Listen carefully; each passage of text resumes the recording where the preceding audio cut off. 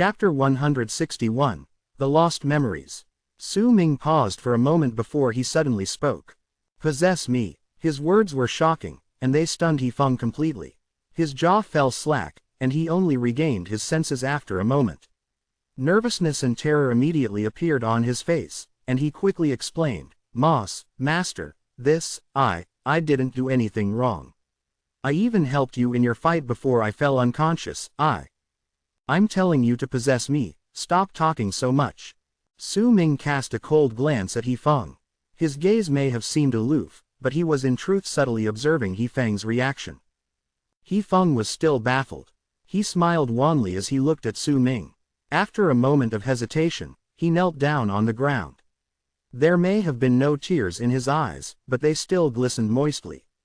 Master, I've done wrong, I truly did. Please forgive me this time. I won't dare do it again. Su Ming's eyes shone brightly. From the small connection he had with He Feng through their souls, he could sense He Feng's nervousness and fear. There was no joy within him. Master, I can't possess you. If I did, then it'd be the same as erasing your existence. If I erase you, then I won't be able to survive either. It's the same as killing myself. He Feng had temporarily lost his tongue. He did not know how to explain himself. I'm not asking you to perform a complete possession. When I tell you to stop, then you can stop, Su Ming said languidly. This was incredibly important to him. It was a deciding factor on whether he should go in and meet Han Mountain's ancestor.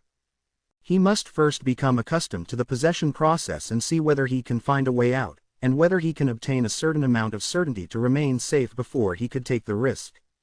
He had chosen He Feng for this after carefully thinking things through.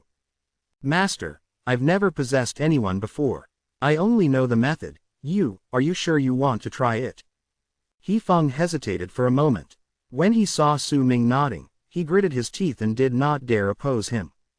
His spirit body turned into a dim light that charged straight towards the center of Su Ming's brows. The instant it touched Su Ming's forehead, the dim light flickered as if it had fused into the body. A shudder ran through Su Ming's body and he slowly closed his eyes. Master, a voice called out to him repeatedly in Su Ming's head. He opened his eyes, and a world shrouded in fog appeared in his sight. Only the area 100 feet around him was empty. The other parts were all covered in rolling fog, and muffled booming sounds reverberated from within it. This is your mind. It's also the first place that will appear during the act of possession. He Feng's careful voice traveled into his ears. Su Ming turned his head around and saw He Feng's spirit body by his side. There was an intimidating force coming from his spirit body that made Su Ming uncomfortable. He lowered his head and looked at his body, becoming stunned as he did so. At that moment, he no longer had a body. He was only a weak ball of dim light. Yet there was an even dimmer thread coming from the deeper parts of his light which connected him to He Feng's spirit body. It gave Su Ming a feeling that with just one thought, He Feng would immediately die. Besides this thread, Su Ming also saw something else. There was something that was muddled in his own light. Even he himself had to pay full attention to sense it before he could notice its presence. Su Ming turned his attention towards it. Once he did so, he immediately felt as if his divine sense was being absorbed into the dim light, to where the muddled object was. That thing was a black stone piece. It was hidden away by the dim light around it, which was why it was difficult for people to see it clearly from outside. It's that stone. The moment Su Ming saw that stone piece, he felt shaken to the core, causing the dim light to flicker greatly, which also made He Feng, who maintained by his side, jump in fright. He Feng was incredibly terrified. He was afraid that Su Ming would accidentally touch that thread in his spirit sphere and he would die, because if he did die here, it would only end up as a huge tragedy on his part. Su Ming observed the stone debris. This item had been with him for many years and he always kept it around his neck. He did not expect to see that thing here. After a moment of hesitation, Su Ming tried getting closer to it, yet the moment his touched the stone debris. Brother, I can feel you, brother. That familiar feminine voice echoed strongly within Su Ming's divine sense, causing him to tremble. That voice seemed to have been buried in his heart for a long time. It could not be wiped off and would not disappear. In the past, When it appeared in his dreams, he would feel as if it was muddled and coming from somewhere far away, but now, the voice was incredibly loud, as if it was right before him. Some time passed before Su Ming regained consciousness. He left the stone debris hidden in the dim light and fell into a long period of silence. Master. He Feng was already shaking in his boots as he spoke in a cautious tone. Let's start, Su Ming said coolly. Yes, Master. This is also the first time I entered someone else's mind. But Master, your mind seems to be a little different from mine. Why is there so much fog? He Feng looked around him. Afraid that Su Ming would misunderstand him, he hesitated for a moment before he looked at Su Ming.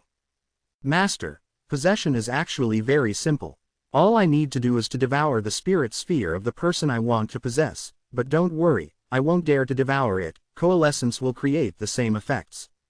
All right, Su Ming nodded. Pardon me. He Feng gritted his teeth and his spirit body charged towards Su Ming, but that respectful look on his face made it seem as if he was not here to possess Su Ming.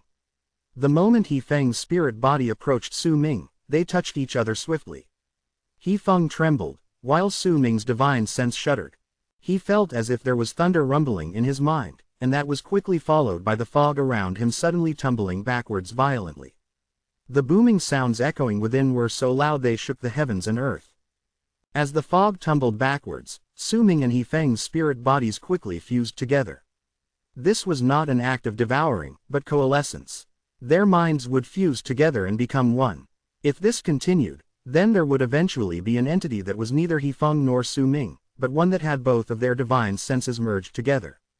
Su Ming could feel himself weakening during the coalescence as if he was going to disappear at any moment, yet he paid no mind to any of these. He only stared at the fog outside.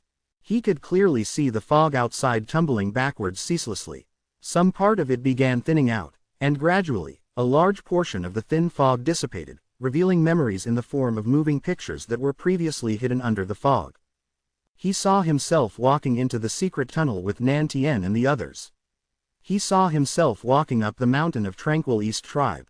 He saw himself falling asleep on the desolate mountain with the blood moon in the sky. His memories moved like flowing water as they flowed in reverse before Su Ming bit by bit. He saw himself transforming He Feng into the medicinal cauldron. He saw himself fighting against Han Feizi. He saw himself noticing He Feng and Zan Lun closing in as they fought against each other while he was meditating in peace. He saw Han Mountain City along with the chains of Han Mountain. He saw Fang Mu delivering herbs to him. He saw himself kidnapping Fang Mu once he recovered from his injuries.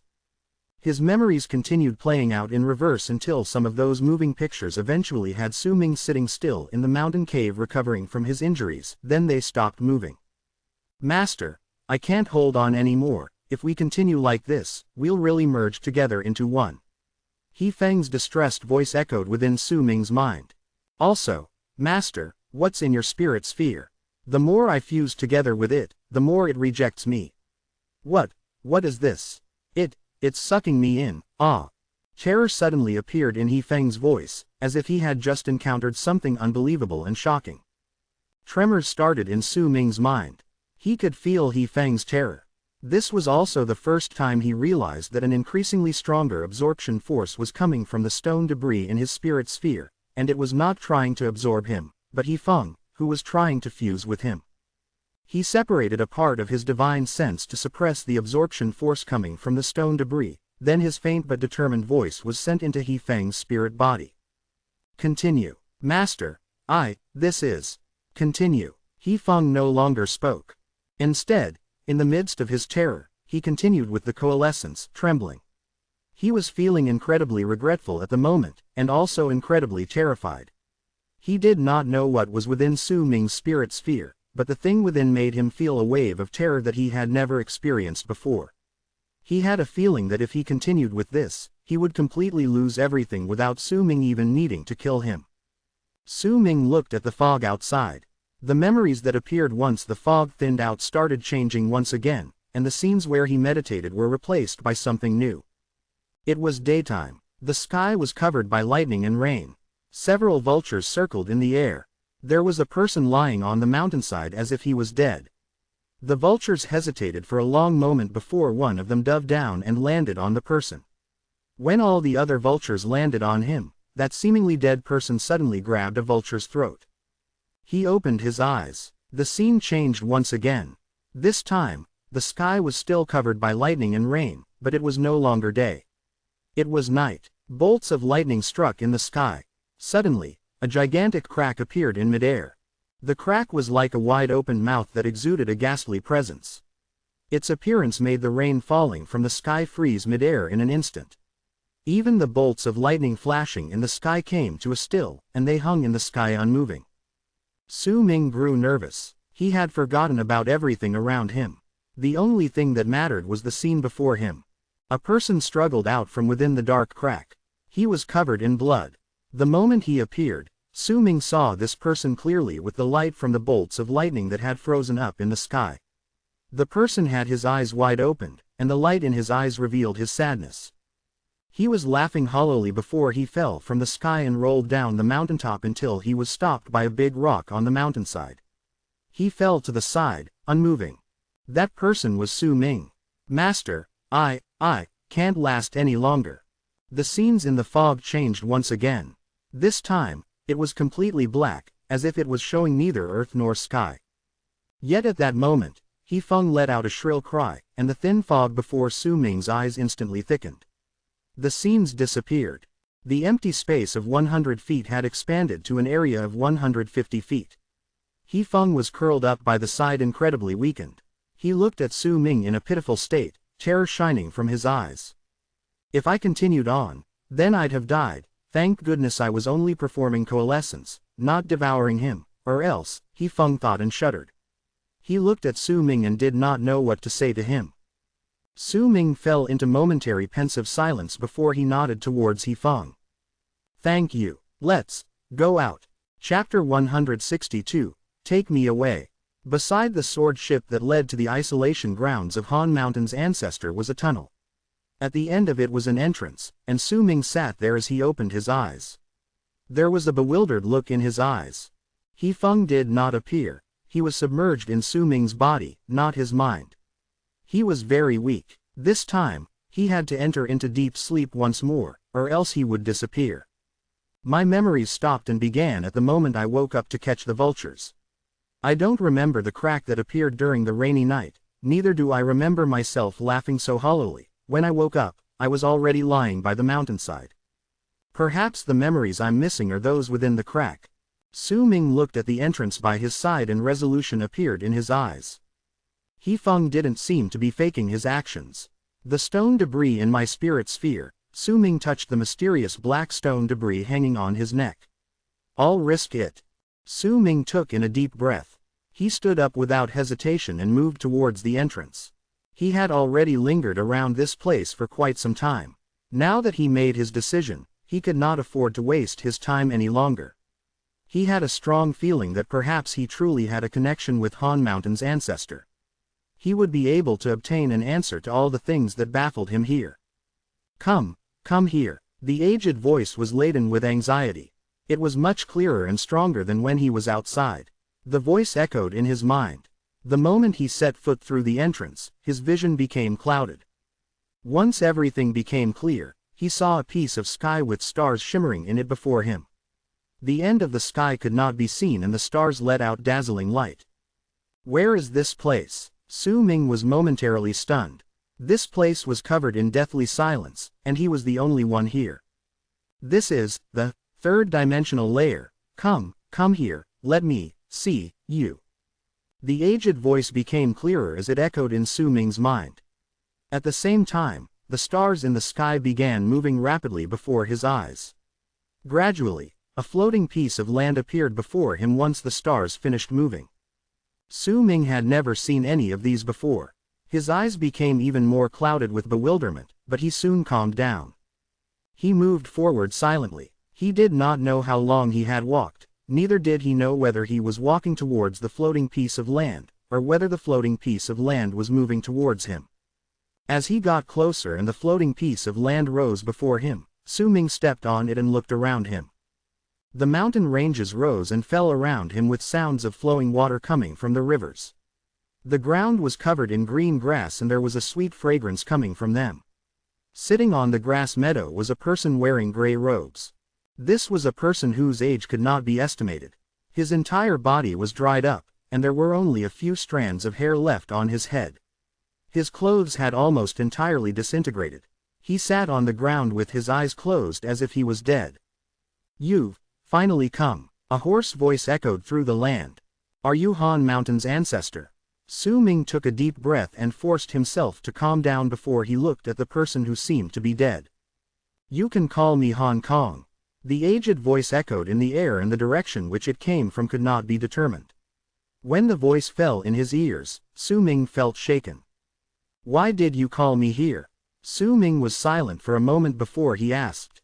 "I did not summon you here, you were the one who summoned yourself here." This time, the voice did not appear from all around him, but from the dried-up person before him. As the words tumbled out of his mouth, this person opened his eyes. They were a pair of eyes that were incredibly dim, but there was a profound look within them that seemed like stars, but inside there was also excitement, longing, and anticipation. "Take me away." The hoarse voice came out from Hong Kong's mouth. His voice sounded like two dried-up twigs rubbing against each other, which made all those who heard it incredibly uncomfortable. Su Ming looked at the skeletal Han Mountain's ancestor and fell silent. "According to the promise, I've completed my duties. I've waited for you for a long time, take me away." Hong Kong looked as if it had been a long time since he spoke. He had a hard time forming his words, since he bit out each syllable. An expectant look appeared on his calm face. "I've left my home for 8,000 years. I want to go home." Han Mountain's ancestor shivered slightly as he mumbled towards Su Ming. As Hong Kong spoke, the entire sky suddenly shook. The stars in the distance let out a huge rumbling sound, and the stars began fading out one by one rapidly. "They're here, quickly." Hong Kong's breathing became rapid. Su Ming remained silent. There were too many things he did not understand from Hong Kong's words. A glint appeared in Su Ming's eyes and he spoke languidly. "How can I take you away?" "You." Hong Kong was stunned and he stared at Su Ming. Uncertainty and disbelief gradually appeared in his eyes. It was as if that simple sentence from Su Ming was out of his expectations. "Who are you?" Hong Kong immediately became sharp. A great pressure spread out with a boom. Under this pressure, Su Ming felt as if he was an ant caught in a rainstorm. He felt as if he was suffocating. Su Ming took a few steps backwards. His face was pale. He looked at Hong Kong and after remaining silent for a moment, when the booming sounds from afar came nearer, he spoke softly. "I am Su Ming. Destiny, that's right, it's you." Hong Kong let out a sigh of relief. The pressure disappeared, and the sharp gaze in his eyes turned into expectation. He did not know that he had misheard Su Ming's name as Destiny. "You are Destiny. You know how to take me away from this place." Hong Kong spoke with difficulty. At that moment, the last star in the sky outside faded out. At the same time, as muffled booming sounds appeared where they were, the land also trembled furiously. It was as if there was someone outside using an unseen method to attack the place. "Damn it, they're here too soon." Hong Kong's face twisted. He struggled up and took a step towards the sky. "They won't be able to see you here, neither will they bother you while you cast your art. I'll stall them. You are Destiny. You will send me back. You must send me back. You have to send me back." Hong Kong suddenly turned back and a ferocious look appeared for the first time in his eyes. He cast a look at Su Ming before he charged into the sky. Outside the floating piece of land, the night sky that had fallen into darkness once it lost all its starlight started twisting. As Hong Kong walked out, a large amount of ripples spread through the twisting sky. A loud bang resounded, and the old man in red robes from Freezing Sky Clan walked out of the ripples. Hong Kong. With a low growl that echoed in the air, the face of the old man in red robes became grave and filled with a mighty presence. He lifted his right hand abruptly. The dark sky around them was suddenly filled with colors. As they spun around, they formed a large vortex. Rumbling sounds filled the air, and the vortex circled around Hong Kong with him acting as its center. It spun around him quickly, turning into a shocking power. Hong Kong let out a shrill and mournful howl. He swung his right hand before him and instantly red light appeared underneath his feet. In the blink of an eye, that red light turned into the red meadow. As he swung his hand forward, the meadow spread out through the surroundings rapidly, and in an instant, it covered an area of 100 li. Hong Kong panted harshly as if he was a wild beast that had been pushed into a corner. His eyes were fiercely lit with aversion, and he pressed his right hand towards the ground below him. The moment he did so, the 100 li meadow tumbled about and sounds akin to roars rang out. A bundle of red mist appeared from the place where Hong Kong had his right palm pressed down. That mist quickly condensed and gathered together before it turned into a three-headed giant python. With a hiss, it charged towards the old man in red robes. Hong Kong pressed his left hand on the meadow right after that, and immediately a battle cry reverberated through the air. Red mist rose from the meadow once again and turned into a man in red armor. That man held a blood sword. Once he appeared, his eyes were lit with fighting spirit and he charged at the old man. Hong Kong's enchantment had not ended. He bit his tongue and coughed out a mouthful of blood. His blood splattered on the red meadow, and the meadow seemed to go into frenzy immediately. It started rapidly squirming and growing at a shocking pace, spreading outwards like hair at lightning speed. Berserkers! How dare you oppose us immortals? Hong Kong raised his arms into the air swiftly while standing on the rapidly growing red meadow. He might have looked dried up and shriveled at the moment, but there was a presence spreading out from him that was hard to describe. When Su Ming saw this scene, his heart pounded against his chest. This was the most intense battle he had seen besides the Battle of Dark Mountain executed by the shadow in the starry sky. Hong Kong's arts made him feel shaken to the core. The face of the old man in red robes was calm. He lifted his right hand and pointed not towards Hong Kong, but at the center of his brows. Then from there, his finger trailed down to the tip of his nose, carving out a trail of blood. The moment the trail appeared, a roar rose from the space behind the old man in red robes. A gigantic apparition seemed to have torn through the space, and a spirit that was entirely red and was about 10,000 feet tall came forth. It looked like a giant, but was more like a monster turned from a statue of the god of berserkers. It wore beast skins and was half naked. The moment it appeared, it let out a shocking roar. At the same moment, the red gourd slung over the back of the old man in red robes floated up. The cork popped out and many black shadows flew out. These black shadows were the souls of wild beasts. They howled as the giant monster seized them and devoured them. When that three-headed giant python and the man with the fighting spirit and the red armor charged towards him, the giant monster lifted its head swiftly. There was a fierce light in its eyes. With a howl, it charged towards the giant python, and once it grabbed it with its claws, it brought it to its mouth and bit down before throwing it aside and charging towards the man in armor. Booming sounds echoed in the air. As the giant monster continued with its slaughter, Hong Kong's red meadow was still spreading out, practically covering all the space before it suddenly shrank and let out a shocking boom. Su Ming took in a deep breath. He had not even managed to recover from the battle before the space before him twisted and Hong Kong walked out from within. The moment he did so, Hong Kong's legs shattered and turned into nothingness. His face was filled death, but he still flew up and seized Su Ming before he charged forward and disappeared with him. All of these happened too quickly. Su Ming did not even have time to dodge before he was caught by Hong Kong. The moment he disappeared with Hong Kong from the place, he saw the red meadow spreading out like hair and covering the sky around the floating piece of land. Amidst the booming sounds, Hong Kong flew up once more. He coughed out blood, but continued charging into the distance. Behind him, the old man in red gave chase. Chapter 163. If you don't die, then this will become your serendipity. How would the berserkers understand the runes of us immortals? This has long since not been a four-dimensional layer seal. There's another half a layer left. Su Ming's vision was clouded. Once it became clear, he appeared in a dark place. It was a mountain cave. There was no light around him. He only had minimum vision. Hurry, send me back.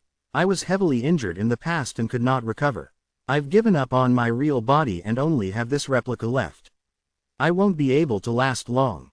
Once my real body dies and I haven't left this place, I will die as well. Only if my replica leaves the berserkers' domain and I cut ties with my main body using a different law amongst the immortals can I continue living. Harsh pants came from beside Su Ming as Hong Kong tightened his grip on his shoulder. His face was only 7 inches away from Su Ming's. He stared into his eyes with madness and anxiety. At that moment, he was already nearing despair and no longer had the calmness he possessed previously. Su Ming stayed silent for a moment before he spoke slowly. I don't have any way to send you back. I'll say it once more, send me back. Hong Kong roared and grabbed Su Ming's shoulders. Killing intent appeared on his face. If you don't believe me, you can use possession on me and look through my memories to see whether I am lying to you. Su Ming's expression was calm as he looked at Hong Kong. This was his goal. When he was at the end of the tunnel outside the entrance, he understood many things. He became uncertain about whether he had truly lost some memories, so he could not ignore it. He wanted to understand everything about this. Yet Su Ming knew that with his power, it was impossible for him to know what had happened to him. That was why he thought about Han Mountain's ancestor and what He Feng had talked about, possession. There was one thing about possession. During the process, he could forcefully look through his memories. He Feng could not do this, but Su Ming believed that Han Mountain's ancestor could. I want to know why there was pity in Han Kangzi's eyes. I want to know why Nan Tian didn't mention the genocide of the fire berserkers in the hands of the god of berserkers. I want to know about the aloof gaze and the words that reached me when I was walking on the red path. Why did it make me nervous and afraid? I want to know whether I truly lost some memories, and if so, when did that happen? I want to know what happened in those lost memories. I want to know whether everything about the Elder and Dark Mountain is just a dream. Su Ming closed his eyes, then reopened them. He stared at the harshly panting Hong Kong. Help me. Tell me what I've lost in my memories, and you can also see for yourself the reason why I can't send you back to your home. You'll also see that I'm not lying to you. Help me, tell me, who I am, Su Ming whispered, and determination appeared in his eyes. Hong Kong stared at him. He did not know why, but under Su Ming's gaze, a hint of fear that he could not describe boiled in his heart. He was afraid of Su Ming's calmness. He was afraid, because he had never met someone who asked him to possess their bodies in his life. A simple possession and soul search won't allow us to see complete memories, only fragments. If you won't send me back but offer yourself to be possessed, then I will help you. This replica of mine was refined from a berserker's body. This person had already obtained the power of the bone sacrifice realm while he was alive. If you truly want me to help you, then I will have to refine your body into my replica. If I die, then you will die with me. If you don't die, then this will become your serendipity. I will fulfill your wish. Hong Kong had lived for many years. There was no way he would be unable to see through Su Ming's ploys, but he no longer had any time. A hint of maliciousness appeared in his eyes. He had waited for 8,000 years, and yet this was the outcome he obtained. He could not go home, could not go back to his birthplace. He might even die at any moment. Once his real body was located outside this world died, he would also die. Instead of dying like that, he would rather refine the body of this destiny who gave him hope and crushed it at the same time. He would have them die together. Still, no matter what, he could indeed see all his memories. He did not wait for Su Ming to agree. Hong Kong lifted his right hand swiftly and pressed it against his abdomen. His body started trembling viciously, and with a bang, he turned into a bundle of blood mist right before Su Ming's eyes. The blood mist dyed Su Ming's body, then let out a golden glow. A small golden person about the size of a palm charged out of the mist towards the center of Su Ming's brows. That person was Hong Kong, but his power was not something He Feng could compare. The small person had already materialized and was not a spirit body, but the nascent divinity that was even stronger than spirit infant. There was a golden spine in his body.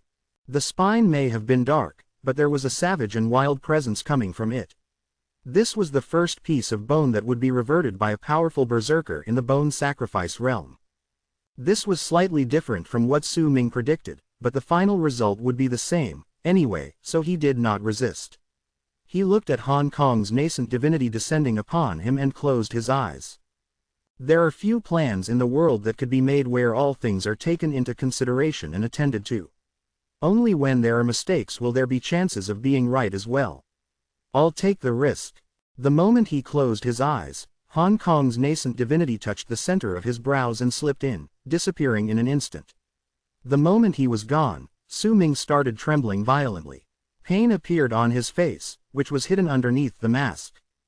The pain was much stronger than when He Feng had used possession on him. The two levels of pain could not even begin to compare. They were like the difference between the sky and earth. Not only was his body aching like millions of bone needles had pierced into every single pore, he also felt as if there was a mountain range pressing on his mind, and it made him feel as if he was about to be crushed to pieces.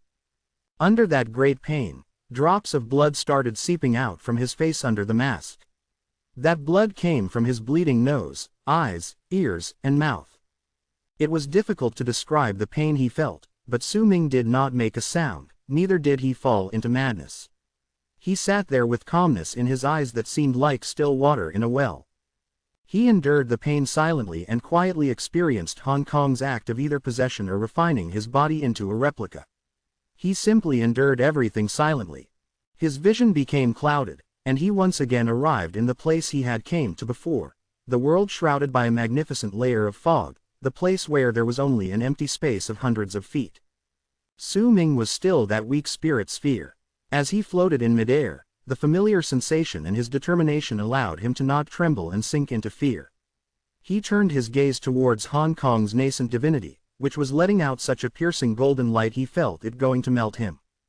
The nascent divinity was several feet tall. Compared to Su Ming, he was like a giant that stretched to the sky and earth. When he descended, the empty space of hundreds of feet trembled as if it could not withstand the force and was about to crumble. That piercing golden light and the gigantic person made Su Ming feel as if he was caught in a rainstorm and that he was going to shatter at any moment, and that was before the giant even got close to him. What is with this mind? Why is there so much fog here? Once Hong Kong saw his surroundings clearly, a shocked look appeared on the face of his nascent divinity. He seemed to have understood what it meant since he swiftly turned to look towards Su Ming with a complicated look in his eyes. I will fulfill your request. The moment Hong Kong's words left his mouth, the giant nascent divinity opened his mouth wide and sucked in a breath in Su Ming's direction. Immediately, the spirit sphere that was Su Ming flew towards Hong Kong. Even if he was going to be possessed, this was still Su Ming's mind.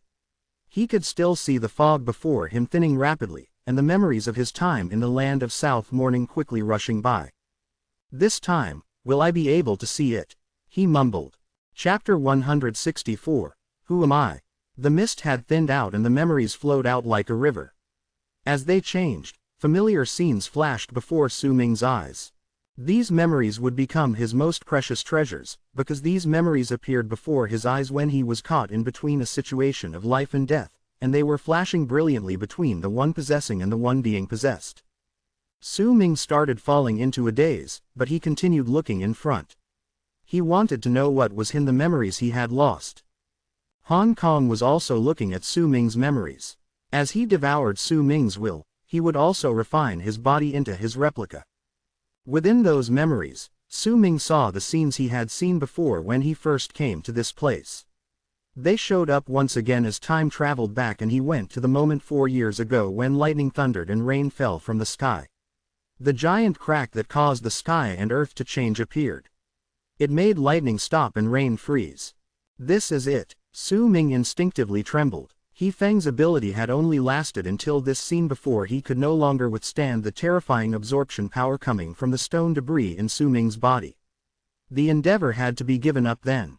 However, Hong Kong had taken over, and his nascent divinity was stronger than He Feng's spirit body by several fold. Su Ming hoped that he could see something different. What's inside your spirit sphere? What is this? Hong Kong's voice suddenly reached him. There was surprise and bewilderment in his voice, even hints of alarm and disbelief. This is impossible. The moment Hong Kong's voice came, the mist before Su Ming dissipated and the scene changed abruptly. This time he saw what was within the crack that appeared during the stormy night, and time flowed forward instead of backwards in the crack. The scene changed, and endless darkness appeared before Su Ming's eyes. Yet strangely, even though everything within sight was dark, Su Ming could still sense a body floating in this darkness. The body was unmoving, his eyes closed as he floated inside. Su Ming could feel a familiar sensation coming from this person. He knew that this person was himself. I finally saw what's in there, but I was unconscious at that time. That's why I don't have any memories of this place. This isn't considered as losing my memories. Su Ming mumbled. The sight before him seemed to have frozen up and did not change for a long time. When this happened, Su Ming felt as if something bad was about to occur. He became extremely nervous and had a feeling that he seemed to have understood something. My memories have been stuck here for a long time. Just how much time passed in this place? Damn it all. Just what is that thing? Even if you ask me, how am I supposed to possess you with this around? Hong Kong's alarmed voice echoed within Su Ming's mind. At that moment, Hong Kong's gigantic nascent divinity was shrinking at an incredible speed. It was as if there was a black hole within his body that was rapidly absorbing everything inside him. Su Ming did not take notice of any of these. He looked at the scene behind the mist with a dazed expression on his face. He stared at the still and unmoving darkness and could not fathom just how much time had passed in that place. He did not know how much time had passed. When Hong Kong's angry roars became weaker, for the first time since a long while, Su Ming saw a change in the darkness. This time, the change came from a hoarse voice speaking calmly. Why? The moment he heard the voice, Su Ming's mind trembled so strongly he felt as if he was about to crumble and dissipate. The dazed look in his eyes was instantly replaced by shock. He knew this voice well. It belonged to himself. When did I ever say this? He mumbled, and then he saw a scene that he would never forget in his life. In that scene, he saw himself. He saw himself standing in the darkness. 5 gigantic chains pierced through his arms, legs, and head, stringing him up in the void. Those 5 chains then expanded into nothingness, and it was unknown where they led to. His eyes were closed. He might have been hanging and his body might have been covered in blood, but there was no hint of him being unable to withstand that pain on his face. Is that me? Su Ming had never felt so shaken before. He realized that the scar that was carved on his face when he was in Dark Mountain was not on the strung-up Su Ming's face. He saw himself hanging in nothingness, and right before him was an enormous head. This head was about the size of hundreds of Su Ming added together. He had red hair and the imposing look on his face exuded ferociousness. That head wore earrings made of snake bones. On his forehead was a mark of lightning. There were also a great number of markings on his face. It looked as if he was born with it, and those markings exuded a savage and wild presence. The eyes of the head were open. They may have been dull and lifeless, but even though those eyes were dead, Su Ming still felt as if the sky was rendered apart and the earth opened up when he saw the head. There was an indescribable power in it that looked down upon all that lived. All that lived had to lower their heads and worship in trembling fear before the head. However, it was still dead. A shocking red sword was stuck in the skull. It penetrated the entire head and half of the blade had come out from the other side. Su Ming also saw more than 9 red needles stuck on the head. With a stunned and blank look on his face, Su Ming looked at the head and at the strung-up Su Ming hanging in the air. He shifted his gaze towards the direction that the strung-up Su Ming was looking and saw a person sitting on the hilt of the sword in the head. That person wore wide robes and his face could not be seen clearly, but the moment Su Ming saw this person, he felt a freezing chill fill his entire mind, which soon turned into anxiety and fear. This is your destiny, you cannot deny it. A cold voice that seemed to travel from a place far away fell into his ears. It echoed in the void as if it was a law, and it was forced onto him. That voice stayed for a long time, and all those who opposed the will of the law would be punished. DTN. Hong Kong's trembling and weak voice carried with it respect and fear as it echoed in Su Ming's will. He had divided up most of the power from his nascent divinity to counterbalance the increasingly stronger absorption force. Whatever remained of the power in his nascent divinity saw what Su Ming saw. When Hong Kong saw the giant head, he became afraid. Then when he saw the person on the sword hilt above the head and heard the voice, that fear became so strong it was as if he was looking at a demon in his nightmare, one that made him extremely terrified but full of respect at the same time. I refuse. Su Ming saw the strung-up Su Ming open his eyes. They were deadly still and so quiet it was frightening. The moment the strung-up him opened his eyes, Su Ming saw a line of blood appear underneath his eyes. That line of blood seemed to have appeared out of thin air and soon revealed itself entirely. It was the wound left on his face when he was in Dark Mountain, the one scar he did not want to lose. You truly disappoint me, but you cannot refuse my will. The person sitting atop the hilt of the sword lifted his head. His face still could not be seen, but the merciless and aloof look in his eyes could be. When Su Ming saw his gaze, a thunderous roar ran through his mind and a sharp pain as if he was being torn apart burst forth, causing everything before him to shatter abruptly and turn into countless shards. DTN, you lied to me. You lied to me, I. At the same time, a shrill cry reverberated through the air. That voice belonged to Hong Kong. His screams rapidly weakened until they eventually disappeared. Everything vanished. That roar continued echoing in Su Ming's mind as if there were hundreds upon thousands of thunderbolts rumbling incessantly in his mind. It made all what he saw disappear. The fog before him rapidly thickened until it looked as if all of those things had never happened before. Only that aloof gaze seemed to penetrate through the fog of memories, landing on Su Ming's body. You truly disappoint me. A shudder ran through Su Ming and he opened his eyes. His entire body was drenched in sweat. The moment he opened his eyes, blood flowed out of the corner of his lips and he could not help but cough out a mouthful of blood. Even his mask fell to the side when he coughed out blood, revealing his pale and baffled face underneath. On his face, the scar underneath his eyes that was left behind from the time in Dark Mountain became red. Sounds of rapid breathing came from Su Ming. He panted harshly. His eyes were bloodshot, and as he placed both of his hands on the ground, his body trembled. As this part of the memories I lost. After a long while, Su Ming wiped away the blood from the corner of his mouth and mumbled as he looked around the Dark Mountain cave. Some of my memories have truly been wiped away, is the person who erased my memories that DTN Hong Kong spoke about. Who is he? Where did he come from? What is he to me? What was I refusing in the memories I lost? That head underneath that person obviously belongs to a berserker. Who is he? Su Ming trembled. He remembered Nan Tian talking about the second god of berserkers who lost his head.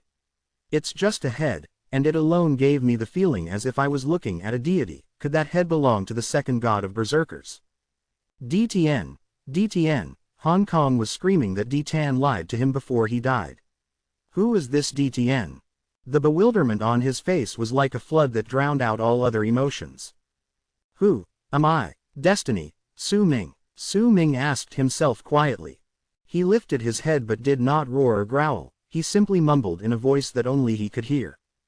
Who am I? He laughed brokenly in his bewilderment. He felt lost. He was like an injured beast that had to survive alone, like a person who had lost his memories and refused to believe what he was seeing, like a grown-up tree that forgot how old it was. Like water in a palm that would be lost the moment it was flung out. Su Ming knelt on the ground as if he had lost himself. He originally thought he could obtain an answer, but that answer only made him sink into deeper confusion. As this destiny, it's just like a ball of hair.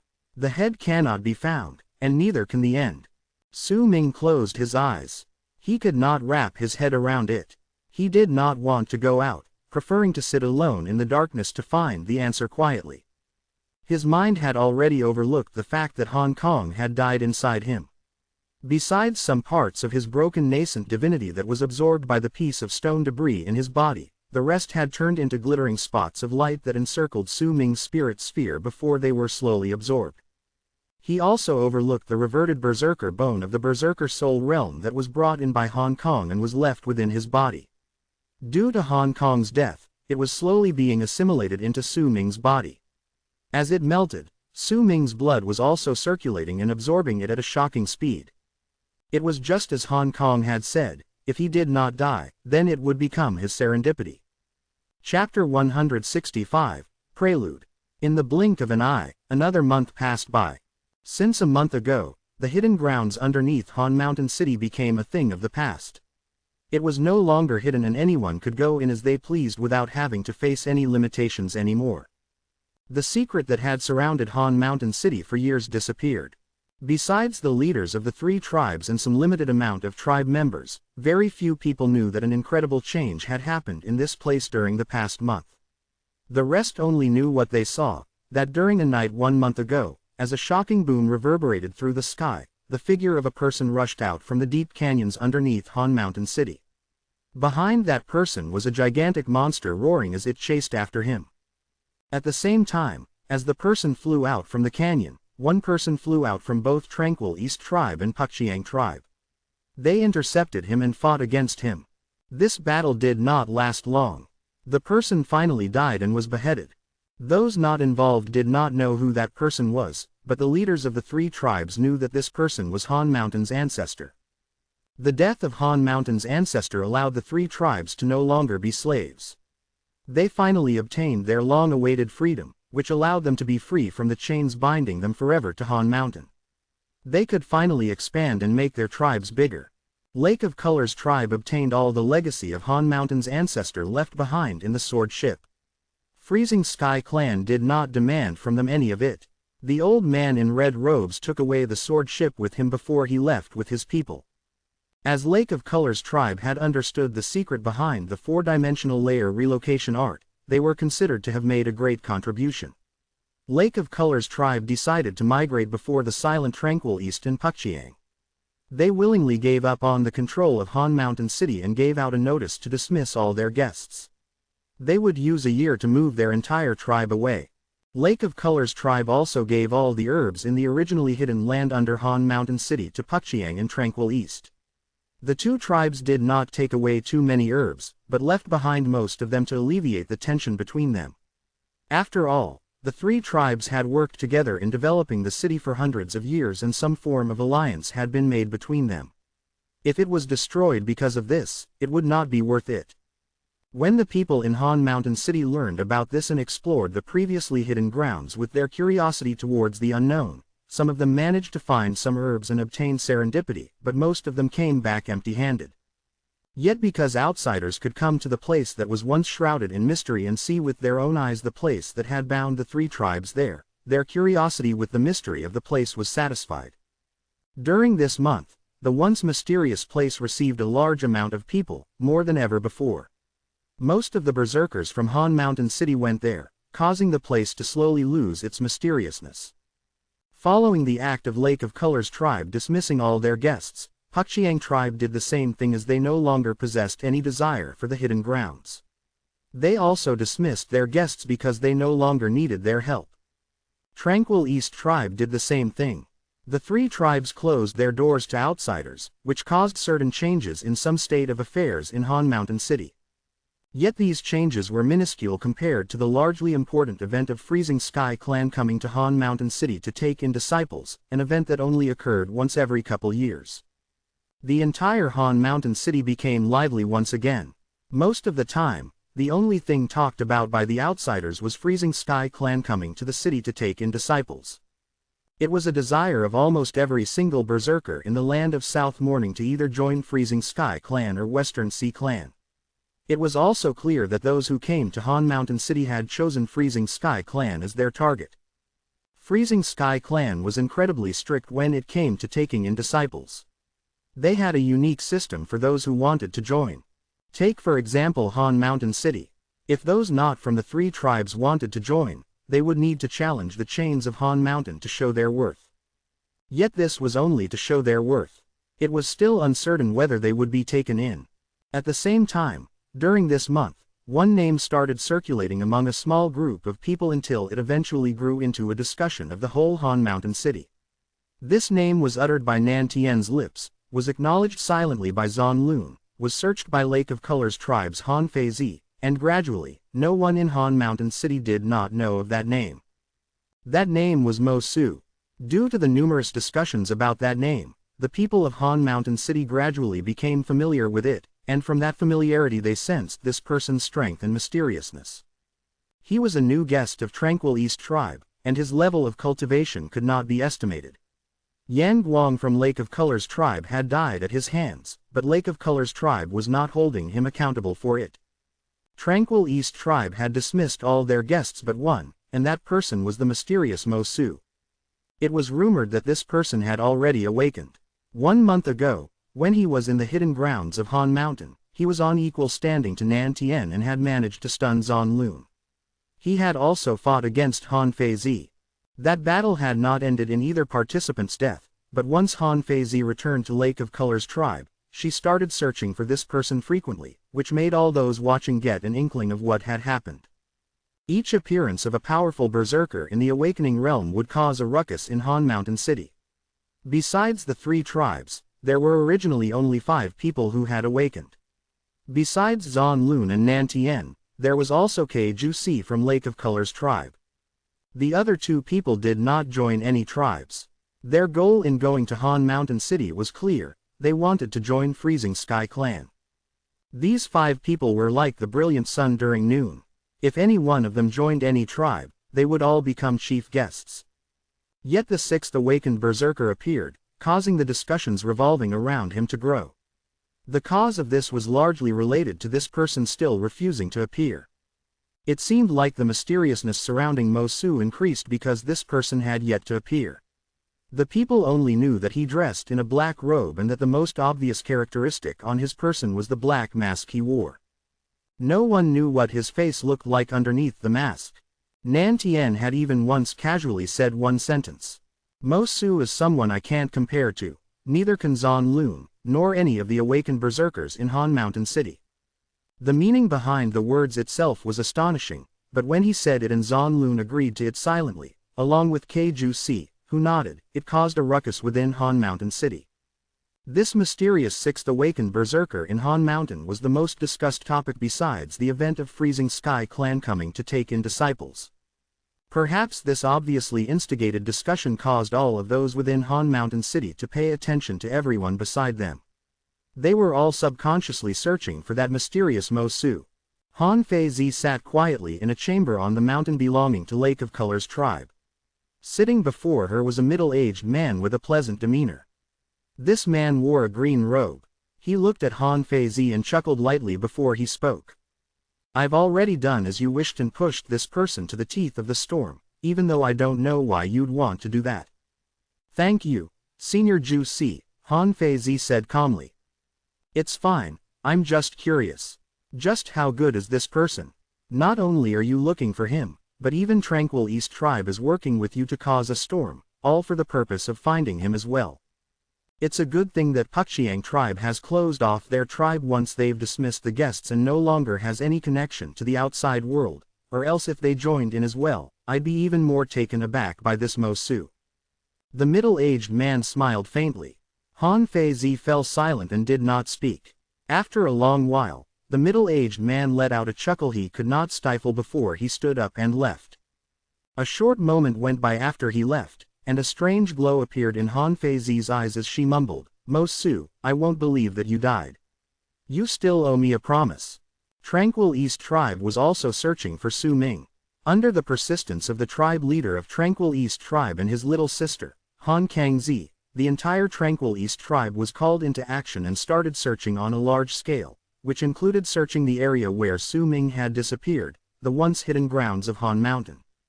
Yet no one managed to find him even as another month passed by, and so Mo Su became increasingly more mysterious. In the deep canyons hundreds upon thousands of feet under Han Mountain City, the silhouettes of people could often be seen running among the valleys underneath the ground. During these past 2 months, there were plenty of people who came searching, but no one knew that a strange mountain cave existed within a certain valley. No one would be able to notice this cave. Right then, a mumble could be heard echoing within this cave. "Who am I?" Su Ming was sitting inside the cave with his eyes open. His eyes were filled with red and his gaze was dazed and blank. He had forgotten about time and forgotten where he was. All he could think about was the question that had no answer. The mountain cave was not dark. During these 2 months, red light gradually filled the cave. The red light came from Su Ming's body. Many blood veins covered his body densely and let out flickering light as they continued increasing. The berserker bone within him had melted and was absorbed by his chi as it circulated in his body, causing Su Ming's blood veins to have increased to 926. His blood veins were still increasing, but Su Ming did not notice any of it. His whole mind was submerged in one single thought. This was the first time in his memories where he pondered about his destiny and who he was with such a strange state of mind. During these 2 months, He lived in a muddled state as if he was lost. As he continued thinking in this condition, his presence changed. This change was faint and difficult to discover, but it was there. It was just like how he had changed when he treaded through the red path and came to an understanding.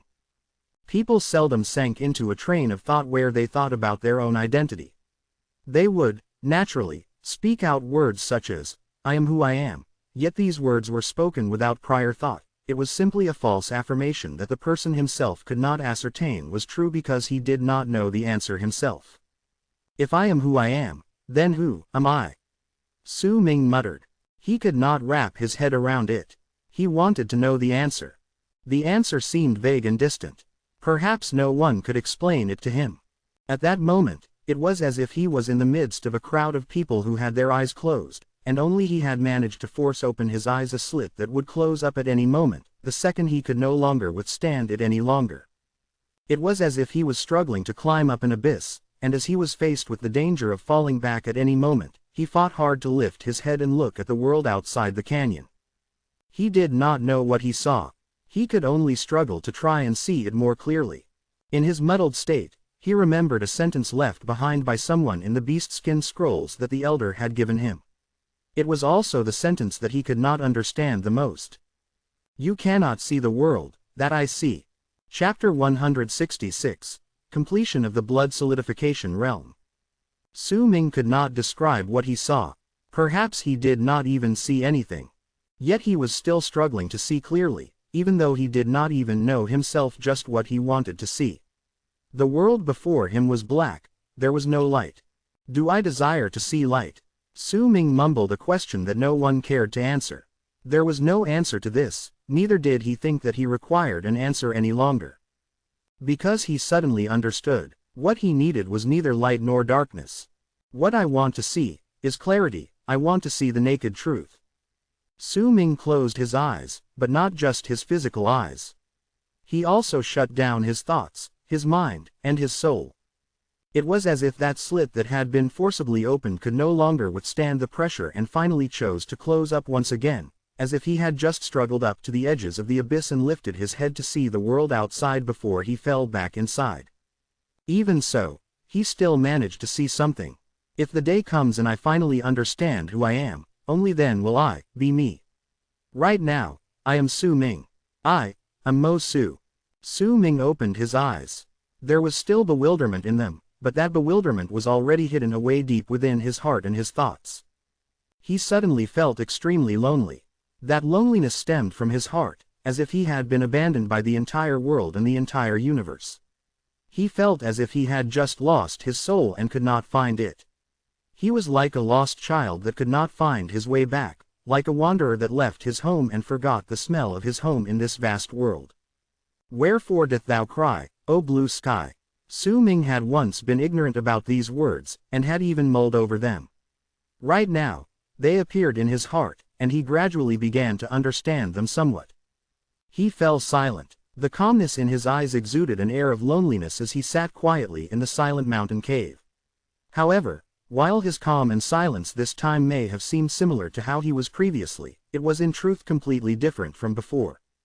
In his memories, after he experienced everything in Dark Mountain and woke up in the strange and unfamiliar land of South Morning, he learned how to be silent, how to be calm, and how to be alone. Yet he had learned all these to hide. It was used to hide the true emotions in his heart. It was simply a childish disguise. Right now, as Su Ming lifted his right hand and touched the scar on his face, there was no longer any need for his silence and calmness to hide anything. It came straight from his heart, and instead of a cover, it became something that stemmed from his soul. Su Ming lowered his head and mumbled to himself, "Have I grown up?" In his memories, the brilliantly smiling boy who had spoke naively and had the elder hold his hand like a child still remained in his heart. The childhood friend who had asked him in the snow whether they would remain together until they became old, and her hair that had a slight fragrance, still remained in Su Ming's heart. "I grew up." Su Ming lifted his head. The moment he did so, booming sounds instantly burst forth from within his body and reverberated around him. It turned into a large number of echoes in the mountain cave, sounding as if they had turned into low roars and howls that did not disappear even after a long time had passed. Amidst these booming sounds, red light shone from Su Ming's body. This red light instantly illuminated the dark mountain cave in a shade of red, causing everything inside to sink into a world where everything was red. Brilliant red. It signified power and a person's level of cultivation. This here was a shade of red that pierced into the eyes of all those who looked at it. With Su Ming acting as the center, that red light shone strongly outward, into its surroundings. Under Su Ming's silence and calmness, the robes he wore were shredded into pieces and disappeared into nothingness. Only the storage bag and other items remained, falling by his feet. Once his robes disappeared, an innumerable amount of dense blood veins could be seen covering Su Ming's body. It was difficult for a normal person to tell just how many of them there were with just one glance. Only Su Ming himself knew. As of then, there were 937 blood veins on his body. If I don't die, then this will become my serendipity. Hong Kong, thank you. Su Ming was not surprised by the change in his body. Hong Kong's words rose up in his heart. He could also clearly feel the presence of the berserker bone that had assimilated into his body. He could still feel it slowly melting within him. It should not have been so easy for Su Ming to absorb the berserker bone, but due to the doings of fate, the body of the original owner of this berserker bone had been refined into Hong Kong's replica. Hong Kong himself might not have had the time to train and increase the power of the replica, but it still had experienced a silent transformation due to the berserker's influence over the years. As the bone melted, the power that spilled out from it was the prime reason why Su Ming's power was increasing by leaps and bounds. He sat down and melted away all his confusion into his heart. He did not want to show it. He did not know where his path led to, but he knew one thing: only when he was powerful could he find the answers to his questions. Only then could he have the chance and time to find his own answers. I don't care whether this is destiny or whether my memories have been wiped out. Someday, I will find the answer, and when I find that answer, I will obtain the right to decide my own fate. Su Ming took in a deep breath. The blood veins in his body let out a loud bang and increased once again. 941, 943, and they continued increasing until they reached 952. 950 blood veins was a rare sight in the land of berserkers. This state was known as the completion of the blood solidification realm. Those who managed to manifest 980 blood veins would be known to have attained great completion of the blood solidification realm. Those who could arrive at this state in the blood solidification realm were incredibly rare. Even if there was someone who used the same method as Su Ming and absorbed a berserker bone from the bone sacrifice realm, without Hong Kong's influence on that bone over the thousands of years, they would not be able to obtain the same results. It was not as easy as it sounded either. The berserker blood within the person's body was also an important factor. At the moment the 952nd blood vein appeared on Su Ming's body, there were nearly 100 people in the once hidden grounds of Han Mountain. These people were either in groups of 3 or 5, or were moving alone. They were all spread out as they searched around the hidden grounds. This place was originally quiet, but at the moment, although the ground did not move, all the berserkers in the place suddenly felt the blood veins in their bodies going into disarray as if they had just lost control over them. This sudden change immediately shocked them. What happened? A middle-aged man came out of a valley, which was one of the spots where the herbs were planted. His expression changed. His blood veins were all gathering together automatically in his body, causing his entire body to let out red light. It made the middle-aged man momentarily stunned before an alarmed look appeared on his face. All the people who were gathered in the hidden grounds had the same reaction at this moment. They were enveloped by the light spreading out from the blood veins in their bodies. That blood light was not stable, as if there was an incredibly powerful absorption force dragging that light, trying to separate it from their bodies. What is this? What's going on here? I can't control my blood veins anymore. Damn it. This only happens if I run into a awakened berserker. Is there a berserker in the awakening realm here? That's not right. This is difficult even for berserkers in the awakening realm. There aren't even 100 people in this place right now. Look at the red light around us. It's clear that everyone lost control of their blood veins. The people in the hidden grounds burst into a commotion and it stirred up a wave of panic and alarm within them. If they were in another place, perhaps this panic would not appear. After all All the berserkers who came to this place were not weaklings. Yet this place was the most mysterious place in Han Mountain City just 2 months ago. Even though it was now open to the public and 2 months had gone by, some degree of mysteriousness still remained to it. If such a drastic change happened in a place like this, how could they not be alarmed? There must be a secret here that the 3 tribes had not discovered. It might have just been activated, and it already made me feel as if my blood veins are going to fall apart and fly out from my body. I cannot stay here. A white-haired old man quickly left the place to return to Han Mountain with a grave expression on his pale and ashen face. In his mind, this place was incredibly dangerous. It was not a place that he could explore. However, he had only just started running and had not even managed to cover a distance of 1,000 feet when a rumble that shook the earth suddenly came upon the numerous valleys in the hidden grounds. Once the tremors started, the earth moved and mountains shook, causing the wind and clouds to change. It made all the people in the hidden grounds let out cries of surprise. That old man did not even turn back to look. His heart pounded against his chest and his determination to leave this place as soon as possible became stronger. Quite a few people harbored the same thoughts. There were dozens of berserkers around the area, and they were all dashing from different locations towards the exit. However, right after the tremor, a strong wave of intimidating pressure suddenly swept through the place like a typhoon, instantly covering the entire hidden grounds. The pressure came too suddenly, catching everyone off guard. Booming sounds reverberated through the air, the intimidating pressure so great it shook the sky. All those who wanted to leave trembled.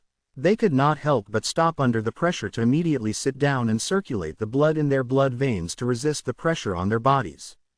The starry sky that originally existed in above had disappeared as the seal was broken. What they saw then was a clear blue sky that stretched far into the distance. This piece of sky belonged to the berserkers and to the land of South Morning. At that moment, clouds tumbled in the sky.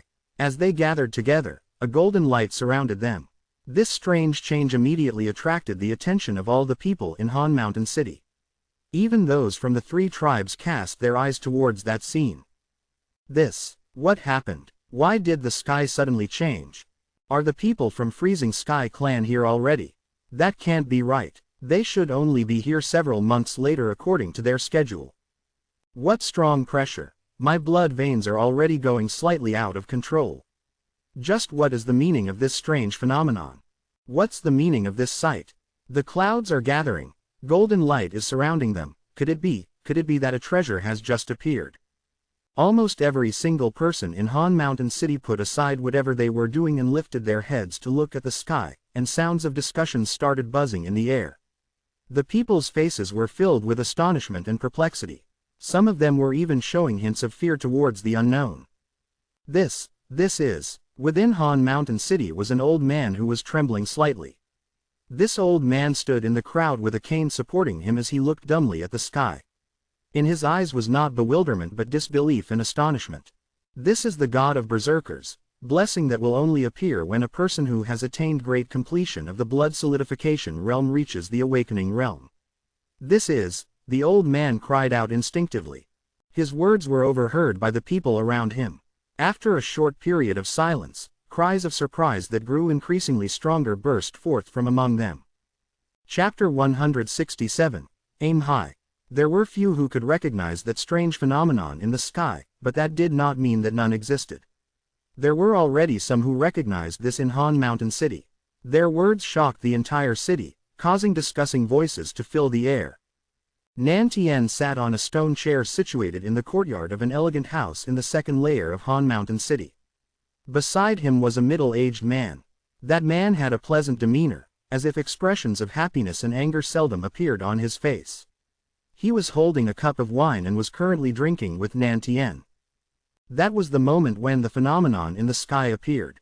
Faint sounds of commotion wafted into their ears. Nan Tien lifted his head, and when he saw the sight, a shudder ran through his body. The middle-aged man with the pleasant demeanor also looked over. His eyes remained calm and his expression did not change, but the hand holding the wine cup trembled, and some of the wine spilled out. The awakening of a berserker who reached the great completion of the blood solidification realm. It doesn't seem like it's a berserker who reached great completion. I once encountered a prodigy who awakened with 982 blood veins. The atmosphere at that time was even grander compared to this time. The middle-aged man was the former chief guest of Lake of Colors tribe, Kju. But it's still a berserker who has reached completion of the blood solidification realm. Once a person like this awakens, even if he has just arrived to the awakening realm, he can easily outmatch most of those in the initial stage of the awakening realm and become one of the top. Since when did someone like this appear in Han Mountain City? Nan Tien took a deep breath. He might be acting as he usually was, but due to the strange phenomenon, mixed feelings coupled with shock grew in his heart. This presence is coming out from the hidden grounds under Han Mountain. Should we take a look? A glint appeared briefly in Kju's eyes. No need. If this person is awakening in such a grand manner, then he must have made ample preparations to defend himself. It's not worth it if we go and he is mistaken about our intentions. It's better if we go and greet him once he succeeds. It's impossible for him to fail awakening like this, Nan Tien stated languidly. Say, could this person be the mysterious Mo Su that has become famous lately? Kju suddenly asked. Nan Tien narrowed his eyes and looked at the strange phenomenon in the sky for a while. After a moment of hesitation, he shook his head. I've observed that Mo Su before. He didn't seem like he'd never awakened. In fact, he seemed like he had originally awakened, but due to an accident, his level of cultivation had fallen. It shouldn't be him. Kju fell silent. Amidst his uncertainty, Nan Tien looked at the strange sight in the sky, and found that he could not make up his mind.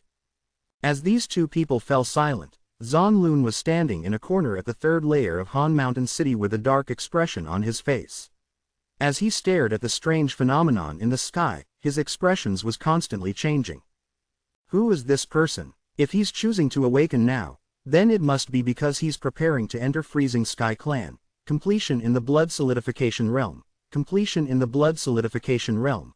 HMPH, as long as you don't provoke me, I won't bother you, but if you block my path, then I'll test whether the awakened berserkers who had reached the completion in the blood solidification realm are truly as strong as they are said to be. When the strange phenomenon in the sky appeared, those within Han Mountain City were not the only ones shocked and moved into flurried discussion. The change in the sky also attracted the attention of the three tribes. Yan Luan's expression was grave as she stood at the top of the mountain of Lake of Colors tribe and looked at the sky. Her black hair swayed in the wind. She wore a red robe and looked stunningly beautiful. Awakening in Han Mountain City. I wouldn't have minded if it was just a normal berserker awakening, but you're one of those rare berserkers who reached completion in the blood solidification realm. Didn't you know that people like you are not allowed to awaken at will at other people's turfs? Who are you? Yan Luan hesitated for a moment before she lowered her head and looked at the canyons underneath Han Mountain City. She could feel that the person who was awakening was there. However, she did not go forward recklessly. She had come to the same conclusion as Nan Tien. Those who had attained completion in the blood solidification realm were definitely extraordinary people. It was impossible for a powerful berserker like that to not have made any preparations for his awakening. Unless they had some sort of scorching hate between them, very few people would go and seek these people when they were awakening, much less Yan Luan, who was the tribe leader of Lake of Colors tribe. There were a lot more things she had to take into deep consideration. Similarly, besides the other people from Lake of Colors tribe watching the bizarre sight in the sky from the mountain of Lake of Colors tribe, Han Feizi was also looking at the sky calmly. There was uncertainty in her eyes, but no envy or shock. If I awakened, this will also happen to me. But who is this? Could it be him? Han Feizi frowned as she fell into contemplative silence. There was a small crowd standing quietly at the mountain of Pukchiang tribe. They were also looking at the sky, but no one was talking. No one knew what they were thinking amidst this silence. The elder of Tranquil East tribe sat at the top of the mountain. Behind him was the tribe leader, Fang Shen, the head of the guards, the chief of war, and others. All of them were looking at the sky, the expressions on their faces constantly changing between shock, envy, and uncertainty. Interesting. The elder of Tranquil East smiled faintly. Besides Han Feizi from Lake of Colors tribe, this is the second person who has attained completion in the blood solidification realm, but he's not one of our Tranquil East.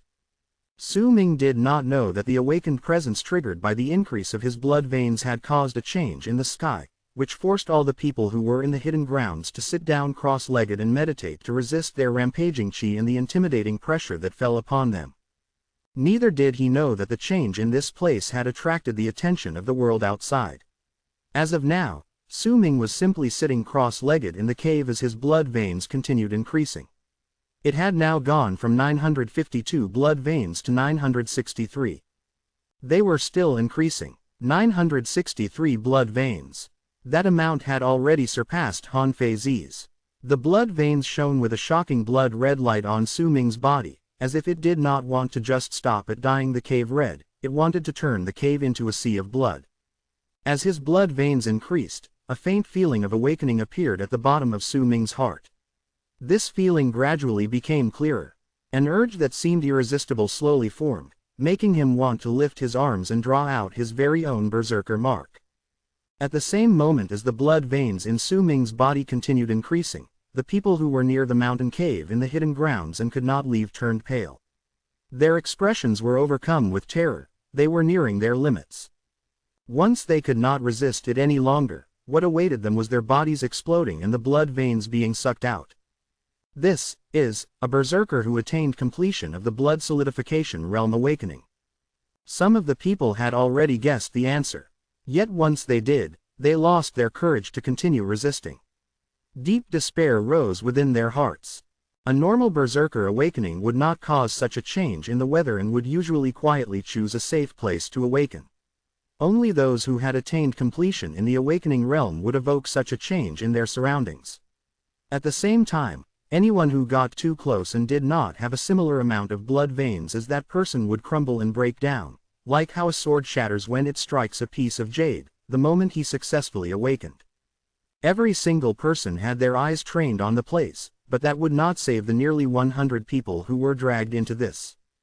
Su Ming's breathing grew rapid. His right hand rose up slowly. The feeling of awakening became even stronger and more distinct. He was even certain that if he wanted to, he could awaken at that very moment. However, I haven't found the materials suitable for me to synthesize my origin awakened berserker vessel. If I awaken now, I can only use the item left behind by He Feng. Also, I have a feeling that if I suppress the urge to awaken, my blood veins will still increase. Su Ming's right hand was trembling. He needed an incredible amount of willpower to suppress the urge to awaken. A brilliant shine appeared in his eyes. Within that shine was resolve and ambition. 963 blood veins only allows me to attain completion for the blood solidification realm. I don't want to awaken at completion. If I'm going to awaken, then I'll try and manifest more than 980 blood veins to attain great completion for the blood solidification realm.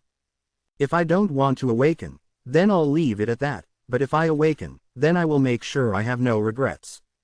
I only lack Sky Flute Branch for Spirit Plunder now. Tranquil East Tribe is searching for it for me. The isolation grounds for Han Mountain's ancestors might be in disarray now, but if they want to get it, it shouldn't be a problem for them. If I awaken, I wonder if this Spirit Plunder can serve as my origin berserker vessel. I can't rush into this, I can't rush. Su Ming's eyes flashed and veins popped out on his face as he suppressed his urge to awaken. He forced his right hand down. The instant he forced his right hand down, his body suddenly started trembling violently. Booming sounds reverberated through the air. Suppressing that urge was akin to forcefully quelling lava that was originally going to erupt. Yet by doing so, it naturally made the explosive power that was stored in his body become stronger. Rumbling sounds echoed in the air, and Su Ming immediately felt as if his body was going to be torn apart. Going against the urge to awaken and reversing the process of awakening to gain more blood veins was an act that was clearly not allowed. As the rumbling sounds started in his body, Su Ming's eyes, ears, nose, and mouth started bleeding, but his eyes just became brighter. I will decide when I want to awaken, not nature, and not any deity. Su Ming muttered, and the moment he did so, his blood veins increased instantly by 10. They went from 963 straight to 973. It only continued from there, 974, 975, 976. As his blood veins increased, that feeling as if he was being torn apart became stronger, but Su Ming could sense that with each additional blood vein, his strength once he awakened would increase. Once the blood veins in his body increased to 979 and he only needed one more vein before he attained great completion of the blood solidification realm, that urge calling him to awaken came crashing into his will like a wave, making him instinctively lift his right hand once again. At that moment in the world outside, the strange phenomenon in the sky grew in size. The clouds tumbled out in all directions and let out rumbling sounds. The golden light was so bright it was piercing, and it looked as if it was going to turn into the statue of a deity. The nearly 100 people who sat cross-legged in the hidden grounds located in the canyons and were resisting the pressure were bleeding out of their mouths. Their eyes were filled with despair. In the mountain cave, Su Ming stared at his raised right hand with a cold look and said slowly, "So, this is awakening. It's like some sort of summoning, but today, I will not awaken. This is my will." Su Ming lifted his head and stared above as if he saw through the mountain cave the faint statue of a deity slowly materializing in the sky. Fine control. Su Ming closed his eyes. His blood veins stopped increasing abruptly at 979, and with fine control, they started quelling down from their irritable state, going into hiding one after another. "I will decide my own fate. I rarely hanker after things, but that's not because I don't have any desires. If I'm going to go for something, then I'll definitely aim high." Su Ming wiped away the blood at the corners of his mouth, then a cold smirk appeared on his lips. Chapter 168, 3 Deity Statues. 979, 943, 912, 887. The blood veins in Su Ming's body were hidden away at a shocking speed under his will using fine control. As they were hidden away, the urge to awaken was also forcefully quelled within him. "If I can't even control when I awaken, then how can I decide my own fate?" The light in Su Ming's eyes flickered. Most of the blood veins in his body were hidden away once again under fine control. As the blood veins in his body were concealed and the urge to awaken was forcefully quelled by his will so that he could decide the time to do it himself, the people in the hidden grounds of Han Mountain near the mountain cave who were in despair as they continued resisting the pressure were already without hope. Almost all of them had blood flowing out from the corners of their mouths. They could even already feel death approaching them, see their bodies exploding and the devastating sight of their blood veins rushing out of their bodies. The will to survive made them continue resisting even though they knew that it was useless. They still wanted to search for that perhaps non-existent way to survive. Yet when Su Ming made all his blood veins scatter, suppressing the urge to awaken, the near 100 berserkers immediately discovered that their rampaging blood veins were calming down, and that intimidating pressure disappeared even more quickly. The sudden discovery made all of those people who were originally bound to die to be overwhelmed by ecstasy. Most of them were taken aback for a moment before they started running without any hesitation. They ran for their lives in a mad dash as their hearts pounded with nervousness and fear. But there were some who understood the situation. They may have also been fleeing quickly, but before they ran out or after they took a few steps and hesitated for a moment, they bowed towards the valley that made them so terrified. "Thank you for showing mercy. Thank you for not killing us." They did not mumble out these words, they were all shouted out with the power of their chi and echoed in the surroundings. As these voices grew in number, those who were running for their lives hesitated and stopped before they wrapped their fists in their palms and bowed towards the valleys, shouting out similar words. At some point, these voices rose and fell, turning into echoes in the air that spread out through the hidden grounds of Han Mountain. These people had escaped death, but fear lingered in their hearts. Every single one of them who was running away from the hidden grounds of Han Mountain had the same thought. Once they showed their gratitude, they immediately broke off into full speed and fled the place. The clouds in the sky were gathering together and golden light pierced through the clouds, covering most of the sky in its glow. The people could even distinctly see a rapidly materializing deity statue within the clouds. Yet at that moment, when Su Ming suppressed the urge to awaken, a shocking boom resounded through the clouds in the sky, as if there was someone inside that was roaring out of anger. The golden light flickered and became dull. The rapidly materializing deity statue seemed to gain intelligence and looked as if it was lowering its head to gaze at where Su Ming was in the canyons that spanned hundreds upon thousands of feet under Han Mountain, which was situated in the vast land. I am the creation of the first god of berserkers, the deity statue of awakening among berserkers. There was an incredibly great, imposing force coming from his voice. Booming sounds akin to thunder spread throughout the entire land. As his voice traveled forth, the land shook, and the mountain where Han Mountain City was located trembled. Many rocks fell from the mountain, and dust flew into the air, but the moment it appeared, it was suppressed by this force. Han Mountain City was not the only one affected. The mountains where the three tribes, Lake of Colors, Tranquil East, Puxiang, were located were also trembling. The might of the voice brought about astonishment and shock among the numerous onlookers down below. No one knew who was the first to kneel down, but after a moment, almost everyone had knelt down on the ground to worship the faint deity statue. The crowd in Han Mountain City was like a black mass as they knelt on the ground. Their faces were filled with fanaticism and reverence as they looked at the figure in the sky. Their ears echoed with his imposing voice. Most of them had never seen the sight of a deity statue manifesting in the sky in their whole lives.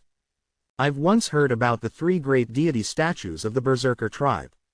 They were all created by the first god of berserkers, and each symbolizes the three great realms in the Berserker tribe: awakening, bone sacrifice, berserker soul.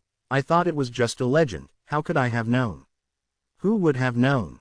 This is real. The deity statue of awakening. This is one of the three great deity statues of the Berserker tribe, the deity statue of awakening. Nan Tian and Keiju Si could not remain calm.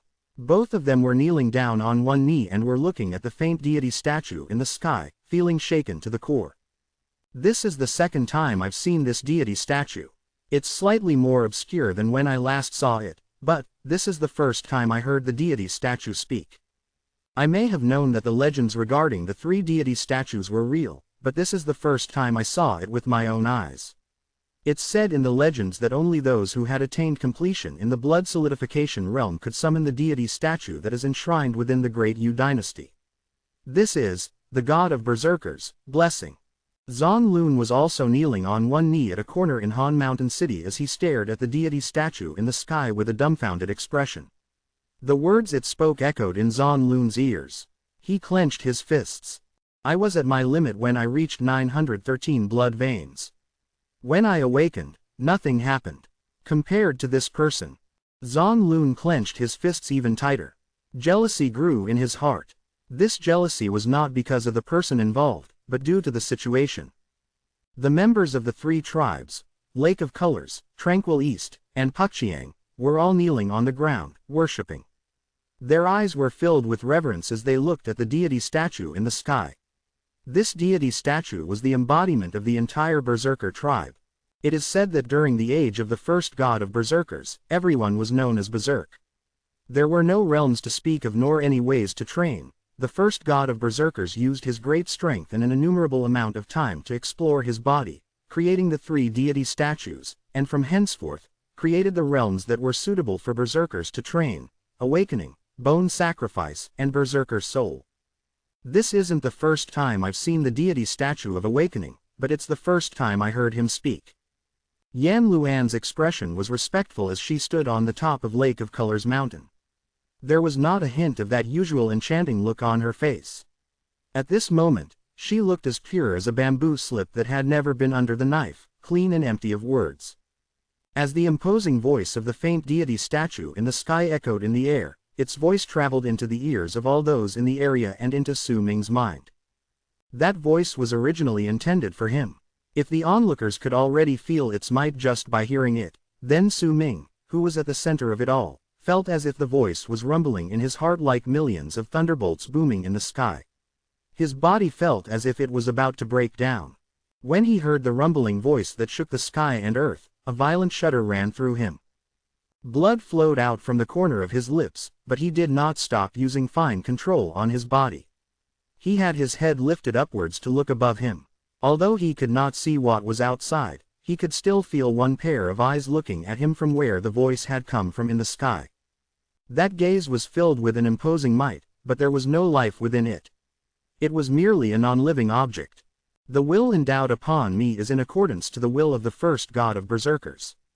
I am to assist in the awakening of the berserker tribe, all those whose blood is thicker than the ancients, of berserkers shalt taketh the god of berserkers, blessing. As long as I exist, I wilt see that 'tis done. His voice was so mighty that it caused the land to shake once more. Wherefore, doth thou not awaken? A brilliant glow appeared in the eyes of the faint deity statue in the sky. That glow was an endless golden light that covered the entire land in an instant. As it covered the land, all those who looked would see that the earth had been dyed in gold. The final sentence caused all those who heard it tremble, and turned into echoes in Su Ming's heart, as if there was a countless number of people howling as if they were all interrogating him. Su Ming was trembling. The blood veins that he had hidden away with fine control had stormed out of his control and were showing signs of reappearing. The urge to awaken that he had suppressed also reappeared. It was as if there was a strong will coming from the deity statue that was forcing Su Ming to awaken right now. A part of my memories have been wiped off, and I had no control over this. I came from Dark Mountain and was sucked into the void. I had no control over this either. I came to the land of South Morning and experienced a lot of things. I mostly just went along with the flow for everything that happened, and neither did I have any control over this. I searched for who I am.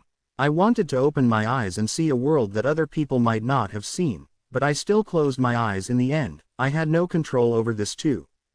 All my life as Su Ming and Mo Su, from what I remember, everything that happened to me seems to have been decided by other people.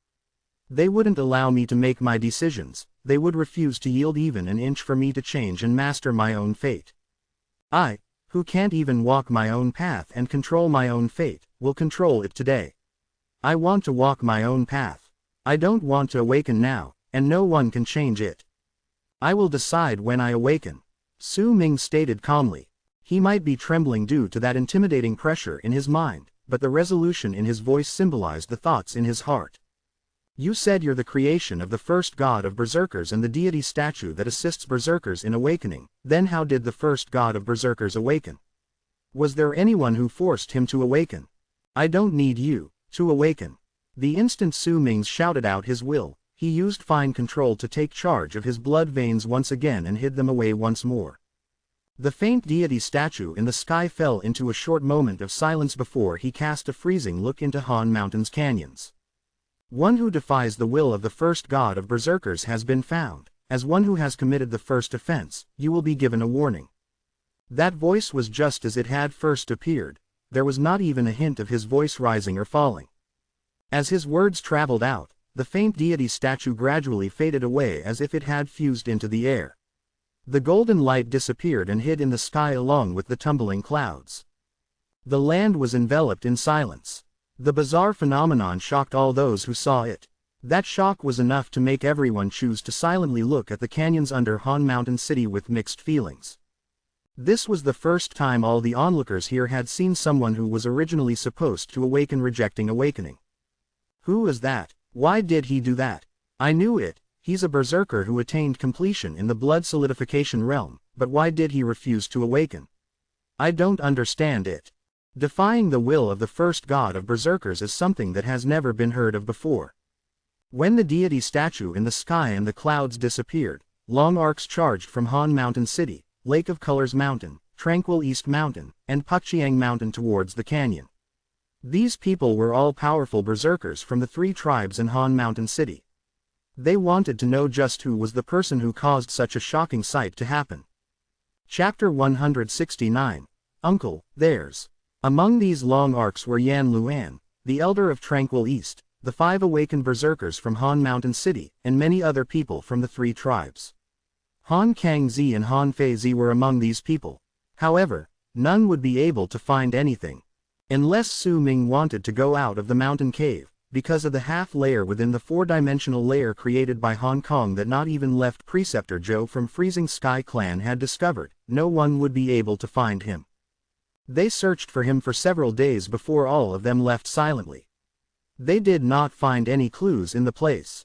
To them, the mysterious berserker who attained completion in the blood solidification realm had already left. During the month after the incident happened, everything about the identity of the mysterious person who had attained completion of the blood solidification realm gradually became the main topic among the people in Han Mountain City. All sorts of speculations rose up, and some were so ridiculous it was unbelievable. That unknown person became the same as the mysterious Mo Su, remembered by all those in Han Mountain City. Gradually, he became more and more talked about, and due to the mysteriousness surrounding him, his fame surpassed the original 5 awakened berserkers in Han Mountain City and was already as brilliant as the sun at noon. Some theorized that Mo Su and the mysterious person who attained completion of the blood solidification realm were one and the same, but it was only a theory. The leaders of the 3 tribes and the 5 awakened berserkers from Han Mountain City did not think so. Some among them had come into contact with Su Ming before, and once they compared notes, they dismissed this theory that appeared simply because it was far too easy to link both people together. It was 2 months since the appearance of the deity statue of awakening in the sky. As nothing else had happened in the hidden grounds of Han Mountain City, some people grew bold and went to the place once more to search for possible serendipities or herbs that no one had discovered. However, these people were few and far in between. Nonetheless, people started appearing once again in the canyons hundreds upon thousands of feet beneath Han Mountain after it remained in deathly stillness for 2 months. Chao Da was one of the few bold people. His hair might already be flecked in white, but he harbored great interest in searching for treasures. He had already visited the hidden grounds of Han Mountain many times in the past, and he was using the chance when there were few people in the place to come once again. This time he was not alone. He brought a boy with him. The boy was a little dense, but he listened to Chao Da's every word. These 2 people ran quickly in between the valleys. Sometimes they would stop to search a place carefully to see whether there were any secrets lying around that had not been discovered. "Uncle, there's nothing here. Uncle, there's nothing here either. Uncle, there's still nothing here." Every single time they searched through a valley, that dense boy would whisper out these words. "Uncle, there's..." The boy was about to speak at the entrance of a valley, but Chao Da, who had not been able to find anything for several days, turned around and shouted at him. "What, do you only know how to talk about nothing? Shut up. Uncle, there's..." The boy scratched his head, but the moment he spoke, his words were cut off, just like before. "Stop talking. If I knew, I wouldn't have brought you here. If treasures lay at every corner of this place, would there even be a chance for us? This is an exploration. Exploration, do you get it? Boy, remember this, we're not searching for treasure, we're experiencing the journey," Chao Da said sternly. The boy widened his eyes. That dense look on his face made Chao Da think that he was talking to himself just now, and he could not help but rub the center of his brows. "That attitude of yours is wrong. Let me tell you this. Searching for treasure itself is an interesting thing. Don't keep thinking about the treasure. The process is very important. Did you think I came here to search for treasure? Then let me tell you, I came here to enjoy the process." Chao Da decided to enlighten the younger member of his clan. "Do you understand? Uncle, there's..." The boy blinked, but the moment he opened his mouth, Chao Da immediately laughed bitterly. He knew exactly what the boy wanted to say, so he shook his head, decided to ignore him, and walked forward. "Uncle, I understand. We're here for the process." When he saw that Chao Da was ignoring him, the boy seemed to have understood his words and he quickly ran after. On his way, he mumbled under his breath while twiddling with his fingers, "Even if I just saw a treasure just now, you're also uninterested in searching for it. Okay, I get it now. We're here for the process." Chao Da stroked his beard and nodded as he listened to the boy. "That's right. That's exactly it. Even if you found a treasure, I still..." As he continued onward, his footsteps suddenly faltered and he turned back in one swift motion, his eyes wide open. What did you say? Treasure? You saw a treasure?" The boy pointed at the valley they just left with a dense expression on his face. "It's over there. I wanted to tell you just now. There was a spot glowing over there." The moment he finished speaking, Chao Da charged towards the valley incredibly quickly, leaving behind a whooshing sound. The boy scratched his head, unable to wrap his head around it. His uncle should have been uninterested in treasures. Why was he not enjoying the process now? He thought it was a very profound question and he could not understand it, but he still ran over quickly. The moment he entered the valley, he saw Chao Da looking all over the place incessantly. "Where is it? Where's the glowing spot?" "It's over there. That's the glowing spot I saw." The boy took a few brisk steps forward and pointed towards a spot on the wall of the valley, but the moment he touched it, his finger went right through. This scene immediately filled Chao Da's face with ecstasy and excitement. He quickly looked around himself. Once he was certain that nobody was around, he charged towards the boy. He took a moment to observe the wall, and once he did so, he lifted a hand and placed it on the wall. Like the boys, his hand went through. Ha ha, I've finally found a secret location. Chao Da grabbed the dense boy excitedly and charged into the wall. His whole body went through. Cloud leaf grass. There are so many cloud leaf grass here. One cloud leaf grass can be sold for 100 stone coins. I'll be rich. Rich. The moment Chao Da came in, his eyes lit up. He stared at the spot where herbs grew located not too far ahead of him, and he rubbed his hands excitedly. Uncle, there's, the boy's foolish voice traveled into his ears. I know. There are herbs here. These herbs are treasures. Chao Da took a few brisk steps forward and arrived at the place where the herbs grew. He crouched down and grabbed the herbs happily. Uncle, there was a slight hitch in the boy's voice. I know, you want to ask me why I'm not enjoying the process, right?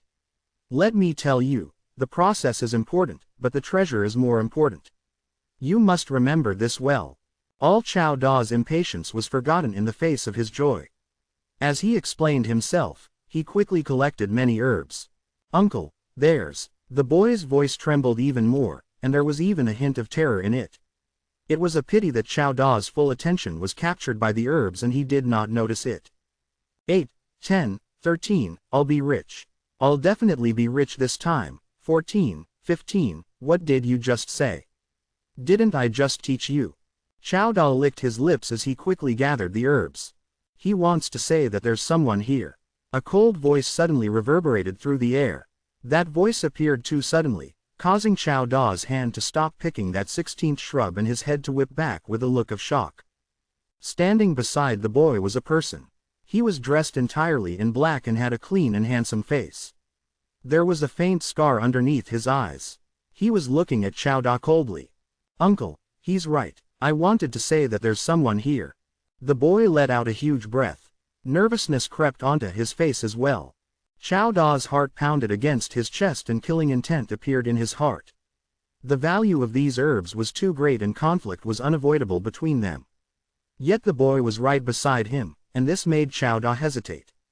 Just as he hesitated, he suddenly noticed that the chill in the man's eyes as he looked at him had seemed to turn physical, making Chao Da's body tremble, as if it was instantly encased in ice, making him turn pale from head to toe. Say, Senior, please have mercy. Chao Da shivered and fell to his knees, quickly begging for mercy. He might not know the man's level of cultivation, but the man could make him feel as if he had been encased in ice with just one glance. This was not something a person in the blood solidification realm could do. He had also just realized that he could not even manifest his blood veins before this person. This made him both shocked and terrified. That man was Su Ming. During these 2 months, Su Ming had gradually managed to suppress his blood veins. This was the day he came out of isolation. He had intended to find out how he could leave the hidden grounds of Han Mountain, but the moment he stepped out of the half-dimensional layer, he appeared in this mountain cave. He was about to leave when he discovered an old man and a boy entering the place. That old man did not see him. He went straight to the cloud leaf grass that Su Ming disregarded. Only the boy stood there looking at him dumbly. Su Ming stared at the old man with a contemplative look in his eyes. Did something happen after Hong Kong died? The old man's power is only around the 7th level of the blood solidification realm. How did he manage to take a child in here? Chao Da's heart raced even more quickly. He was feeling incredibly nervous. A large amount of sweat formed on his forehead as Su Ming stared at him. Tell me all the major events that had happened in Han Mountain City in the recent years. If I'm satisfied, I'll let you have all the herbs here, Su Ming stated slowly. Chao Da did not dare wipe away the sweat on his forehead, neither did he try to guess why this person asked such a question. Once he heard it, he quickly spoke with a respectful tone, telling all that he knew of the past few years. When he said that the canyons were no longer sealed and people could come as they pleased, Su Ming's expression remained calm, not a hint of change was seen on his face. This Mo Su still remains as a mystery, there's the even more mysterious berserker who attained the completion in the blood solidification realm. Chao Da's voice quivered as he spoke about all the topics discussed in Han Mountain City, the berserker who had attained completion in the blood solidification realm, and the strange phenomenon in the sky. Yet as he spoke, his body trembled even more harshly. As he looked at Mo Su, he began to form speculations in his head. Su Ming stood silently for a while before he cast his eyes on the boy by his side. "What's your name?" "I'm Chao Song." The boy still had a dense expression on his face. "All the herbs here are yours." The moment Su Ming finished speaking, he cast a look at the boy before he turned around and walked out, disappearing without a trace. Only then did Chao Da dare to wipe away the sweat on his forehead with a look that said his heart was still pounding from lingering fear. He pointed at Chao Song and started scolding him.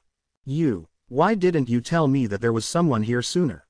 "I did say, but you wouldn't let me finish my sentence." There was a look as if he had just suffered injustice on the boy's face. You'll be the death of me. Remember this. I'm telling you now. Next time when you speak, say everything that you need to say in one breath. Don't bother about other people breaking up your sentence, say everything in one go and don't stop. Chao Da wiped off the cold sweat on his forehead, once again looked at the herbs on the ground, delight resurfacing on his face. "I'm going to be rich. Rich. Remember.it. Now. Uncle. Don't worry. I.1. T.care.about.other.people.interrupting.me. ll.say.all.I.have.to.say.without.stopping.in.1. Breath, the boy mumbled, and once he finished speaking, he gasped for breath. Chapter 170. Sima Shin. There was something out of ordinary about that Chao Song. Su Ming walked out of the mountain cave hidden in the walls of the valley. When he turned back and looked, he found that it was indeed difficult to discover the place. Even if it was him, if he did not pay too much attention to it, he would still find it hard to discover anything wrong with the wall. If he did not activate the branding art and used his naked eye to look at it, everything would seem normal. Only with the brand could he see the dim light flashing on the wall within his mind's eye. He averted his gaze. Su Ming did not continue wearing the mask. He used the black robe to cover his head and walked out of the valley unhurriedly. As he walked through the formerly hidden grounds of Han Mountain, he saw people who came searching for treasures like Chao Da. These people would usually just cast one glance at him before turning away and not sparing him an extra glance. No one knew that the Mo Su, who had disappeared for several months, walked out of the canyons during dusk. Neither did anyone know that the mysterious berserker who had attained completion in the blood solidification realm and caused the change in the heavens and earth by making the deity's statue of awakening appear was walking out of the canyons. Everything was as usual during this day. Han Mountain City was bright with fire from lamps. As the day when Freezing Sky Clan would arrive approached, the city became livelier than before. The three mountains of the three tribes around Han Mountain City were enveloped in silence. The three tribes had closed off their mountains and refused all visitors. Even if the person visiting was in the awakening realm, they still had to turn back before middle-sized tribes like the three tribes. The sun at dusk was red, yet it was not a burning shade of red. It was simply the red belonging to the sun before it died for the day. The land was dyed in the colors of dusk, a shade that was going to turn dark soon. When dusk gradually left and the sun could no longer be seen by those who stood at the foot of the mountains, Tranquil East Tribe welcomed its first guest since a long time. Su Ming placed the mask on his face once more and stood at the foot of Tranquil East Mountain. His black robes rustled in the wind as he stood there and stared silently ahead. This was the second time he stood at this place. Compared to the first time, besides the difference in time, he also felt like a completely different man. The last time he was here, Su Ming had to present himself as if he had awakened. This time, he did not need to. No one could ignore him as he stood there. His presence could not be felt clearly by those in the blood solidification realm. Only those in the awakening realm could clearly feel the pressure formed by those who attained completion in the blood solidification realm coming from Su Ming. Su Ming walked calmly towards the stairs leading up the mountain. The instant his foot landed on the steps, a great pressure appeared. This was the power protecting the mountain that prevented all outsiders from entering since Tranquil East Tribe had decided to close off the mountain. Su Ming had come into contact with this power before, and it no longer caused any effect on him even as he experienced it once more. If he wanted to, he could completely ignore the existence of the pressure. Mo Su, greet the tribe leader of Tranquil East. Su Ming's calm voice traveled out languidly. This time, he did not infuse any qi in his voice to cause his voice to echo in the air. As of now, he was just speaking calmly, and his voice naturally reverberated through the mountain of Tranquil East Tribe. As Su Ming's voice traveled outwards, the quiet mountain of Tranquil East Tribe seemed to be jolted awake from its slumber. The pressure protecting the mountain disappeared in an instant. At the same time, a few long arcs could be seen whistling through the air towards him from the top of the mountain. Many tribe members from Tranquil East also quickly rushed down the mountain as if they had received an order. All of them stood by the side with respectful faces, forming a path to welcome him up the stairs. There were 7 to 8 people in the long arcs. The leader of them was the tribe leader of Tranquil East, Fang Shen. Those who followed behind him were all his trusted followers and the Tranquil East's chief of war. These people rushed over and appeared before Su Ming. Kindred Mo, I've been waiting for you for months. This way, please. Fang Shen first sized up Su Ming, and very soon, joy appeared on his face. He laughed out boisterously and rapped his fist in his palm towards Su Ming. He seemed calm, but when he first cast a glance at Su Ming, he felt his heart shake. The feeling he obtained from Mo Su now was completely different from when he had first met him. He could initially find some clues from Mo Su regarding his power, and it was due to them that he wanted to test him, being uncertain of his power. Yet now, Mo Su was like an abyss before his eyes. He could not see through his power clearly, and neither could he get a gasp. If he tried to take a closer look, his qi would start showing signs of being unstable, and it shocked Fang Shen. When he remembered the rumors regarding Mo Su, and even though some of them were leaked by Tranquil East Tribe themselves, most of them were still regarded with high importance by Tranquil East Tribe. You killed Yan Guang, forced Han Feizi to withdraw, earned Nan Tian's respect, and suppressed Zan Lun. Kindred Mo, your name is well known all over Han Mountain now. Kindred Mo, this way, let's talk on the mountain. Fang Shen's smile grew wider. Besides Fang Shen, the chief of war who came along was also similarly shocked. The short man had already awakened, hence the moment he saw Su Ming, his expression immediately changed. His footsteps faltered for an unnoticeable moment and he widened his eyes. Not being able to feel the blood veins in Su Ming's body was nothing compared to the indescribable pressure he felt from the other's body. The pressure that had not existed when he first met Su Ming. Kindred Mo, your return is a great event for Tranquil East. This way. The chief of war took a deep breath. His attitude immediately changed from how he had acted initially, and with a smile, he wrapped his fist in his palm to greet Su Ming. There's no need to go up the mountain. Su Ming wrapped his fist in his palm to return the greeting towards Fang Shen and the chief of war as he spoke calmly. I came here to return the guest plate and to ask of 3 things from you, Brother Fang. When Fang Shen heard Su Ming's words, a serious expression appeared on his face. Brother Mo, you don't need to be in a hurry to forfeit the status of a guest. If you have anything to say, you can speak without worry. Thank you. Su Ming nodded. He did not mention the dangers he faced under Han Mountain. He had asked to enter the place himself. It had nothing to do with other people. 1. Due to the change in Han Mountain, I did not manage to find Sky Flute Branch, but I believe you should have found some. If you give those herbs to me, I will heal Fang Emu's injuries as quickly as possible once I've made all preparations. Fang Shen did not hesitate and nodded towards Su Ming. I've found Sky Flute Branch. They were originally prepared for Brother Mo to begin with. I'll have to trouble you about my son. I'll ask people to send it over now. Brother Mo, please talk about your other 2 requests. As Fang Shen spoke, he turned around and cast a look at one of his tribe members who followed him. That tribe member immediately obeyed and quickly left for the top of the mountain. 2. I would like to take a look at the map of the land of South Morning in your tribe, Su Ming said unhurriedly. Fang Shen fell silent and did not immediately answer. There was a frown on his face. After a long while, He hesitated before looking at Su Ming. Brother Mo, maps are very important to all tribes. A single map is usually the product of the blood, sweat, and tears of multiple generations of the tribe, drawn little by little through a long period of time. I'll have to talk to the elder about this. Su Ming did not speak. He simply looked at Fang Shen calmly. His eyes were still, showing no signs of any spikes of emotions. He looked at Fang Shen quietly. That gaze may not have held any deeper meaning, but Fang Shen did not become the tribe leader of Tranquil East by acting as straightforward as his appearance would suggest. Su Ming had been planting hooks ever since he came into contact with Fang Mu. Besides being rather fond of Fang Mu, he mainly did so to come in contact with Tranquil East tribe with the intention of blending into Han Mountain City, but the source of it all was still for that map. Su Ming did not use Fang Mu's injuries to force Fang Shen into agreeing to his request.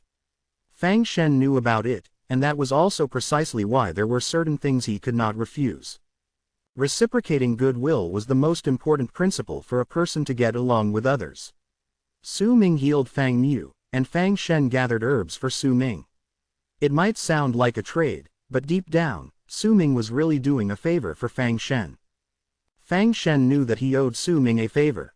He also knew that the reasons why Mo Su brought up the second request were for him to return the favor and because he was confident he could completely cure Fang Mu. Alright, I won't say more.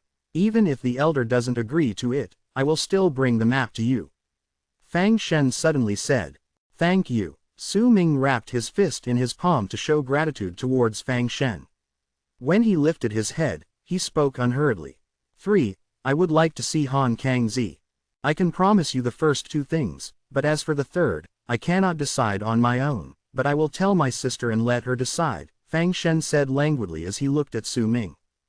Of course, no one could see Su Ming's expression due to the mask on his face. They could only see that his eyes remained still and calm as water throughout the exchange. He brought out the guest plate from Tranquil East and handed it to Fang Shen. Once he did so, Su Ming nodded towards the chief of war standing nearby and walked down the stairs before he sat down cross-legged and waited silently. Fang Shen briefly hesitated before he asked, How long will it take before you can heal my son? And, how can I find you? In 3 months. As for the method to find me, even if you can't find me, Han Kangzi will be able to, Su Ming stated softly. Oh, a sparkle appeared in Fang Shen's eyes, and he smiled as he wrapped his fist in his palm towards Su Ming. Brother Mo, since you're confident in it, then I will take my leave. As he spoke, he turned around and led his followers back to the top of the mountain. The chief of war took a glance at Su Ming and hesitated briefly. Once everyone had left, he still remained silent for a moment before turning around to leave as well. Sir, if you have something to say, please do so. Su Ming opened his eyes and looked at the chief of war. Brother Mo, do you know Sima Xin? Sima Xin, who is that? Su Ming shook his head. The chief of war let out a light sigh and a hint of disappointment appeared briefly in his eyes. This person is very similar to you, Brother Mo. If you have the change to meet this person in the future, please tell him that Bei Shi from Tranquil East tribe has awakened and thus am paying my respects to him. Thank you. The chief of war bowed towards Su Ming and left. His back gave off a rather desolate air as he slowly disappeared from Su Ming's sights. Sima Xin is very similar to me. Su Ming frowned. He did not wait long. Someone came from the summit of Tranquil East tribe. The person was a middle-aged man. He had a respectful expression on his face as he placed 2 embroidered boxes before Su Ming, then he bowed and left. There was a hint of longing that was hidden deep within Su Ming's eyes. He lowered his head to look at the 2 embroidered boxes. He knew that one of them contained a map. Chapter 171, Another Promise. Su Ming closed his eyes and calmed his emotions. He opened one of the embroidered boxes, and the moment the box was opened, a medicinal fragrance wafted into his nose. That fragrance was very light, but the moment he smelled it, he seemed to hear a song played by an unknown instrument. The melody of the song lingered in the air and sounded very musical. It made those who heard it think that this melody could only be played by a flute made in heaven. After a long while, Su Ming looked into the embroidered box and saw 3 herbs lying inside. These herbs looked odd, They looked like tree branches, but there were small little holes on them. The musical melody he heard was not an illusion, but was formed when wind blew past the many holes on the herb. Sky flute branch. Su Ming lifted his right hand and slapped it on the herbs. Immediately, the 3 sky flute branches, along with the embroidered box, disappeared from his hand as he put them away into his storage bag. He looked towards the second box and his breathing grew heavier. Even though he knew that the map inside the box may not be complete, it was still a ray of hope. He placed his hand slowly on the embroidered box, and just as he was about to open it. "If you open that box, then you must cure Fang Mu." A delicate voice appeared by Su Ming's side. An elegant, dim fragrance also came along with that voice. That fragrance might have appeared after the medicinal fragrance brought by Sky Flute Branch, but the two gave people 2 distinctly different impressions. The medicinal fragrance was like oranges, and the other was like a dream. Su Ming's expression remained passive, no changes could be seen on it. He had long since discovered Han Kangzi's arrival and did not stop due to her words. He calmly opened the embroidered box and saw a folded beast skin inside. A conflicted look appeared in Su Ming's eyes as he stared at the beast skin. All of a sudden, he lost the courage to look at it. He was afraid that what he would see would be different from what he knew. He was afraid that there would be no dark mountain in the world. Han Kangzi walked softly to stand before the man in the mask and sat down cross-legged to quietly look at him. She saw the conflict that was clear in his eyes. They did not speak. After remaining in silence for a while, Su Ming lifted the beast skin from the embroidered box and focused his attention on it once he unfolded it. "Are you disappointed?" Han Kangzi asked softly. Her voice was very gentle, arousing an indescribable feeling within those who heard it. Her voice was just like her. She was a delicate beauty, but the strength in her heart far surpassed many men. Su Ming looked at the map spread out before him. It was incredibly detailed. Not only did it include the topography of the area around Han Mountain, even the surrounding areas were drawn out in detail. From the map, it could be seen that the land of South Morning was a vast territory. However, while the map was detailed, it was not what Su Ming had wanted. He closed his eyes and fell silent. In truth, he himself knew that the map he wanted was not what a middle-sized tribe could provide. Yet his knowledge and expectations were 2 different matters. Somewhat. At that moment, his heart was as conflicted as how his eyes looked just now. He wanted to see the map he yearned to see, but deep down he did not want to. This mixed feeling stemmed from the bewilderment he had buried deep within his heart. "You can only look at the map. You cannot take it away." A pitying look appeared in Han Kangzi's gaze as she looked at Su Ming and spoke softly. "I know." Su Ming opened his eyes. He did not look at Han Kangzi, but looked at the sky that had darkened. He did not know that as of then, in Han Kangzi's eyes, he looked lonely. "You once said that if someday I remember something, I can come to you," Su Ming mumbled. "Yes," Han Kangzi whispered back.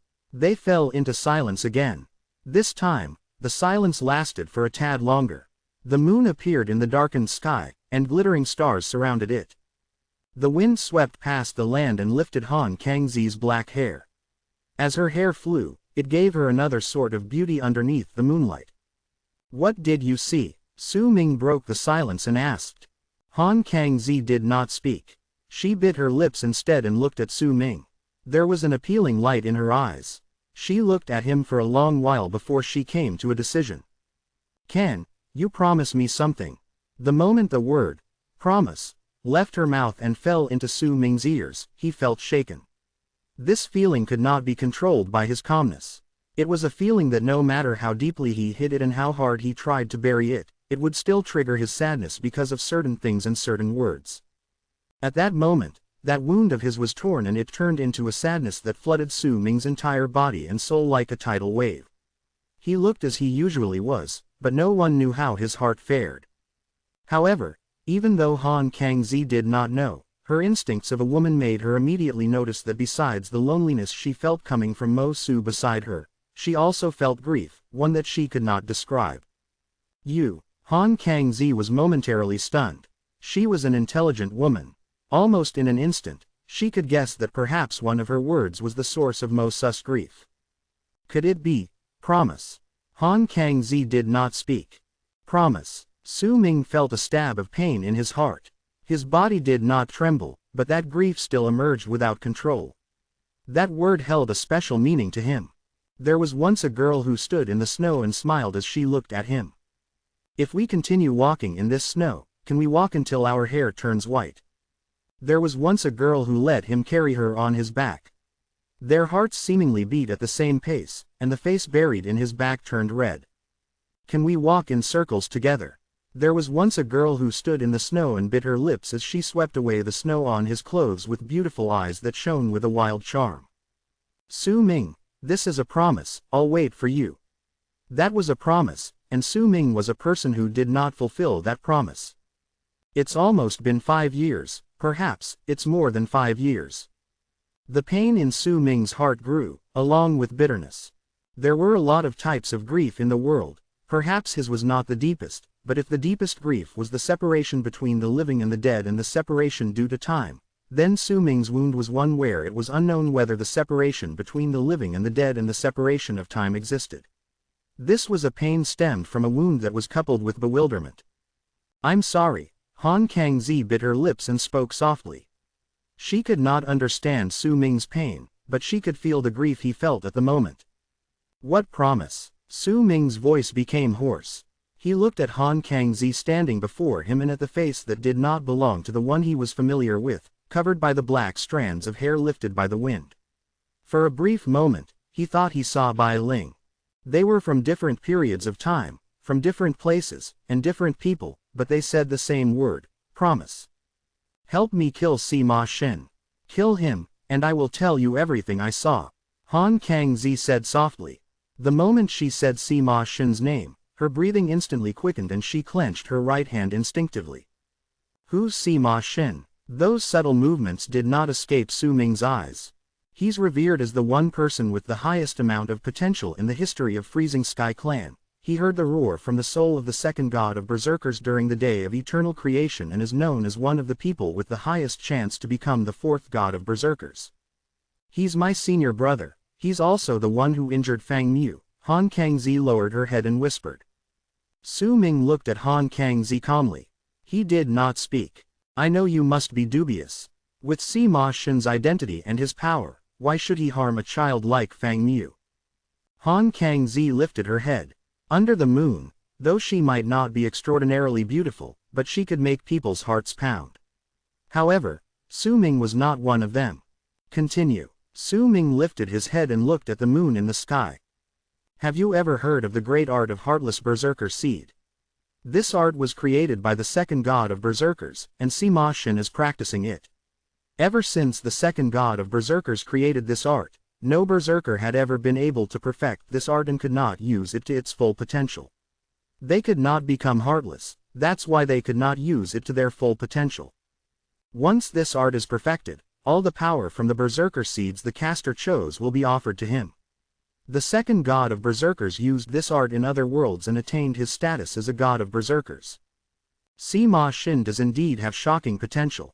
He was originally a passionate person, so he approached this art using another way. He could plant love in another person's heart. So he separated the berserker seed into seed and love, because if he had no love, then he would be heartless. The elder once observed Fang Mu's potential when he was born and recognized him as the future hope of Tranquil East Tribe, and Sima Shen also came to Han Mountain City with Freezing Sky Clan to choose disciples. Fang Mu became his berserker seed, and he planted love in me. Han Kangzi spoke calmly as if she was not talking about herself. Yet the calmer she presented herself, the more Su Ming could feel the hatred in her heart. Fang Mu isn't injured, he's Sima Shen's berserker seed. If you heal him, then you'll offend Sima Shen. Su Ming remained silent and looked at Han Kangzi. He did not fully believe in her words. If Fang Mu is the future of Tranquil East Tribe, then why didn't Tranquil East Tribe do anything when this happened? How can we do anything? Even my brother, who's the tribe leader, doesn't know about this. He thinks that Fang Mu is injured by someone. The only ones who know about this in the entire Tranquil East Tribe are the elder and me. He won't do anything about this. Even if my brother knows about this, he will choose to remain silent. Sima Xin has a lot of berserker seeds. Becoming his berserker seed and offering their power to help with the birth of the fourth god of berserkers is seen as a glorious thing in the eyes of many people. I don't even know whether Fang Mu would treat this as a glory if he knew about the truth, but I don't agree to this. Han Kangzi lifted her head and she looked at Su Ming with her beautiful eyes. Don't you think so? Su Ming did not reply. Not only do the berserker seeds think of this as a glorious thing, even those who were planted with love like me treat this as a glory. But we are no longer the berserker tribe led by the first or second god of berserkers.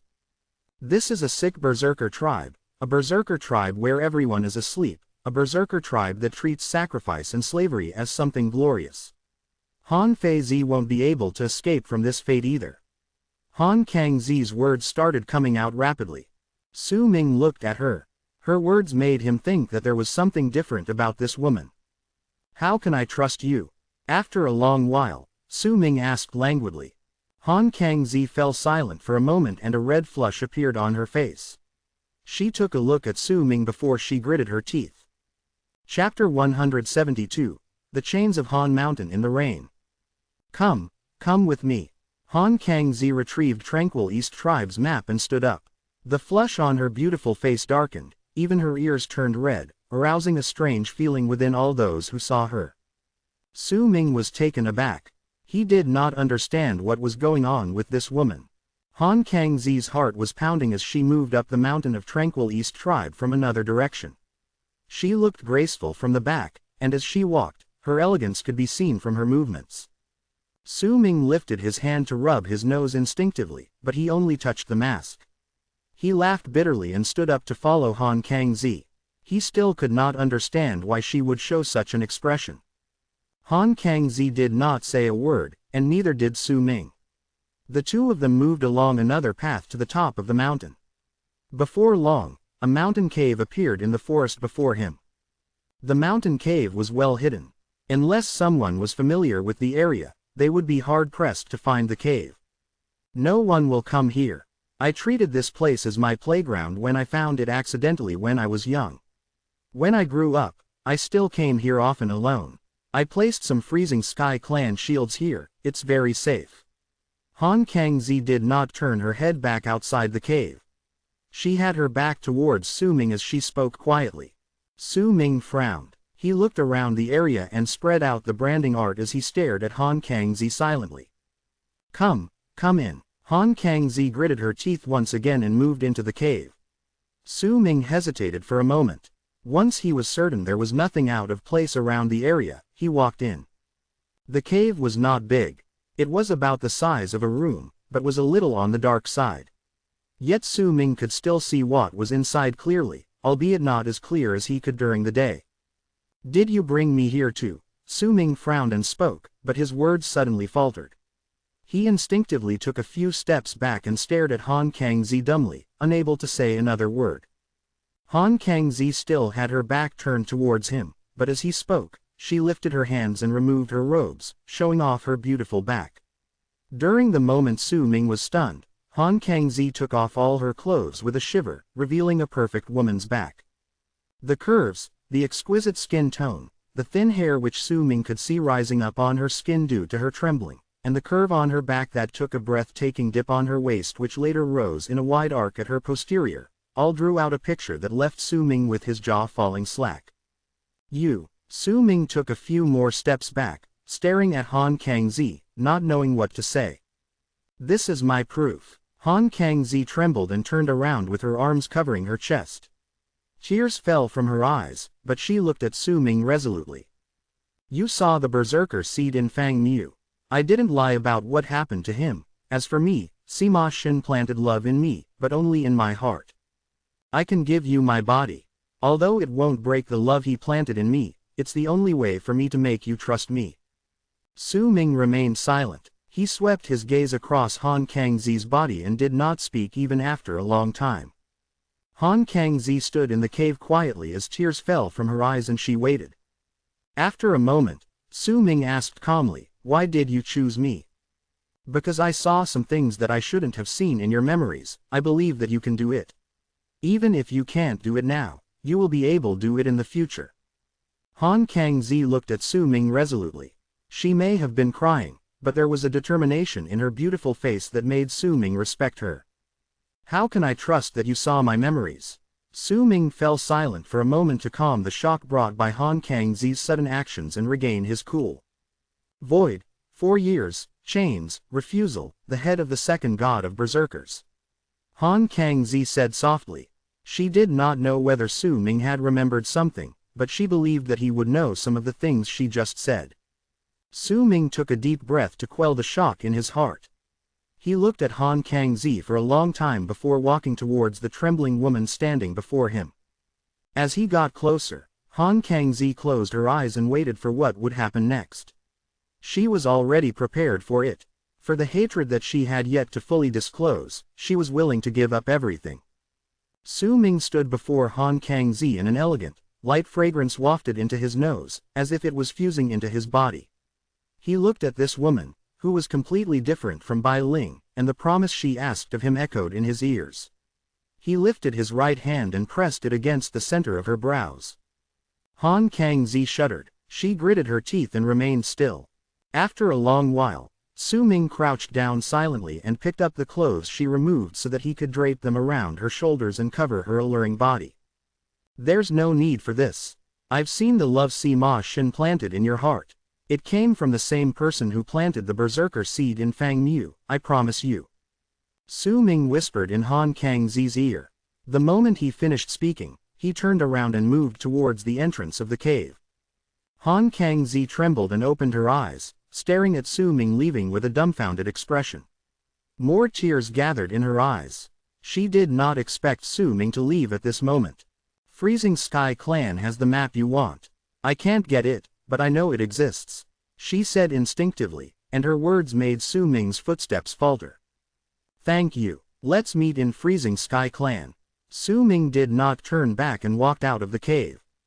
Freezing Sky Clan will only take in Han Feizi as their disciple this time.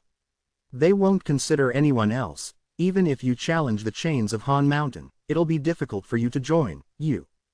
Han Kangzi did not know why she said those words. She should not have, but she still said them. I know. Su Ming walked out of the cave. He looked at the stars and the moon in the sky before he left Tranquil East Mountain.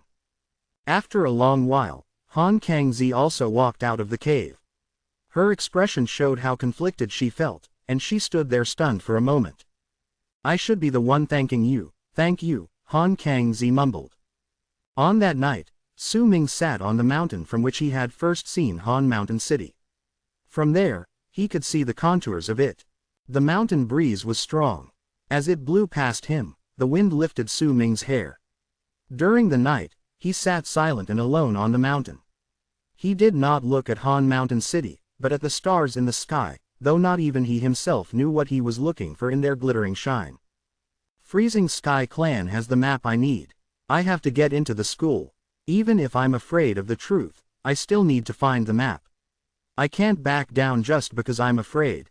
I promised Fang Shen that I would heal Fang Mu's injuries, and it's also a chance encounter between me and that child during these years, even if I have to offend Sima Shin because of this. As for my promise with Han Kangzi, this is a very special woman. She's not unique because of her appearance, but because of her thoughts. I broke my promise once. Let's hope that this time, I will keep my promise, Su Ming mumbled. I can't use the identity as Tranquil East Tribe's guest anymore, or else it'll cause trouble. Han Feizi will also search for me because of that. There's also the tribe leader of Lake of Colors tribe, Yan Luan. Han Kangzi said that Freezing Sky Clan will only take in Han Feizi this time. Even if outsiders challenge the chains of Han Mountain, it'll still be difficult for them to join Freezing Sky Clan. As for this, I will have to make detailed preparations, and if that's the case, I'll have to use a new identity. Qualification: I will simply need to be qualified to enter Freezing Sky Clan. Even if that qualification has already been set, but if I use a different method to obtain it, I will also get different results. I will need to amaze them. A glint appeared in Su Ming's eyes. He stared at the mountain belonging to Puxiang tribe behind Han Mountain City and narrowed his eyes. I already have all the materials needed to create Spirit Plunder, and I've also planted Sky Flute Branch. In a few days, I can start creating the medicine. All I lack now is the aura of death needed to create this pill. I need to quench the herbs using the aura of death. The moment this pill is created, the punishment for larceny will fall upon me, which I will use the aura to receive the punishment, and when it shatters, the pill will be created. I might be able to use this pill as the material for me to create my origin berserker vessel when I awaken. With a glow in his right hand, a black pearl instantly appeared in his palm. That pearl was the death essence pearl he had obtained from the Pakchiang tribe member when he had woken up from the deep slumber induced by the burning of blood. He looked at the pearl for a moment before putting it away. If I challenge the chains of Han Mountain, I must challenge Pakchiang tribe's chain. Besides obtaining the right to join Freezing Sky clan, once I succeed, I can also ask of something from Pakchiang tribe. If I use any other method, the closed-off Pakchiang will definitely refuse to give me the aura of death for me to create this pill. Even if they agree to it, I'll have a lot of setbacks as well. Only by challenging the chains of Han Mountain will I be able to get all these in one go. Su Ming stared at the mountain that belonged to Pakchiang tribe basking in the darkness. He could not see its top. There was a thick layer of fog covering the top. As he continued staring at it, resolution appeared in his eyes. On the morning 10 days later, the sky was covered in gray clouds and muffled sounds of thunder rumbling in the sky could be heard. Rain poured from the sky and crashed into the stones on the mountain before they fell to the ground. There were few people walking on the streets of Han Mountain City, and even these pedestrians were wearing bamboo hats and straw capes. Those who have stayed in the city for a long period of time knew that this sort of rainy weather would only pass after several months. Even the occasional sunny days would not last for long. The three tribes were quiet as usual during this rainy morning. The three-colored layers of fog surrounding the three mountains still filled the air and enveloped the mountains, causing them to still remain as mysterious as ever. On this day, a person walked towards Han Mountain City from afar. He was the same as the other people. He wore a straw cape and a bamboo hat. His face could not be seen clearly. The only thing that could be seen on him was the black robes underneath his bamboo hat and straw cape. He quietly came forth and walked into the gates leading to Han Mountain City. He stepped on the puddles and welcomed the rain as he walked on the streets and along the mountain path until he reached the stone gate leading to the third layer of the city. It might be raining, but there were still people from the three tribes standing at the rain shelter outside the gate. They were yawning, and as usual, were selling the plates leading into the third layer of the city. Fang Lin was also there. He was the first to see that slightly unusual person walking forth from afar. With the lesson he had learned that one time, he had become much more cautious. He looked at the person walking forth unhurriedly. Before that person entered the door, he paused for a moment and looked at him. Fang Lin immediately put on a smile on his face.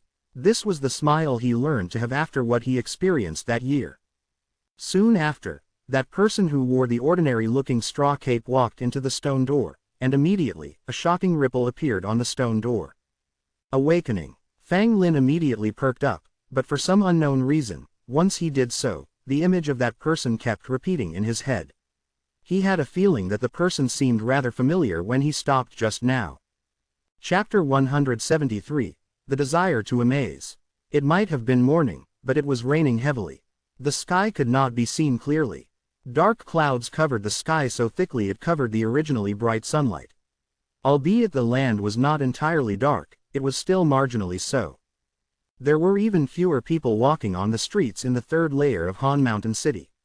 Rain pattered on shop roofs and flowed down along the funnels on both sides of the roofs to eventually blend with the puddles on the ground, mixing the old water with the new. The shopkeepers were all either dozing off or sitting cross-legged to train. There were only some who stood at the entrance to their shops looking at the rain as various thoughts raced in their heads. Su Ming walked amidst the silence of the rain, breathing in the humid morning breeze as he traversed the streets of the third layer of Han Mountain City. No one could see his face.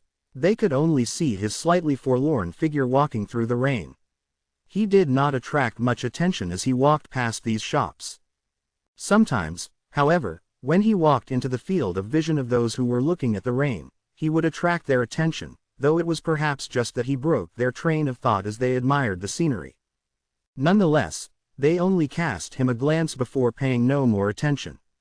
No one could guess what that forlorn figure wanted to do and what sort of shock he would bring to Han Mountain City that morning. Su Ming walked forth in silence along the path until he reached the entrance to the second layer. He looked around him and found that he was the only one there. There was no one else around him. There was still a huge gate serving as the entrance to the second layer. Originally, only the awakened guests of the three tribes could enter, but now that the three tribes had dismissed all their guests, only those who had awakened could enter. Without accounting for the people from the three tribes, there were only 5 people who could enter the second layer in the entire Han Mountain City. There was a huge bell about hundreds of feet tall to the right of the entrance. This ancient bell was entirely red-violet. There seemed to be rusted spots covering its surface, and it exuded an old and aged presence, as if it had been placed there for a very long time. There were 3 bizarre and ferocious-looking beasts carved on the surface of the ancient bell. One of them was the dragon clam, another the alpine dark turtle, and the picture of the last creature had already faded out due to time. It could not be seen clearly, but the creature was clearly the leader of the 3 beasts. Based on their positions, it looked as if the dragon clam and the alpine dark turtle were beneath that last ferocious beast in an act of subservience. The bell was covered in water. Raindrops produced a soft patter as they fell on the surface of the bell and flowed down along its edges. Su Ming stood by the stone gate leading to the second layer as he looked at the gigantic ancient bell before him. His eyes, which were hidden under the bamboo hat, gradually lit up. He had been walking unhurriedly, his footsteps slow, but every single step he took was steady and stable. He was also gathering up the qi in his body. He had been doing so since the foot of the mountain, and with each step he took since he stepped into the 4th layer of Han Mountain City. It was as if he was accumulating his energy, as if he was a sword being sharpened. Right then, that energy was ready to be used, the sword was sharpened. The energy was just waiting to burst out and amaze the world, the sword just waiting to let out a bright and chilling glare. Besides asking the people from the 3 tribes for help like how He Feng had done it when he asked Han Feizi for help to get to Han Mountain's summit, there's another way to challenge the chains of Han Mountain. This method is for all the berserkers who came to Han Mountain City. We have to ring this bell. We have to make the bell chimes spread all around the region to spread the news that we are going to challenge the chains of Han Mountain. Su Ming looked at the bell silently, and the light in his eyes grew brighter. He had asked He Feng about the chains of Han Mountain a long time ago and knew this bell would not sound for those with ordinary levels of cultivation. This was also to prevent those who did not have enough power from dying when they challenged the chains of Han Mountain and wasting everyone's time, along with sullying the might of the chains of Han Mountain. Only those who can make the bell chime 9 times have the right to challenge the chains of Han Mountain. Since my goal is to amaze these people so as to get into Freezing Sky Clan, then I must go rampant. Su Ming mumbled. His quiet demeanor suddenly changed in the rain. A shocking presence erupted forth from within him like a sword that had left its scabbard, as if half his energy had been let loose. As that presence rose up, coincidentally, a muffled roar of thunder rang in the sky. A bolt of lightning hidden in the sky let out a bright flash. As that bolt of lightning lit up the sky, Su Ming lifted his right hand. He looked at the gigantic ancient bell before him and took a deep breath before he slammed his right hand against it. Dong! The bell's chime was like a roaring wave. The sound was muffled and contained a feeling of ancientness, as if it was a sound that came from a long time ago. A ripple that could barely be seen with the naked eye appeared abruptly from the bell, and along with the sound, it spread out in all directions. The ripple was invisible, but it touched Su Ming's clothes, causing him to feel as if a huge force had just impacted his body, trying to push him away from the ancient bell. The instant the bell chime reverberated in the air and spread through the entire Han Mountain tribe and the 3 tribes, it startled countless people who were sitting and meditating in the quiet, rainy morning. Those are Han Mountain bell's chimes. Someone wants to challenge the chains of Han Mountain. Didn't I say it? The closer we get to the day Freezing Sky Clan comes, the livelier Han Mountain City will be. HMPH, it's just one bell chime. You only have to the right to challenge the chains if the bell rings 9 times, or else, you'll need the acknowledgement by the 3 tribes for them to send you straight to the summit to challenge it. Don't bother. That bell has been ringing for who knows how many times since the past few months, but no one has managed to make it past 6 chimes, and the bell's going to continue ringing for the foreseeable future.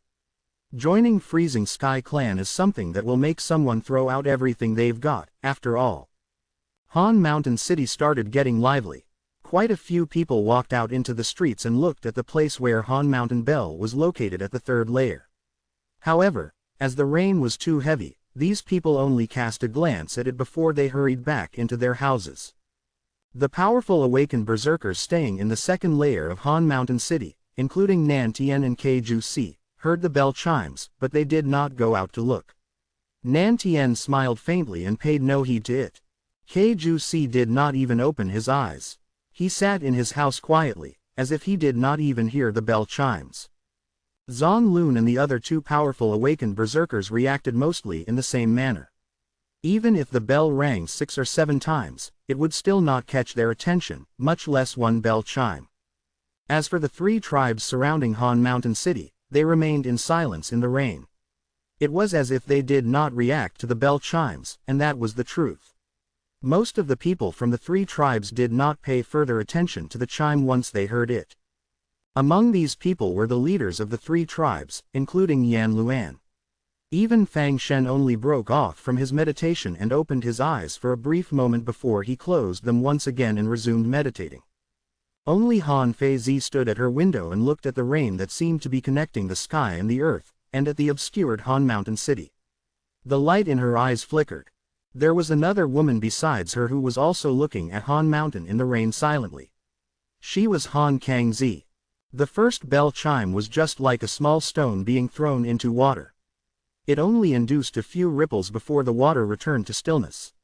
In fact, once half the day passed by, very few people would remember the bell chime they heard just now.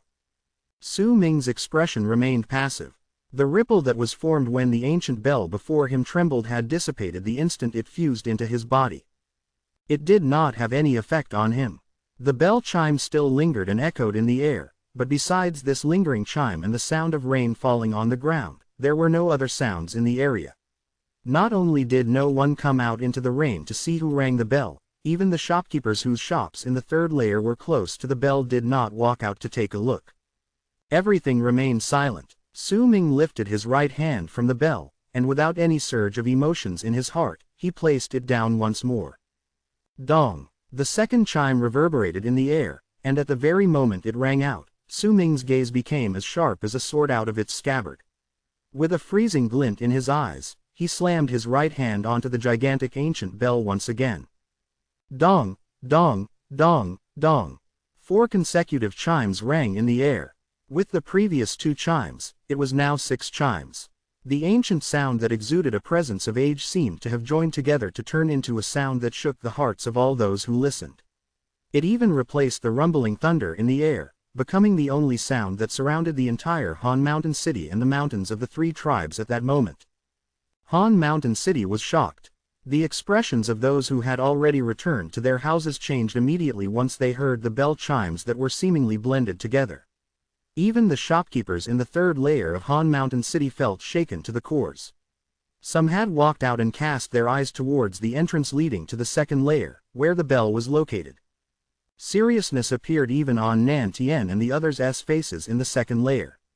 The meaning of sounding the bell in sequence and sounding the bell multiple times in one go until the chimes seemed to blend together was completely different. There was also a huge contrast in the rebound that the person had to suffer. The 3 tribes in the mountains were also in an uproar when these bell chimes reverberated through the air.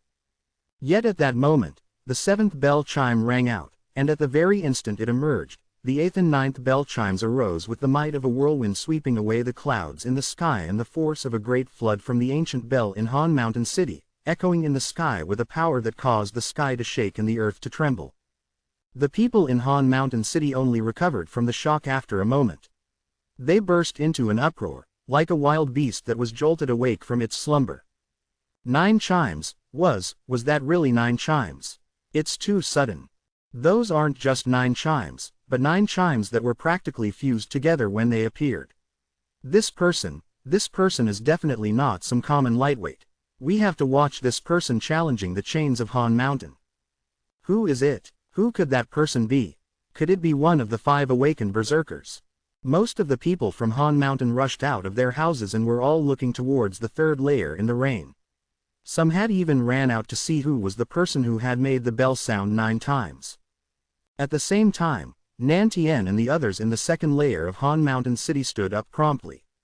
With one swift move, they left their houses and stared at the exit leading to the third layer. Behind that stone gate were the giant bell and the person who had sounded it. In the mountain belonging to Lake of Colors tribe, Yan Luan stood up. With a calm expression, she walked out of her house and looked at the city submerged in rain. With her power, she could vaguely see layers upon layers of ripples spreading out from Han Mountain City and pushing the rain. In that instant, Han Mountain was without rain. Finally, there's someone who's actually good challenging the chains of Han Mountain. Send orders for someone to send a plate allowing the challenger to the top of Han Mountain. Her tone was relaxed, as if there was nothing that could excite her, but also as if even if there was someone who managed to ring the bell 9 times, it would still not be able to make her amazed. However, that was the extent of her speech.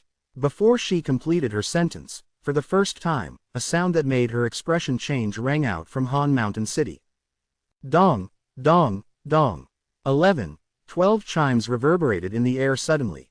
At the same time, the howl of a beast could be heard in the dark and cloudy sky above Han Mountain City.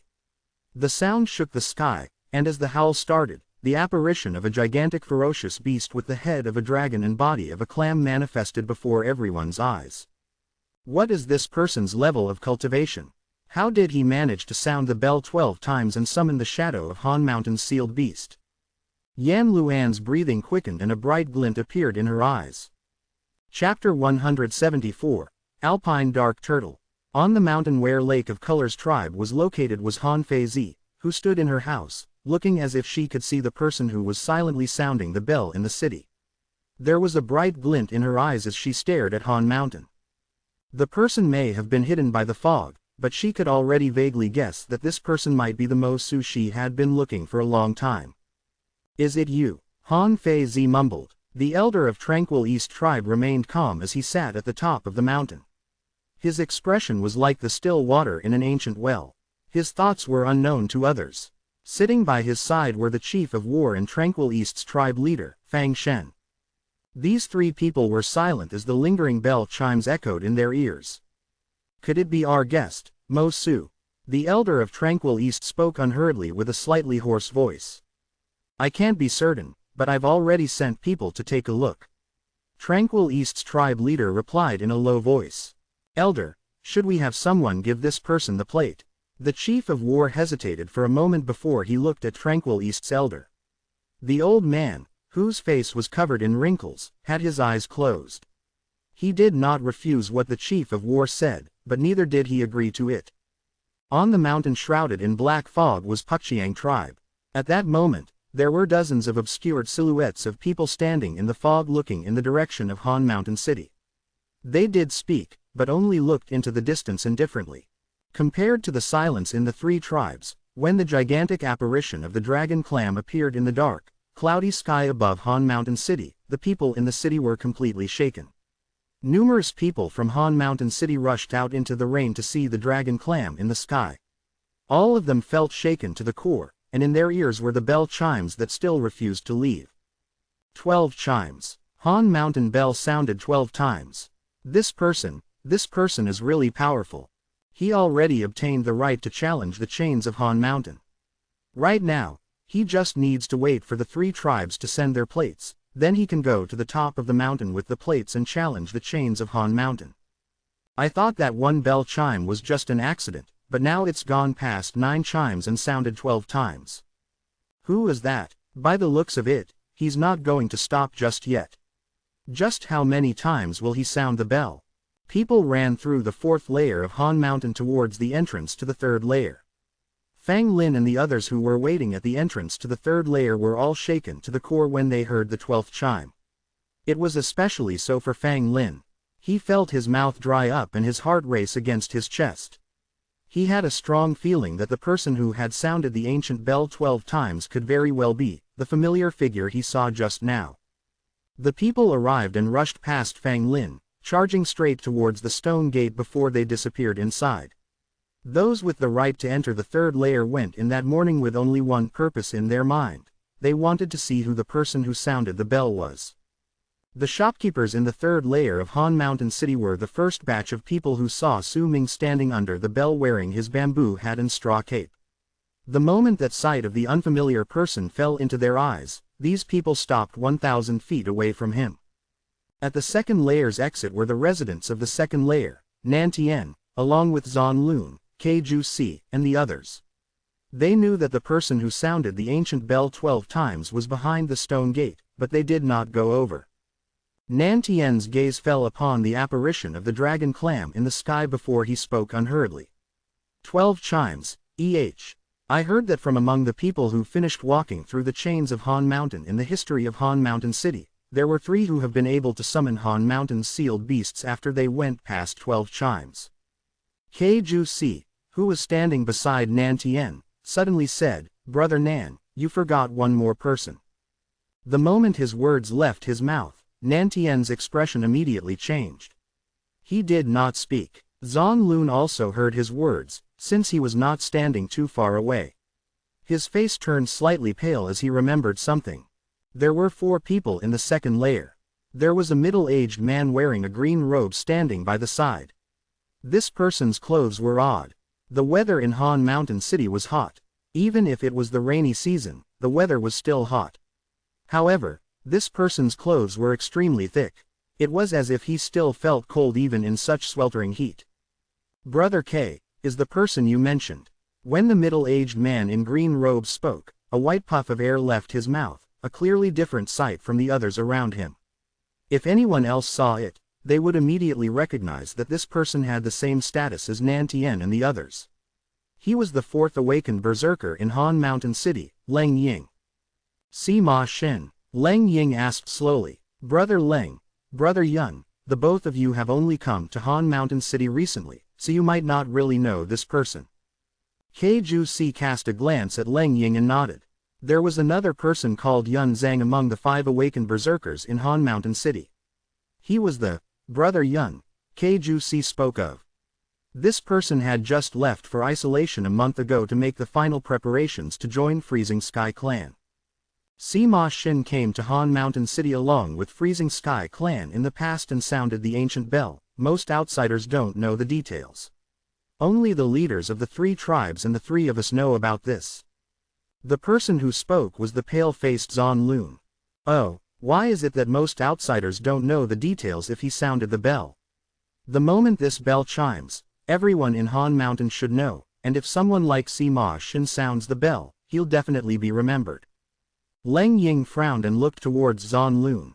Zan Lun fell silent for a moment. He was about to speak when another chime rang in the air. Dong. Su Ming stood beside the ancient bell. His expression remained passive, but the light in his eyes, which were hidden underneath the bamboo hat, were flickering brightly. The rebound coming from the bell was running foul in his body. He saw the crowd gathering 1,000 feet away from him, and he also saw the people dashing towards him from further away. The gazes were all gathered on him through the sheet of rain. 12 chimes will only startle Han Mountain City, the 3 tribes aren't really reacting. Su Ming lifted his head and looked at the dragon clam that appeared among the clouds in the sky. Besides the initial howl when the beast's apparition appeared, it remained like a being without life, floating in the air unmoving. However, there was still an imposing pressure coming from it. "This doesn't fit into my plans. Looks like 12 chimes is not enough to create the shock I want." Then, Su Ming lifted his right hand. This time, he did not slap his hand down. He punched the gigantic ancient bell instead. The instant his fist fell, the 13th chime rang out mightily, turning into invisible ripples that spread out in all directions with a boom. That ripple could not be seen originally, but in the rain, they could see the raindrops gathering together to form a gigantic ring that was spreading outwards swiftly. This ring was spreading out as if it contained the strength of a typhoon that led the wind and rain to turn into a howl that was hidden under the bell chime. All those who were touched by the ripple would find their clothes flapping and their hair dancing. As the sound of the 13th chime still lingered in the air, Su Ming's lifted his fist and brought it down once again. This time, he struck the bell 4 times.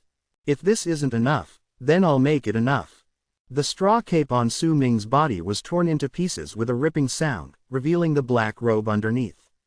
The bamboo hat on his head did not move an inch and continued blocking his face. The bell chimes shook the sky and the earth.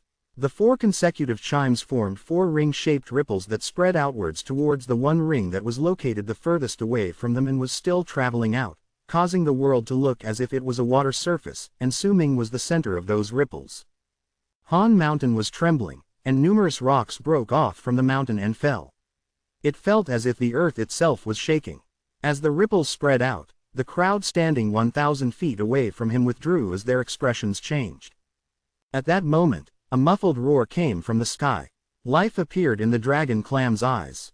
It started moving, and with Han Mountain City as its center, it took a few spins with its gigantic body, causing some of the dark clouds in the sky to dissipate. The roar that came from its mouth shook the ground, and it was so loud it was deafening. A bright sparkle appeared in Su Ming's eyes and he rammed his fist onto the bell once again. The moment his fist touched the bell, the 18th chime sounded with a loud crash. The instant the bell chimes resounded, the dragon clam also reached its limit as it roared.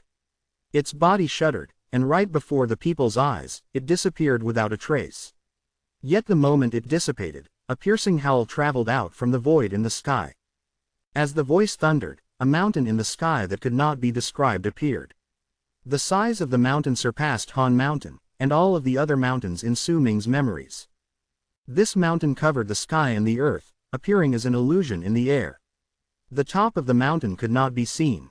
The only thing visible was the gigantic turtle underneath the bottom of the mountain. It was carrying the mountain that was as great as the sky on its back. The turtle looked incredibly ferocious. Its face was twisted, and there was the picture of a malicious spirit on it. The turtle was like an evil spirit. 1. It was Han Mountain's second sealed beast carved on Han Mountain Bell. All the people in Han Mountain City who saw this felt their breathing quicken. The things that happened this morning made them feel shaken. It could even be said that most of them had never seen something like this before. If anyone wanted to challenge the chains of Han Mountain, they would need to sound the bell.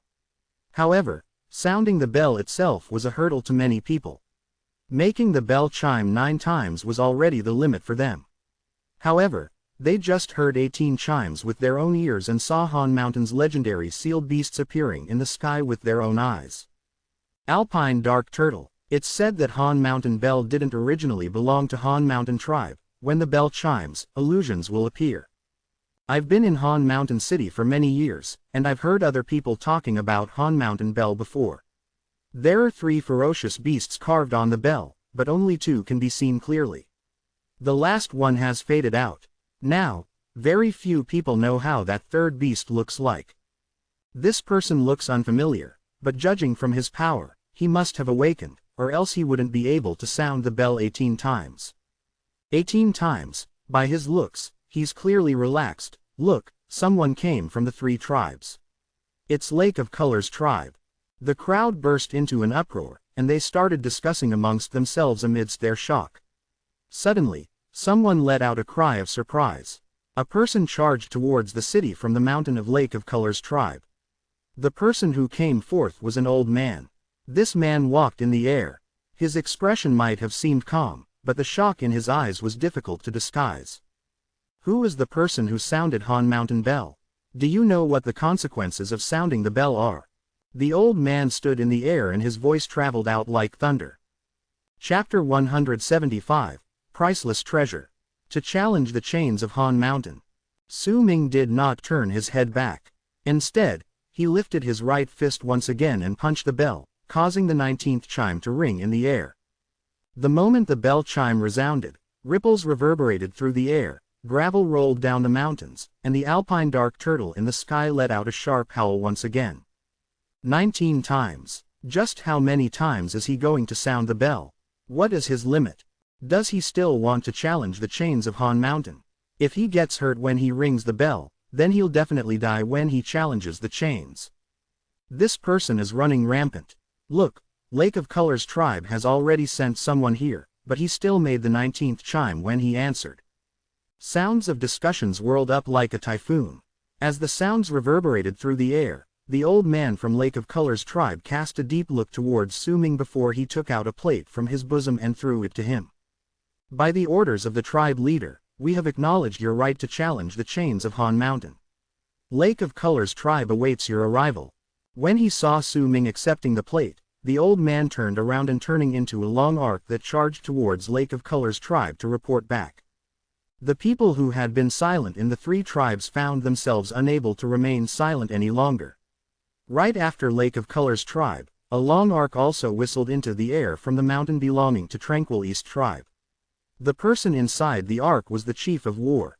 He came personally, and as he closed in on Han Mountain, the crowd gathered around the area immediately looked up.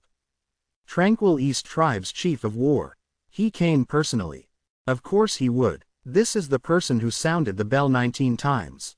As Tranquil East's chief of war approached, he did not stand in midair. He descended and stood 100 feet away from Su Ming. He looked at him and light flickered in his eyes. After a long while, he wrapped his fist in his palm towards Su Ming. By the orders of my elder, we acknowledge your right to challenge the chains of Han Mountain. Tranquil East tribe awaits your arrival. As he spoke, Tranquil East's chief of war brought out a plate and handed it to Su Ming respectfully. Once he did so, he gave Su Ming a profound look before he turned around and charged back. He recognized this person before him, it was Mo Su. However, he did not want to offend this person, especially since he sensed that there was a startling similarity in the presence between the current Mo Su and Sima Xin. A thought emerged in his head, and it made him even more reluctant to offend him. There's only Puxiang left from the three tribes. By right, Puxiang tribe should be sending someone here by now. It's a pity that once Puxiang sends someone here, this mysterious challenger might stop ringing the bell and we still won't be able to see the third beast on Han Mountain bell. Su Ming stood by the bell and did not sound it again. He could feel that the rebound from the bell was becoming stronger. The 20th chime would definitely not be easy. Once he sounded the bell, that rebound would affect him. The time it takes to burn an incense stick passed by in the blink of an eye. During that time, more people gathered around the area. Eventually, most of those who could not enter the third layer clustered outside. Their gazes gathered on Su Ming and did not move for a long time. It was as if they wanted to see through the bamboo hat and the black robes to get a clear look of his face, and to see just who he was. He sounded the bell 19 times.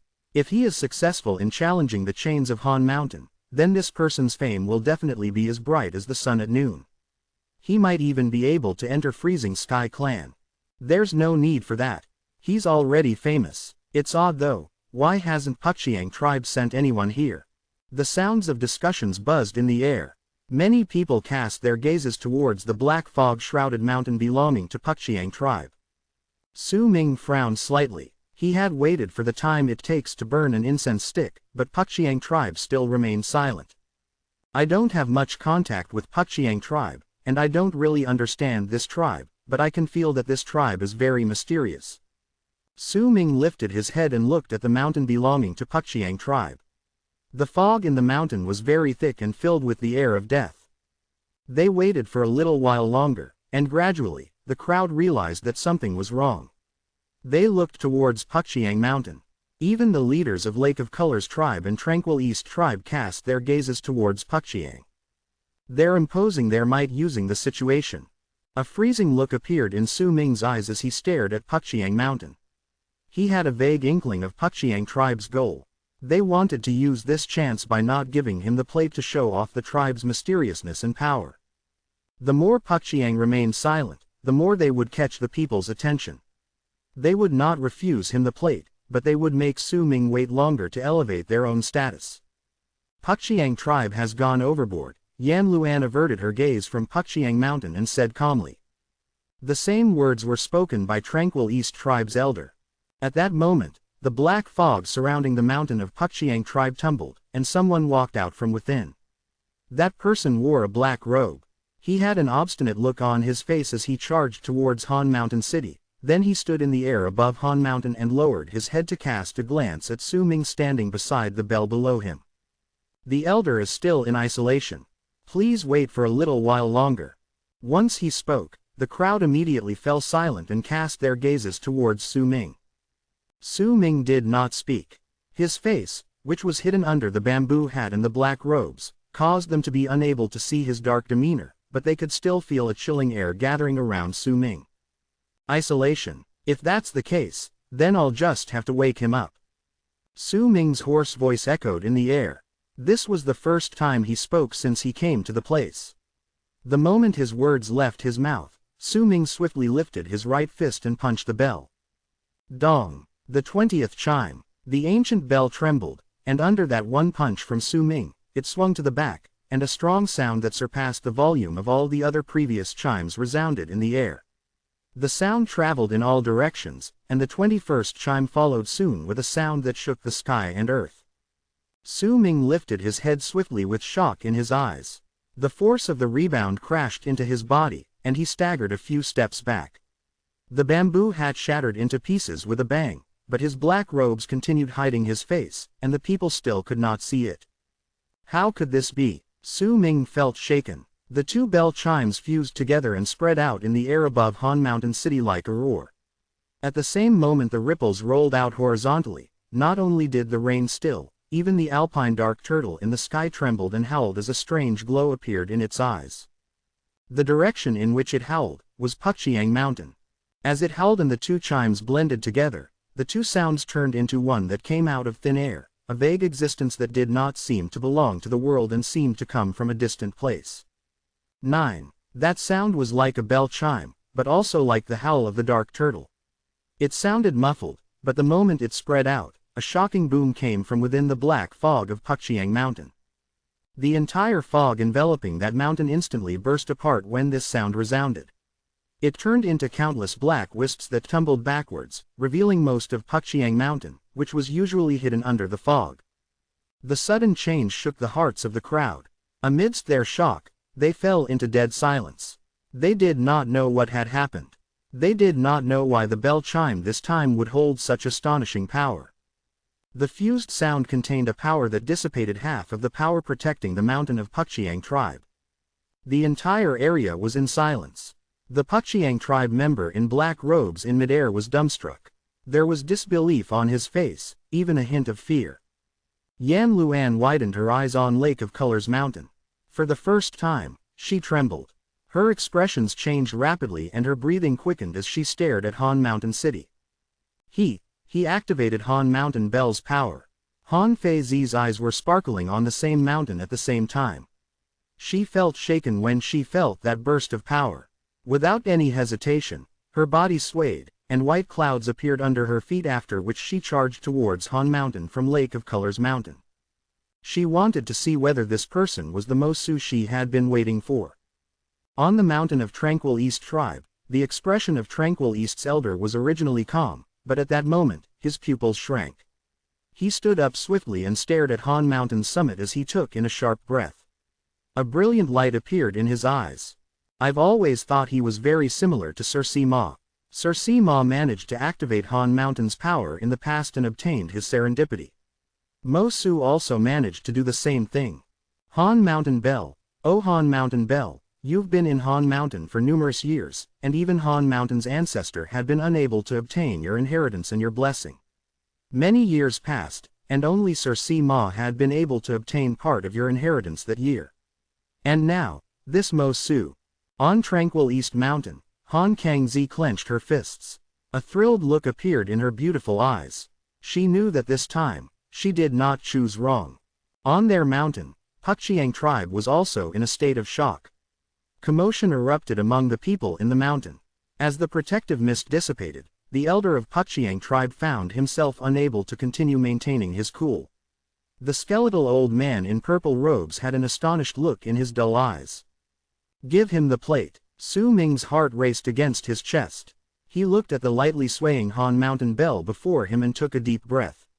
The moment he hurled his fist forward and his punch landed on the bell, he could clearly feel that some of the chi in his body was sucked into the bell in a mystifying manner. He had only sounded the bell once, but two bell chimes resounded instead. He also did not expect the two seemingly normal bell chimes would fuse together and burst forth with a force so powerful it dissipated the fog protecting the mountain of Puxiang tribe. This power was definitely not something an ordinary awakened berserker could do. An incredible and unthinkable amount of power would be needed to dissipate the power protecting the mountain of a middle-sized tribe in one go. Su Ming's heart raced even faster. This Han Mountain bell, could it be a priceless treasure? At that moment, when Han Mountain City was in a state of shock due to the bell chimes, there was a mountain shining with the 7 colors of the rainbow in a spot located far away from Han Mountain in the land of South Morning. The 7 colors constantly shone brilliantly no matter the time on the mountain. The light from the 7 colors had replaced the colors of the sky. At the foot of the mountain was a pavilion. Black and white chess pieces spread on the stone table in the pavilion like the stars in the sky. A man and a girl sat inside and were both looking at the chessboard. The man wore a green robe. His face was as fair as jade, his eyes like stars, and he had an extraordinarily handsome face. There was also an indescribable air around him, making him seem lonely, but it was also like an air of serenity. There was a red line about the length of half a finger at the center of his brows. He took a white piece and was just about to place it down when he suddenly frowned and looked towards the horizon in the distance. "Big brother Sima, what's wrong?" The girl's chin was resting on her hands. She lifted her head, revealing a face that was not exceedingly beautiful but had something wild about it. If Su Ming was there and saw the woman, he would definitely be so shocked he would seem like lightning had just struck his soul, and be filled with disbelief. Chapter 176, Nine-Headed Dragon. The girl's eyes were big and sparkling with a charming light. There was a wild beauty in her eyes that made all those who looked into her eyes feel enchanted. "It's nothing. Someone touched something that belongs to me. But that person can't take it away." The man in green robes smiled faintly and no longer looked at the horizon. He lifted the chess piece and placed it down on the board instead. At the entrance to the second layer of Han Mountain City, Nantien and the others looked at the alpine dark turtle in the sky. Their expressions were grave, with a hint of amazement hidden within. They heard the sound just now and saw the fog protecting the mountain of Puxiang tribe dissipating because of that sound. After a long while, Nantien took a deep breath and spoke slowly. "Brother Leng, you have your answer to your question now." Leng Ying was silent as he nodded. When Sir Sima came to Han Mountain City, he came for Han Mountain Bell. He observed the bell for several days and only sounded the bell 3 times. That's why if any people heard it, they forgot about it quickly.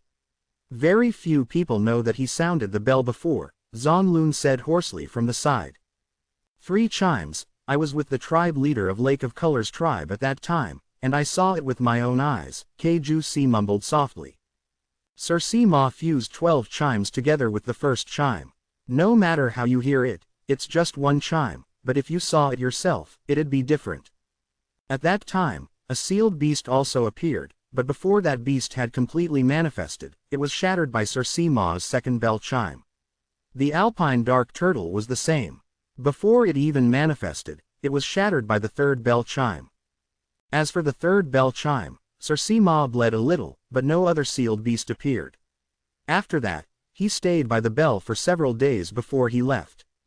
A strange light appeared in Leng Ying's eyes. He looked at the stone gate lying not too far away and a frenzied look appeared in his eyes. Nantien cast Leng Ying a glance before he spoke coolly.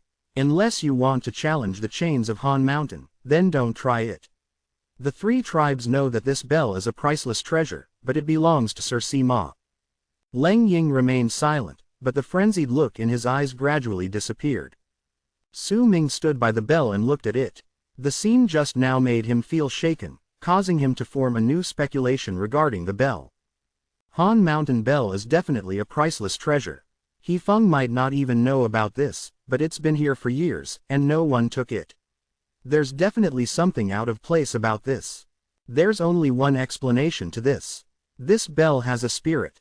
Unless someone obtains its acknowledgement, then no one can take it away. Han Kangzi once said that Sima Shin came to Han Mountain City in the past. I wonder if he realized the secret of this bell. The light in Su Ming's flickered.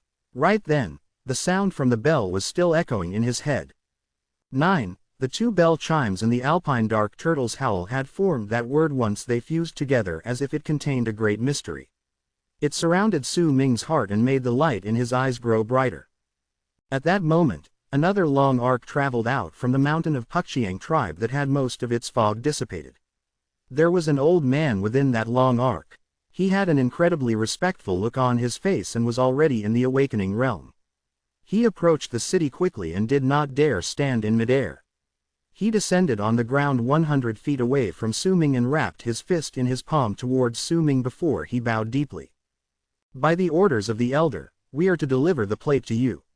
We hope you will not mind what happened before." As the old man spoke, he took out the plate and placed it on the ground before taking a few steps back with a conflicted look on his face and turning around to leave.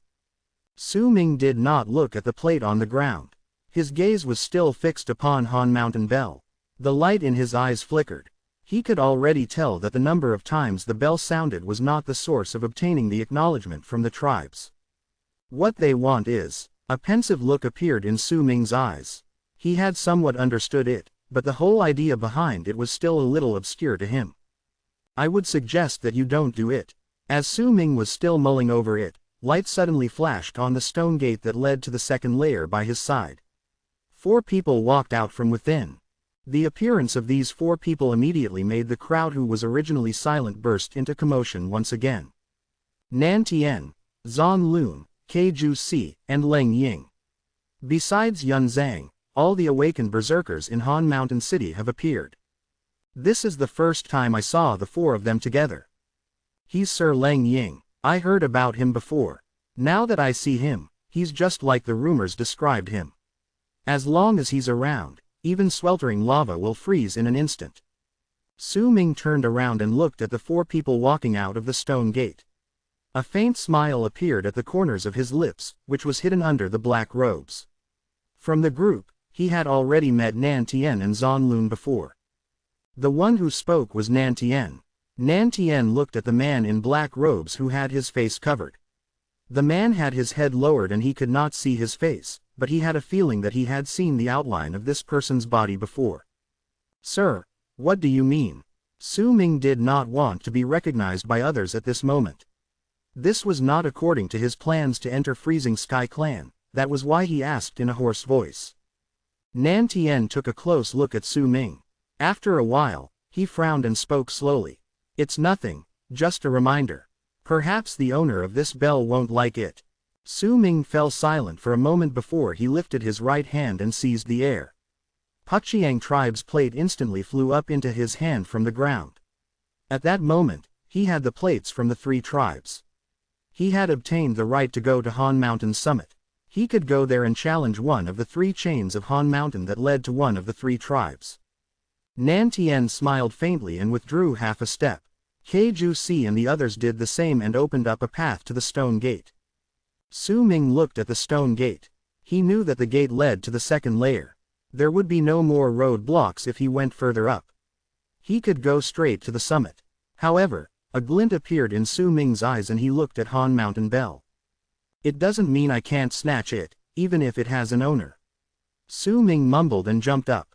He lifted his right foot and spun around, landing a kick on the bell. Su Ming's actions focused Nan Tian's attention on him. By his sides, Keju Si and Leng Ying's eyes also became bright. Only Zan Lun stared at Su Ming, as if he had just recalled something. The bell sounded again. 22, 23, 24. This person must have awakened, but that's odd, the bell chime this time doesn't have that shocking feel just now. 25, 26, 27, just how many times is he going to sound the bell? The rebound is too strong. The crowd was in an uproar. Most of them had even instantly retreated. With Su Ming and the bell as the center, layers upon layers of invisible ripples spread out, causing the ground in Han Mountain to shake. It even made the leaders of the 3 tribes in the mountains around the city focus their eyes towards the place. Su Ming stopped in midair. Just as he was about to land on the ground, he lifted his head swiftly, as if he had finally found a vague sensation. He lifted his right fist and hurled it towards the bell. The instant his punch landed, a shocking rebound landed on his body. It caused blood to trickle out of Su Ming's mouth. He fell to the ground, and once he took 7 to 8 steps back, he coughed out a mouthful of blood. Dong! The 28th chime surpassed the previous chimes, even the fused sound that had dissipated the fog enveloping Pukchiang Mountain. It turned into one single sound that replaced everything in the world and shook all hearts. It made all those who heard the sound tremble furiously. No matter what level of cultivation a person had, the mighty sound appeared in their minds and made their heads blank. The ringing of that sound made the alpine dark turtle in the sky howl towards the heavens. As it howled, its body shattered. Its body was not the only one that shattered, the mountain on its back also crumbled. The crumbling sounds caused a huge crash that fused with the bell chime, making all those who heard it to be unable to differentiate whether the bell chime was real, or that it was multiple bell chimes that had blended into one single sound that was difficult to tell apart. At that moment, the sounds mixed together and caused the sky and earth to change. That muffled voice that seemed to have come from the distant past rang out once again. 9-headed dragon. This was the only sound in the world. It reverberated, floated, and spread out, causing all those who heard the voice to feel dazed as if they had just lost their minds. It was as if at that moment, their consciousness had been absorbed by that sound. Yan Luan fell into that state, the elder of Tranquil East fell into that state, everyone, without exception, fell into that state. Su Ming had the strongest sensation. A boom resounded through his head, and his mind was left in a blank state. A gigantic bell flared up gloriously in his mind. It was Han Mountain Bell. That booming sound was replaced by bell chimes that reverberated through Su Ming's mind, causing him to not know just how much time had passed until he slowly regained consciousness. The moment he woke up, his ears still rang with the lingering sounds of the bell chime. He could clearly see that the people around him were all still standing around him with dazed looks on their faces, still and unmoving. Su Ming breathed rapidly. Then, as if he sensed something, he lifted his head swiftly and saw the illusion of a ferocious beast in the sky that only he could see clearly. It was a gigantic beast. Its features were still obscured, but he could still tell that the beast had 9 heads. Each head had a different look. Some of them looked like they belonged to dragons, some to snakes, and some to humans. They were all incredibly bizarre, but what made Su Ming take in a sharp breath was this sight. Out of the 9 heads, he saw that 6 of them had their eyes closed, and only 3 of them had their eyes opened. Out of the 3 heads that had their eyes open, one of them was looking at him gently. Su Ming could see himself in its eyes. The other 2 heads were looking at him with an arrogant and cold air, and Su Ming saw an extraordinarily handsome person in green robes in their eyes. At that same moment, at the foot of the 7-colored mountain located far into the distance from Han Mountain City, the man in green robes placed the white piece in his hand down. "Big brother Sima, you lost this round." The girl by his side laughed happily. Her laughter sounded like tinkling silver bells and was very pleasant to the ears. She quickly placed the black piece in her hand down, and her petite face was filled with delight and happiness. "Lost." The man in green robes smiled faintly. His smile looked very gentle, but the chill in his eyes could not be seen by the girl, neither could the voice in his heart be heard by her. That might not be the case. Chapter 177. That might not be the case, might it? Su Ming looked at the illusionary gigantic 9-headed beast in the sky and saw the person in green robes in the eyes of 2 of the 3 heads. Their cold and arrogant gaze seemed to have connected with Su Ming's gaze for the first time even though they were separated by a great distance. A faint smile appeared on the lips of the person in green robes. There was a hint of disdain in his smile. He gradually disappeared along with the 9-headed beast in the sky. As it disappeared, the dark clouds returned and rain fell once again. That might not be the case, might it? Su Ming's expression was calm. He suddenly understood the meaning of the gaze that belonged to the person in green robes. He did not know who that person was, but Su Ming knew that Han Mountain Bell was still without an owner. That person had not managed to completely obtain the bell either. He had only managed to obtain 2 of the 9 heads. When the illusionary beast in the sky completely faded out and disappeared into thin air, the people on the ground snapped out of their daze and opened their eyes, no matter how strong or weak they were. Even Yan Luan, the elder, and the others from the 3 tribes also opened their eyes at that moment. Very few knew what had happened. The sky was covered by dark clouds, as if nothing unusual had occurred. The crowd fell into a brief period of silence before they burst into an uproar. "What happened just now? I felt my mind go blank, and I can only remember the bell chime echoing in my head." That's not right. Something must have happened just now, or else it's impossible for all of us to react the same way. The sounds of discussions became louder. The crowd's gazes all turned to Su Ming under the bell. They only saw his back. Su Ming had his head lowered, and the black robes covered his head so neither his face nor expression could be seen clearly. The watchers could only feel an indescribable presence coming from his back as he walked towards the stone gate leading to the second layer. By the stone gate, Nantien and the others stood with shocked expressions on their faces. They looked at Su Ming walking over. Even if they were all powerful awakened berserkers, their minds had been blank during the span of the few breaths. They did not know what had happened, but Kju still instinctively took a few steps back when Su Ming approached them. A respectful look appeared on his face. The others might not know what had happened, but Kju had seen CMI Shin sounding the bell in the past. It might have only been 3 chimes, but the same situation where all of their minds turned blank had happened. He still remembered it. That year, when he woke up, he saw Sima Shin's back as he looked at the bell quietly. That memory had just overlapped with the mysterious person before him. Nantian's breathing became rapid. He might not know as much as Kju, but he still knew that the bell belonged to Sima Shin. However, when the strange blank moment in his memories appeared, it still made him feel respectful towards the person walking towards him. He's fighting against Sir Sima for this bell, this person. Nantien lowered his head. Zhang Lun was silent. There was a conflicted look on his face. He had recognized Su Ming. At that moment, Su Ming had just become a tad more mysterious in his eyes. This mysteriousness was so thick it made Zhang Lun instinctively choose to move back. Mo Su's power is not as great as mine, but he still makes me feel dread. He dared to fight against Sir Sima for this treasure. And, Mo Su seemed to have gained something. Just what other secret does this person hold? Is he really just challenging the chains of Han Mountain to obtain the right to enter Freezing Sky Clan? Thank goodness he's not the berserker who attained completion for the blood solidification realm a few months ago. Zhang Lun hesitated for a moment. He became slightly uncertain of his thoughts. Su Ming walked over calmly right under these people's gazes. He did not stop for even a moment at the stone gate leading to the second layer. With one step, he crossed over. The stone gate suddenly let out a bright flash. At the same time, the 3 plates Su Ming had on his body also let out bright lights. With a flash, he disappeared into the stone gate. When Su Ming stepped into the stone gate, an old woman appeared behind Yan Luan on Lake of Colors Mountain. That old woman coughed as she walked. Her face was filled with wrinkles. As she coughed, a sickly red pallor appeared on her face. 2 girls supported the old woman on both of her sides. Their faces were filled with worry. Yan Luan turned around, shifting her gaze to the old woman.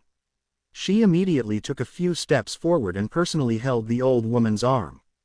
Tribe leader, the elder insisted on coming. One of the girls immediately said.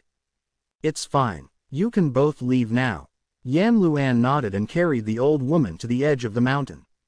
That spot allowed them to have a better view of Han Mountain City. Luan someone obtained a part of Han Mountain Bell's inheritance just now, yes.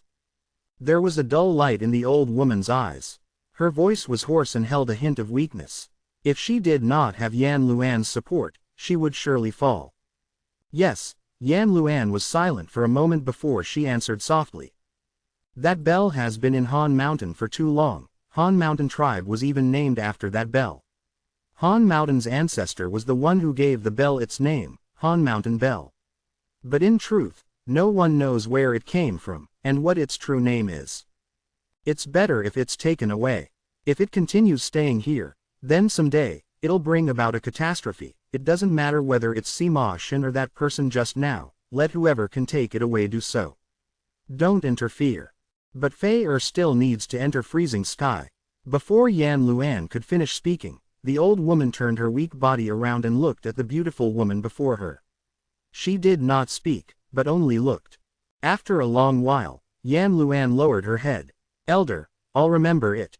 Luan Lake of Colors tribe is only a small middle-sized tribe.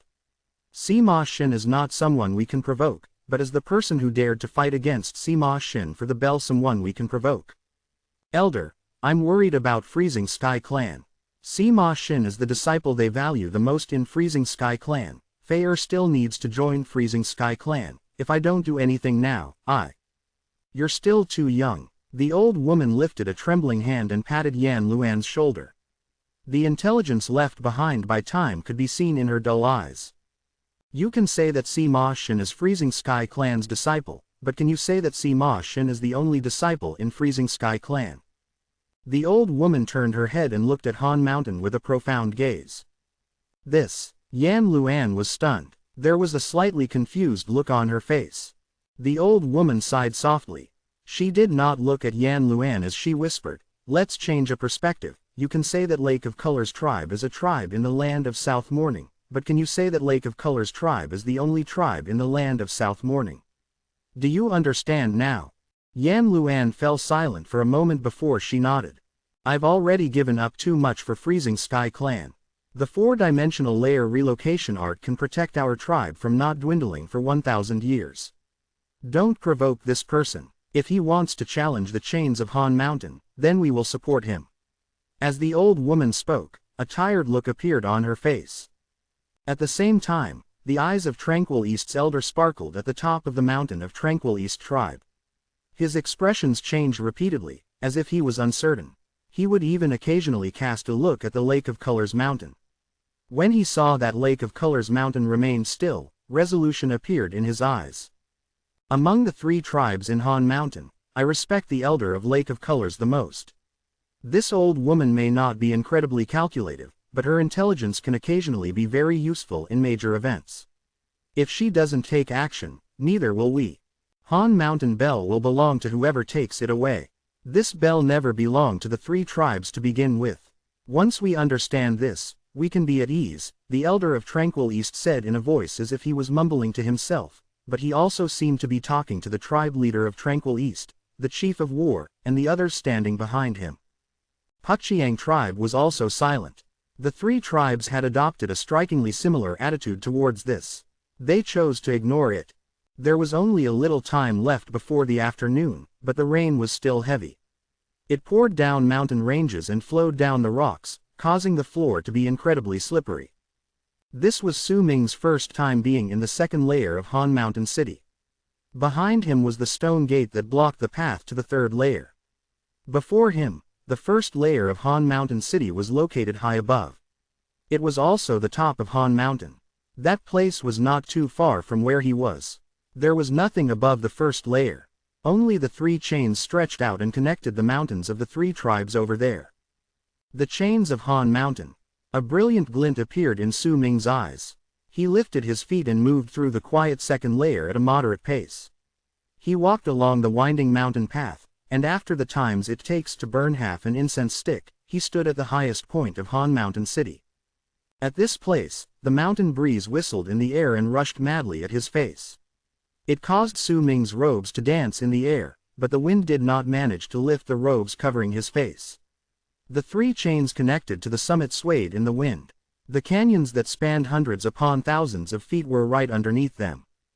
The wind was piercing cold. There were even droplets of rain in it. Su Ming stood right there at the top and took a deep breath. He did not know whether powerful awakened berserkers would die once they failed the challenge and fell into the canyons. However, if the chains of Han Mountain had existed for so many years, then it would definitely not be easy to challenge them.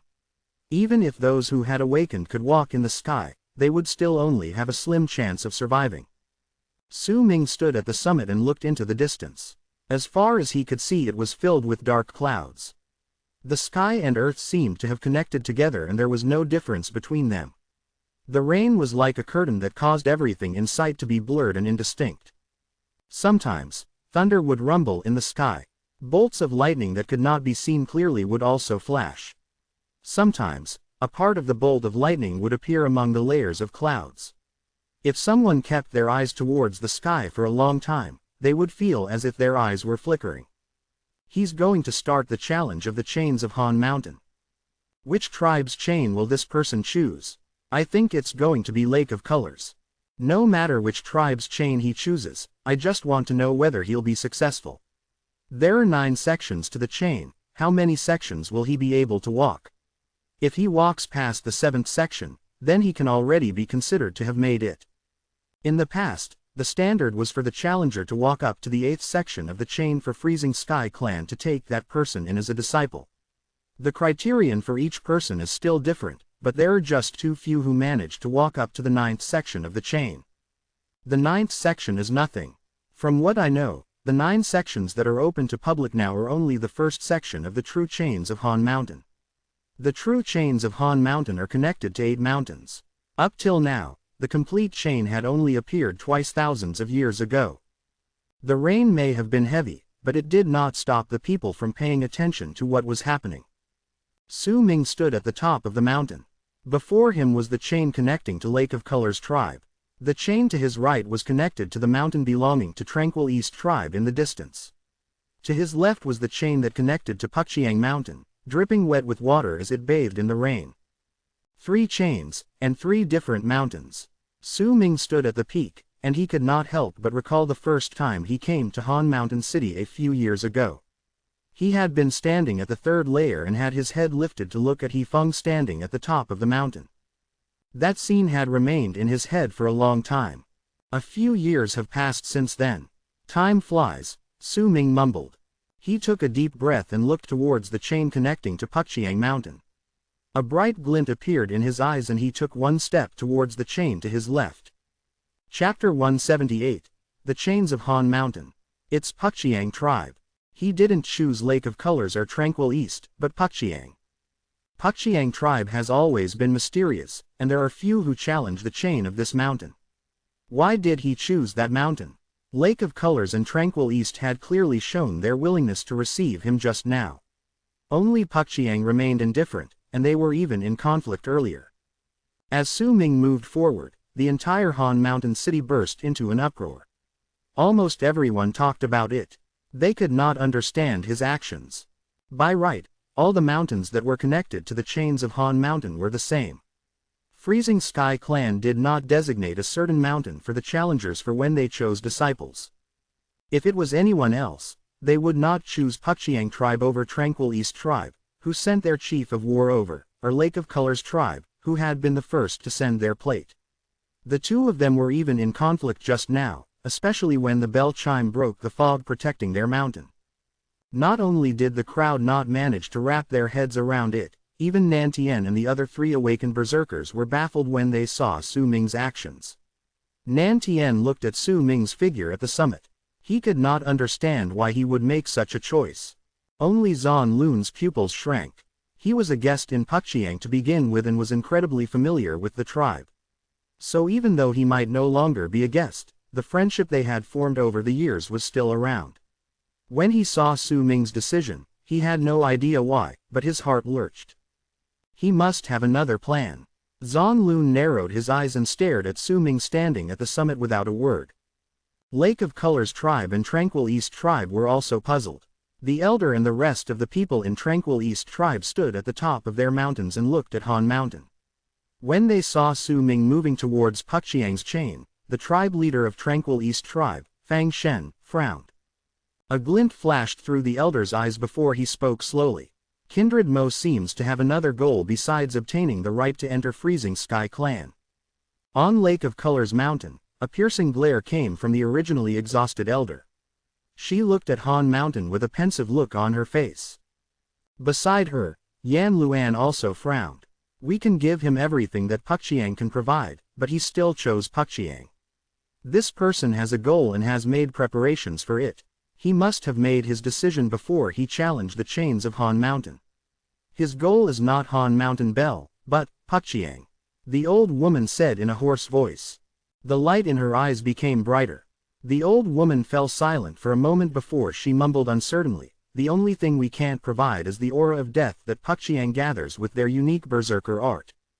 Puxiang tribe was even more shocked by this compared to Tranquil East tribe and Lake of Colors tribe's bewilderment.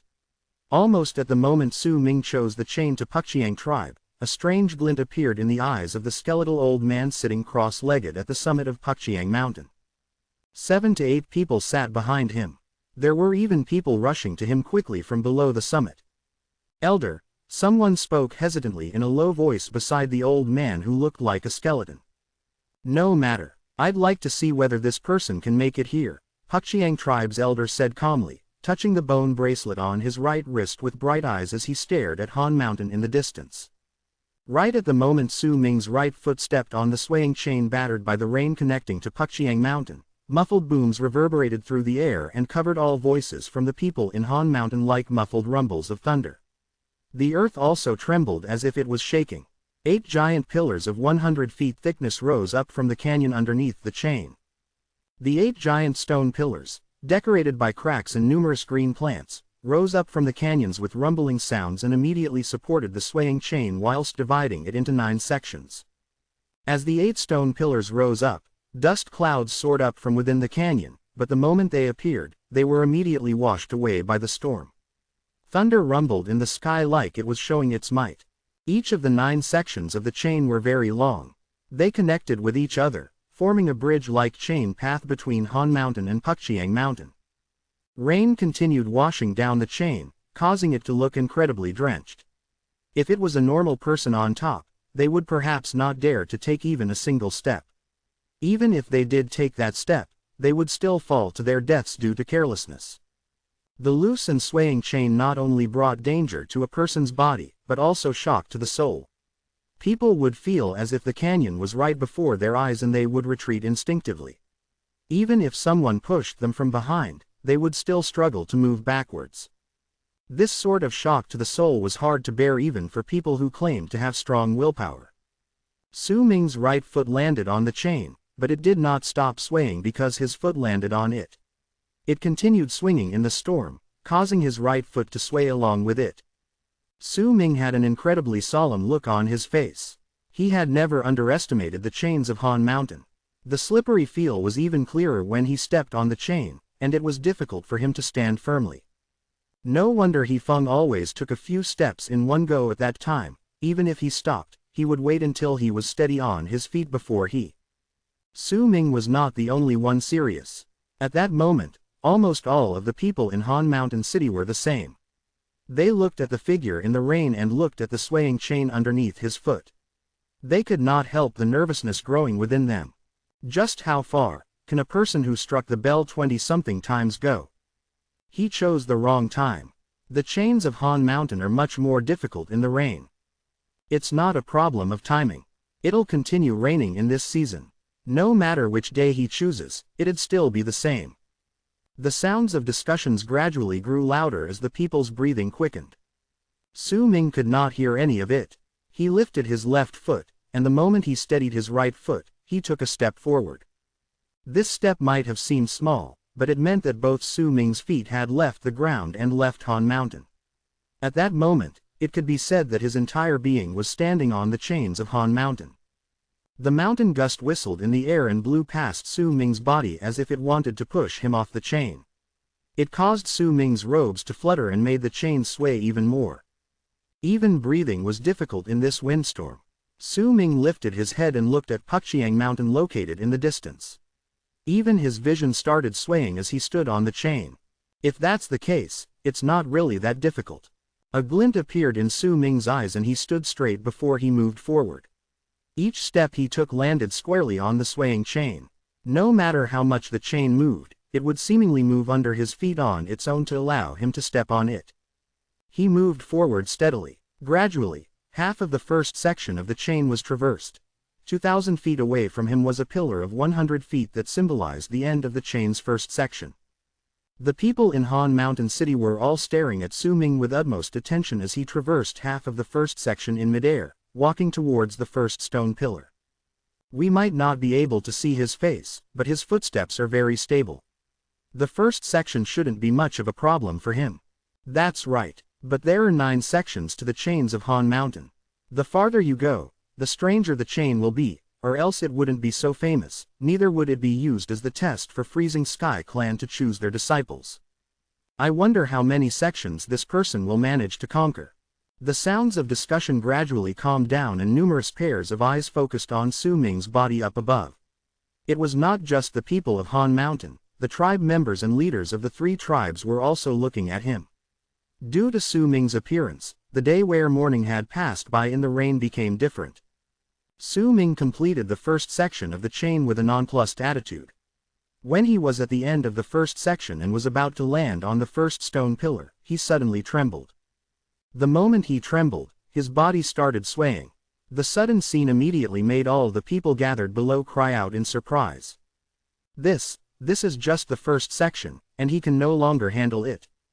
Impossible. He made the bell chime 20-something times, how could he not be able to handle the first section? That's impossible, unless... Cries of surprise rose and turned into an uproar in an instant.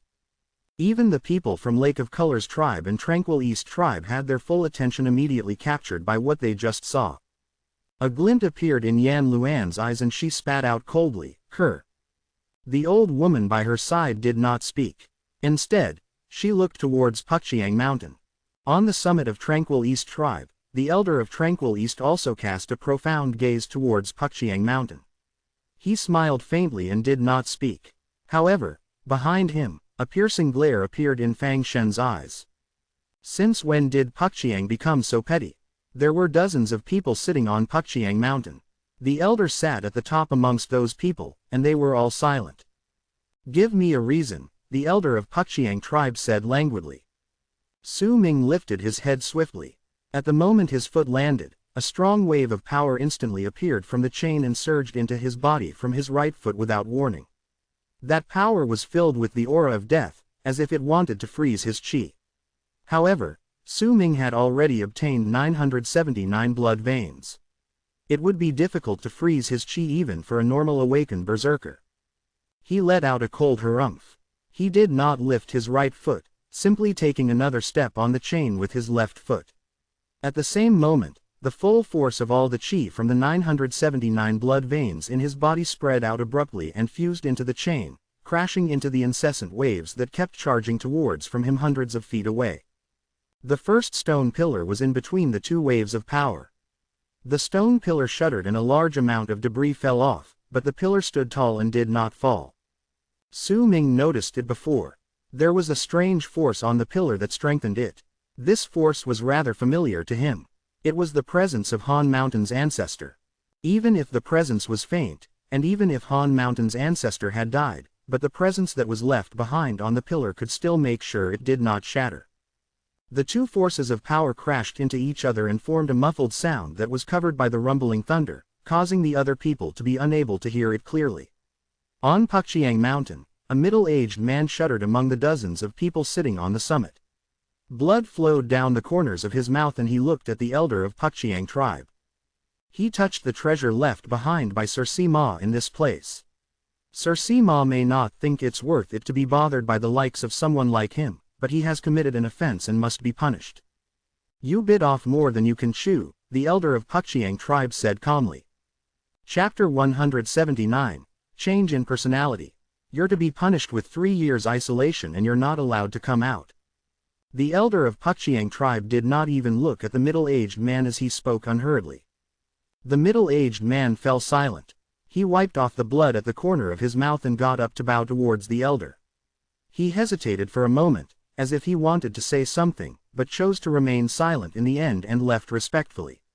Yet at the very moment he walked to the edge of the mountain and was about to go down. The elder of Pukchiang tribe looked at Su Ming standing on the chain of Han Mountain in the rain and spoke once again. "You acted too rashly, spoiled everything and achieved nothing. 3 years is too few. Go isolate yourself for 6 years and do not come out." This time, the middle-aged man not only did not harbor any resentment, he became more respectful and bowed towards the elder once again. "Thank you, elder." As the person left, Pukchiang Mountain sank into silence once again. Su Ming looked towards Pukchiang Mountain. A cold glare appeared in his eyes. He could feel a chilling aura incessantly traveling forth. He could already tell that once he walked past the first stone pillar, the chilling aura would seep into his body with each step he took and cause his feet to increasingly stiffen up more. "The further I go, the difficulty of the chain will increase, and what happened just now is definitely not a coincidence." Su Ming's eyes grew colder and a chilling smirk appeared on his lips. He stood at the end of the first section of the chain and lifted his foot, landing right on the first stone pillar. An incredible force erupted from his body and turned into an impact that traveled down his right foot. The moment that force landed on the stone pillar, a huge boom came from it. Cracking sounds resounded and rifts appeared beneath Su Ming's foot, which continued spreading down until they penetrated the entire pillar. The stone pillar had existed for many years. It had never shattered because no one dared to destroy it when they challenged the chains of Han Mountain. There was also another reason to it. Once it was destroyed, they would have no place to rest, and the challenge would become more difficult. More importantly, there was a strange power within the pillars. This power made them nigh impossible to destroy for other people. However, Su Ming was not one of those people. That power belonged to Han Mountain's ancestor. It was a power that was similar to the power of the branding art, and since Su Ming possessed the power of the branding art, the power within the pillars was not a problem to him. It would not have worked if Han Mountain's ancestor was still alive, but since he was dead and most of the strengthening force in the pillars had already disappeared due to time, with Su Ming's brand, a crack immediately appeared in the force once he pushed the brand in, allowing the power of all 979 blood veins in his body to crash into the pillar. Tremors shook the stone pillar, and as everyone stared at it with their mouths agape, the stone pillar under that chain crumbled and shattered. When it shattered, the chain sank down, but Su Ming was not affected, albeit he was standing on it. The moment the stone pillar crumbled, he straightened on the chain and looked towards Puxiang Mountain located in the distance. Each time you attack me, I will destroy one of your stone pillars. Su Ming did not utter the words, but his cold gaze delivered his message. He did not use words to threaten them. Instead, Su Ming chose to use his actions to respond to Puxiang tribe's schemes.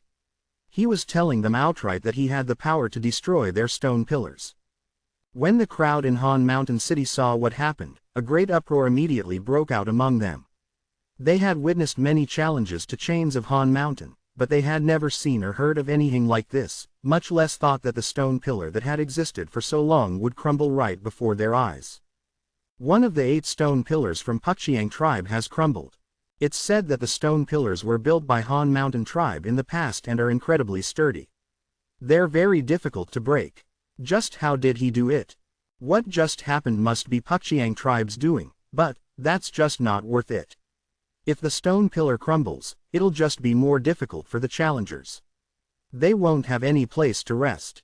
You're wrong. This doesn't really make things more difficult for him, but this is completely out of Puxiang tribe's expectations. Right now, the one who is panicking is not him, it's Puxiang tribe. Shattering the stone pillars is not against the rules for the challengers of the chains of Han Mountain. No one can say anything about it. But unless Puxiang tribe can build the stone pillar like how Han Mountain tribe had done, then this will be a permanent scar for Puxiang. This is a damage to their reputation. He's slapping them in the face, and they can't say anything about it. And this will also be remembered by other people. On Lake of Colors Mountain, a sharp glint appeared in the old woman's eyes. She cast a deep look at Su Ming, who was standing on the chain in the distance. By her side, Yan Luan smiled faintly. She did not speak. Tranquil East tribe was acting in a similar fashion. They were all looking at the silent Puxiang Mountain. At the very instant Su Ming destroyed the first stone pillar, besides the elder and 2 other people, the others all stood up on Puxiang Mountain. Their expressions were filled with animosity as they glared at Su Ming standing on the chain of Han Mountain. How dare he ruin Han Mountain's stone pillar? Elder, we must punish such an impudent person. Elder, tribe leader, our tribe's reputation is ruined because he destroyed our stone pillar. We can't take this lying down. Enough. The elder of Puxiang tribe frowned and spoke unhurriedly. The moment he spoke, the area immediately fell silent. It's just a stone pillar. If it's destroyed, let it be. We'll talk if he manages to come here. The elder's expression remained passive and his voice was calm, but there was a chill in his eyes. There was a plump middle-aged man sitting beside the elder. He looked like a mountain of flesh sitting on the summit. He smiled and narrowed his eyes as he spoke. It's not a bad thing that he destroyed the pillar.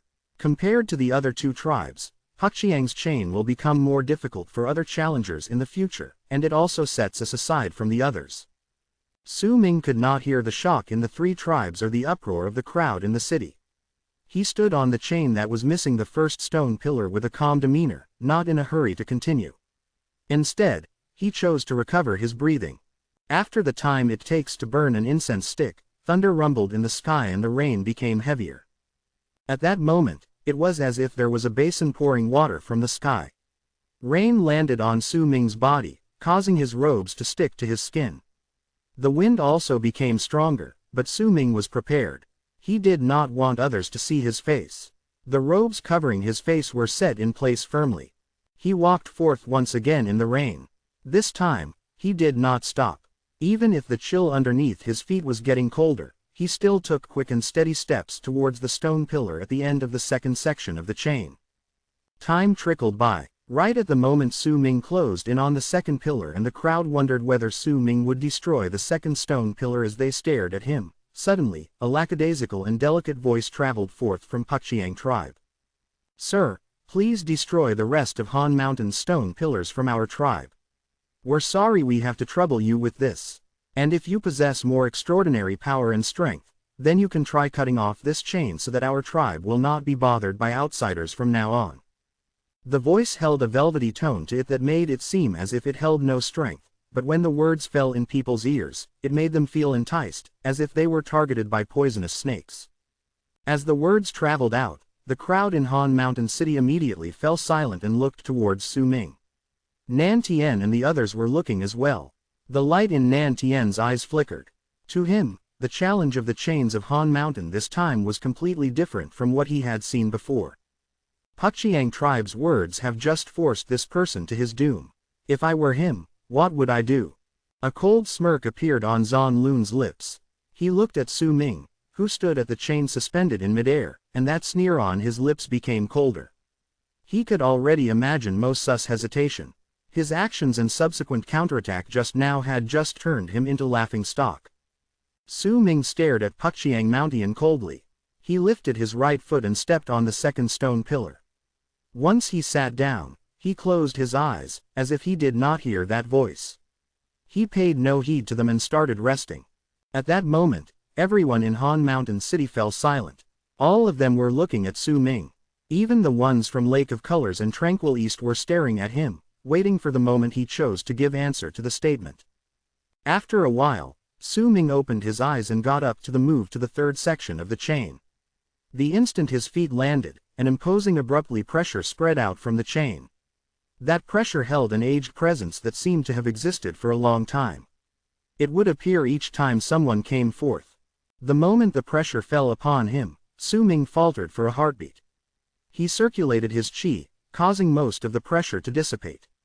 He lifted his foot and moved forward along the chain. The more steps he took, the stronger the pressure grew. Su Ming only took 5 steps forward, and he could already clearly feel a slight decaying sensation in his body due to this pressure. It was as if his entire being was gradually growing older. So this is the true might of the chains of Han Mountain. No wonder even those who awakened will shrink back in its presence, even power will rot in the face of time. The third section of the chain will be difficult for those at the 8th level of the blood solidification realm, but I can still handle it. Su Ming walked forth silently. The instant he took his 15th step, the delicate voice traveled out once more from Puxiang Mountain. "Sir, about the thing we asked of you." The moment the voice came, the second stone pillar behind Su Ming suddenly shook and crumbled into a lot of debris. As it let out muffled rumbling booms, it shattered. The voice instantly froze, as if it had just swallowed its subsequent words. Right till the end, Su Ming did not open his mouth to answer the words from the delicate voice. Even if the second stone pillar behind him crumbled, he still did not turn his head back, and neither did he stop. The chain sank abruptly, but he still continued onward towards the third stone pillar, facing the pressure brought by time as he approached the pillar. His silence made all those who saw the stone pillar crumble stunned. It was not only because of the stone pillar shattering, but also due to their suspicions towards Su Ming. What's his name? He's definitely not some ordinary person. This person's personality is scary. I wonder what Puxiang tribe will do next. As the people discussed amongst themselves in low voices, Su Ming was already standing on the third pillar. He only stood there for a moment before continuing onwards. Rumbling sounds came from behind him, and the third pillar crumbled. He was still silent as he walked past the fourth and fifth pillars. When the fifth pillar crumbled, Su Ming's footsteps on the chain slowed down. His breathing had become slightly ragged. The aged feeling had enveloped his entire body, causing him to feel as if he had just turned into an old man. Chapter 180. The Secret Behind the Chains of Han Mountain. Half a day had gone by. It was already noon. The gentle sunlight should have been bringing about a scorching heat at that moment, but it was blocked by the thick, dark clouds in the sky that refused to leave. It could not shine through. The rain was still falling heavily and created pattering sounds along with the whistling wind that swept through the mountain ranges under the heavens. It might have still been raining, but it did not stop anyone in the crowd in Han Mountain City from watching.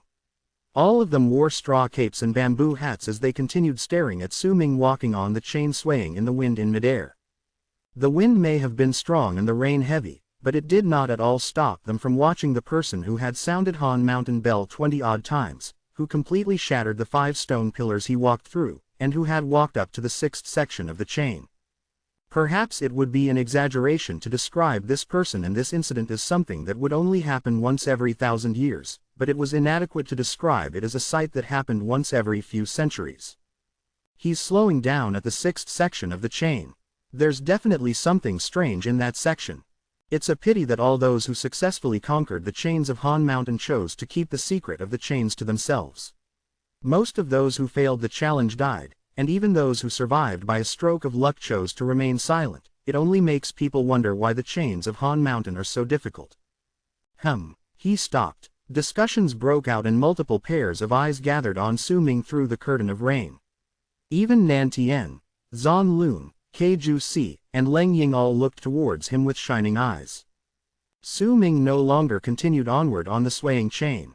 Instead, he sat down, looking as if his body was glued to the chain. As it swayed, his body too moved with it. His breathing had become rapid. There was a bright glint in his eyes, but he was not looking at Puxiang Mountain. He was staring at the chain beneath him instead. This chain may have been bathed in rain, but signs of rust could still be seen in certain places, which proved the rumors that the chains had been around for many years. The pressure that makes it feel as if my time is flowing away is not coming from the land, neither is it coming from Puxiang, much less the stone pillars that I destroyed, it's coming from this chain. Up to this point, as the pressure from time and age became stronger, Su Ming also felt that his life force was being sucked away by the chain bit by bit. The speed at which his life force was being absorbed was not quick, but the farther he moved along the chain, the faster his life force was being absorbed. Su Ming could still resist against it at the moment. After all, he had 979 blood veins. If he just circulated all his blood veins, it would provide his body with a vast amount of qi. The circulation of qi was part of his life, and it could cover up the portion that was absorbed. However, Su Ming looked at the chain that still spanned far into the distance before him. I'm only at the 6th section right now. There's still a lot to go. Just what is this chain? How does it have such shocking power, and why is it absorbing life force? Su Ming chose to sit in this exact place because there was a particular portion of the chain before him that had a lot of rust. It was also the one portion where the rust was the most obvious to the eye. Some of the rust would even break off from the chain as rain fell on it. Wind whistled by his ears and brought a lot of rainwater onto him. Thunder also rumbled in the sky. At times, lightning would flash. Beneath Su Ming were the canyons whose ends could not be seen. When he lowered his head, what entered his sights was the rain falling into the canyons like millions of arrows that were let loose. Su Ming recovered his breathing for a while and lifted his right hand, tapping a finger on the rusted portion of the chain. The surface of his finger touched the rust. The instant he did so, Su Ming's face started paling. Very soon, his right index finger turned white, all signs of red being lost. This was not a sign that his blood was absorbed, but a sign that the life force formed when he circulated his qi and the life force used for his organs to work in his body was slowly being sucked away. Time gradually passed by. Su Ming had already been sitting on the chain for a long while. His right hand was still on the chain, and he allowed his life force to be taken away as he remained still. The people in Han Mountain City gradually discovered that something was afoot. However, they could not think of the reason. They could only speculate. Is he tired? The time it takes to burn an incense stick is already over, and he still doesn't seem to be getting up. Looks like the 6th section of the chain is his limit. It's a pity, a real pity. He already did pretty well for going up to the 6th section of the chain. After all, the chains of the Han Mountain are unlike the bell. Your life is at risk if you challenge the chains. I think that right now, he's also uncertain whether he should continue. But can he even withdraw anymore? He already destroyed all the stone pillars behind him. Even if he chooses to walk back, it'll be difficult. The discussion spread in the rainstorm. Su Ming's actions had captured a lot of people's eyes and attention. Perhaps right from the moment he destroyed the first stone pillar, he chose not to give up. Nantian looked at Su Ming sitting on the chain and mumbled to himself. After a little while longer, a bright glint appeared in Su Ming's eyes and he lifted his right hand slowly. He stared at that portion of the chain and his pupils gradually shrank. It's just as I expected. The chain absorbs life to repair itself. Right before Su Ming's eyes, the part that had most obviously rusted had started recovering. A part of the chain had returned to a normal shade of color. The chains of Han Mountain were created by Han Mountain's ancestor. He came from another world to the land of berserkers. I can understand why he supported Han Mountain tribe. By doing so he could have a place to stay. But why did he create the chains of Han Mountain? Just what was his real goal? Did he create this chain personally, or did he find the chain somewhere in the land of berserkers, or perhaps, it's something he brought from? Su Ming had met Hong Kong. It could even be said that Hong Kong's death was directly related to him. It would not be an exaggeration to say that Hong Kong died in his hands. That was the reason why these series of thoughts and speculations that people rarely thought about appeared in Su Ming's head. The crowd in Han Mountain City and the awakened berserkers were not the only ones showing concern to Su Ming pausing in his challenge. The 3 tribes were also paying close attention to him. The old woman on Lake of Colors Mountain stared into the distance and frowned. This person could fight for Han Mountain Bell against Sima Xin. I won't believe that he can only go up to the 6th section, Yan Luan said softly by her side. The old woman was silent for a moment before she spoke languidly. He's mulling over the chain, just as we did in the past. The elder and the rest were sitting cross-legged on tranquil East Mountain.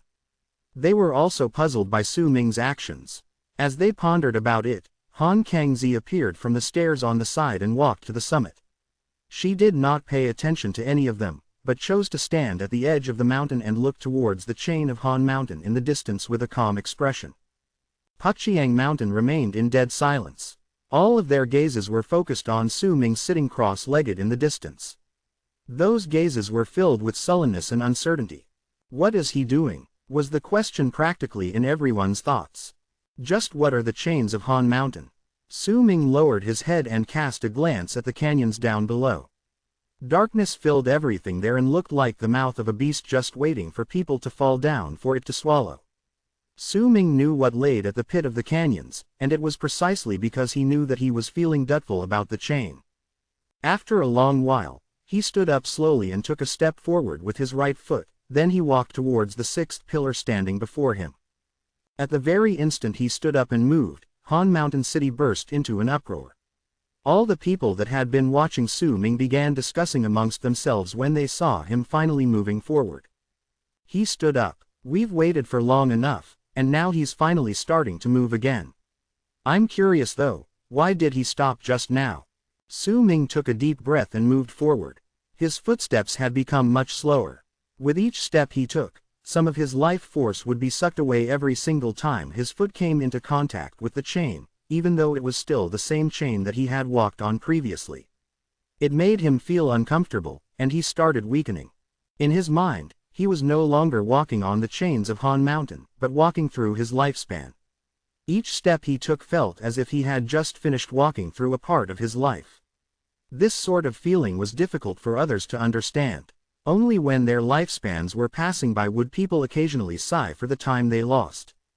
Yet the chains of Han Mountain shrank the total amount of time for a person to finish living his life, causing that wave of melancholy to be brought forward. When dusk arrived, while layers of clouds still covered the sky, the rain had let up slightly. It was no longer a rainstorm, but started becoming a gentle shower. Su Ming finally managed to walk to the end of the sixth section of the chain after an entire afternoon passed by. The sixth stone pillar lay 100 feet away from him. At that moment, Su Ming's face had become pale. He might be circulating his qi to stimulate his life force, but the absorption of his life force became stronger as he moved along the way. He could no longer remain balanced. He could practically feel the chain howling in excitement as it was absorbing his life force to strengthen itself. It was only a distance of 100 feet, but Su Ming used the amount of time it takes to burn an incense stick to walk slowly through those final steps. The moment he arrived on the sixth stone pillar, he let out a long sigh and sat down cross-legged, staring at the seventh, eighth, and ninth section of the chain lying before him, and at Pukchiang Mountain, which was connected to the ninth section of the chain. This distance might seem short, but it gave Su Ming a feeling that it was very far away. He could already imagine that the difficulty of the final 3 sections of the chain would far surpass the previous ones. "This chain is somewhat familiar to me," Su Ming mumbled with his eyes closed. He had that feeling suppressed at the very bottom of his heart, and it only appeared in his mind when doubts and speculations arose, and he connected all of them with Hong Kong.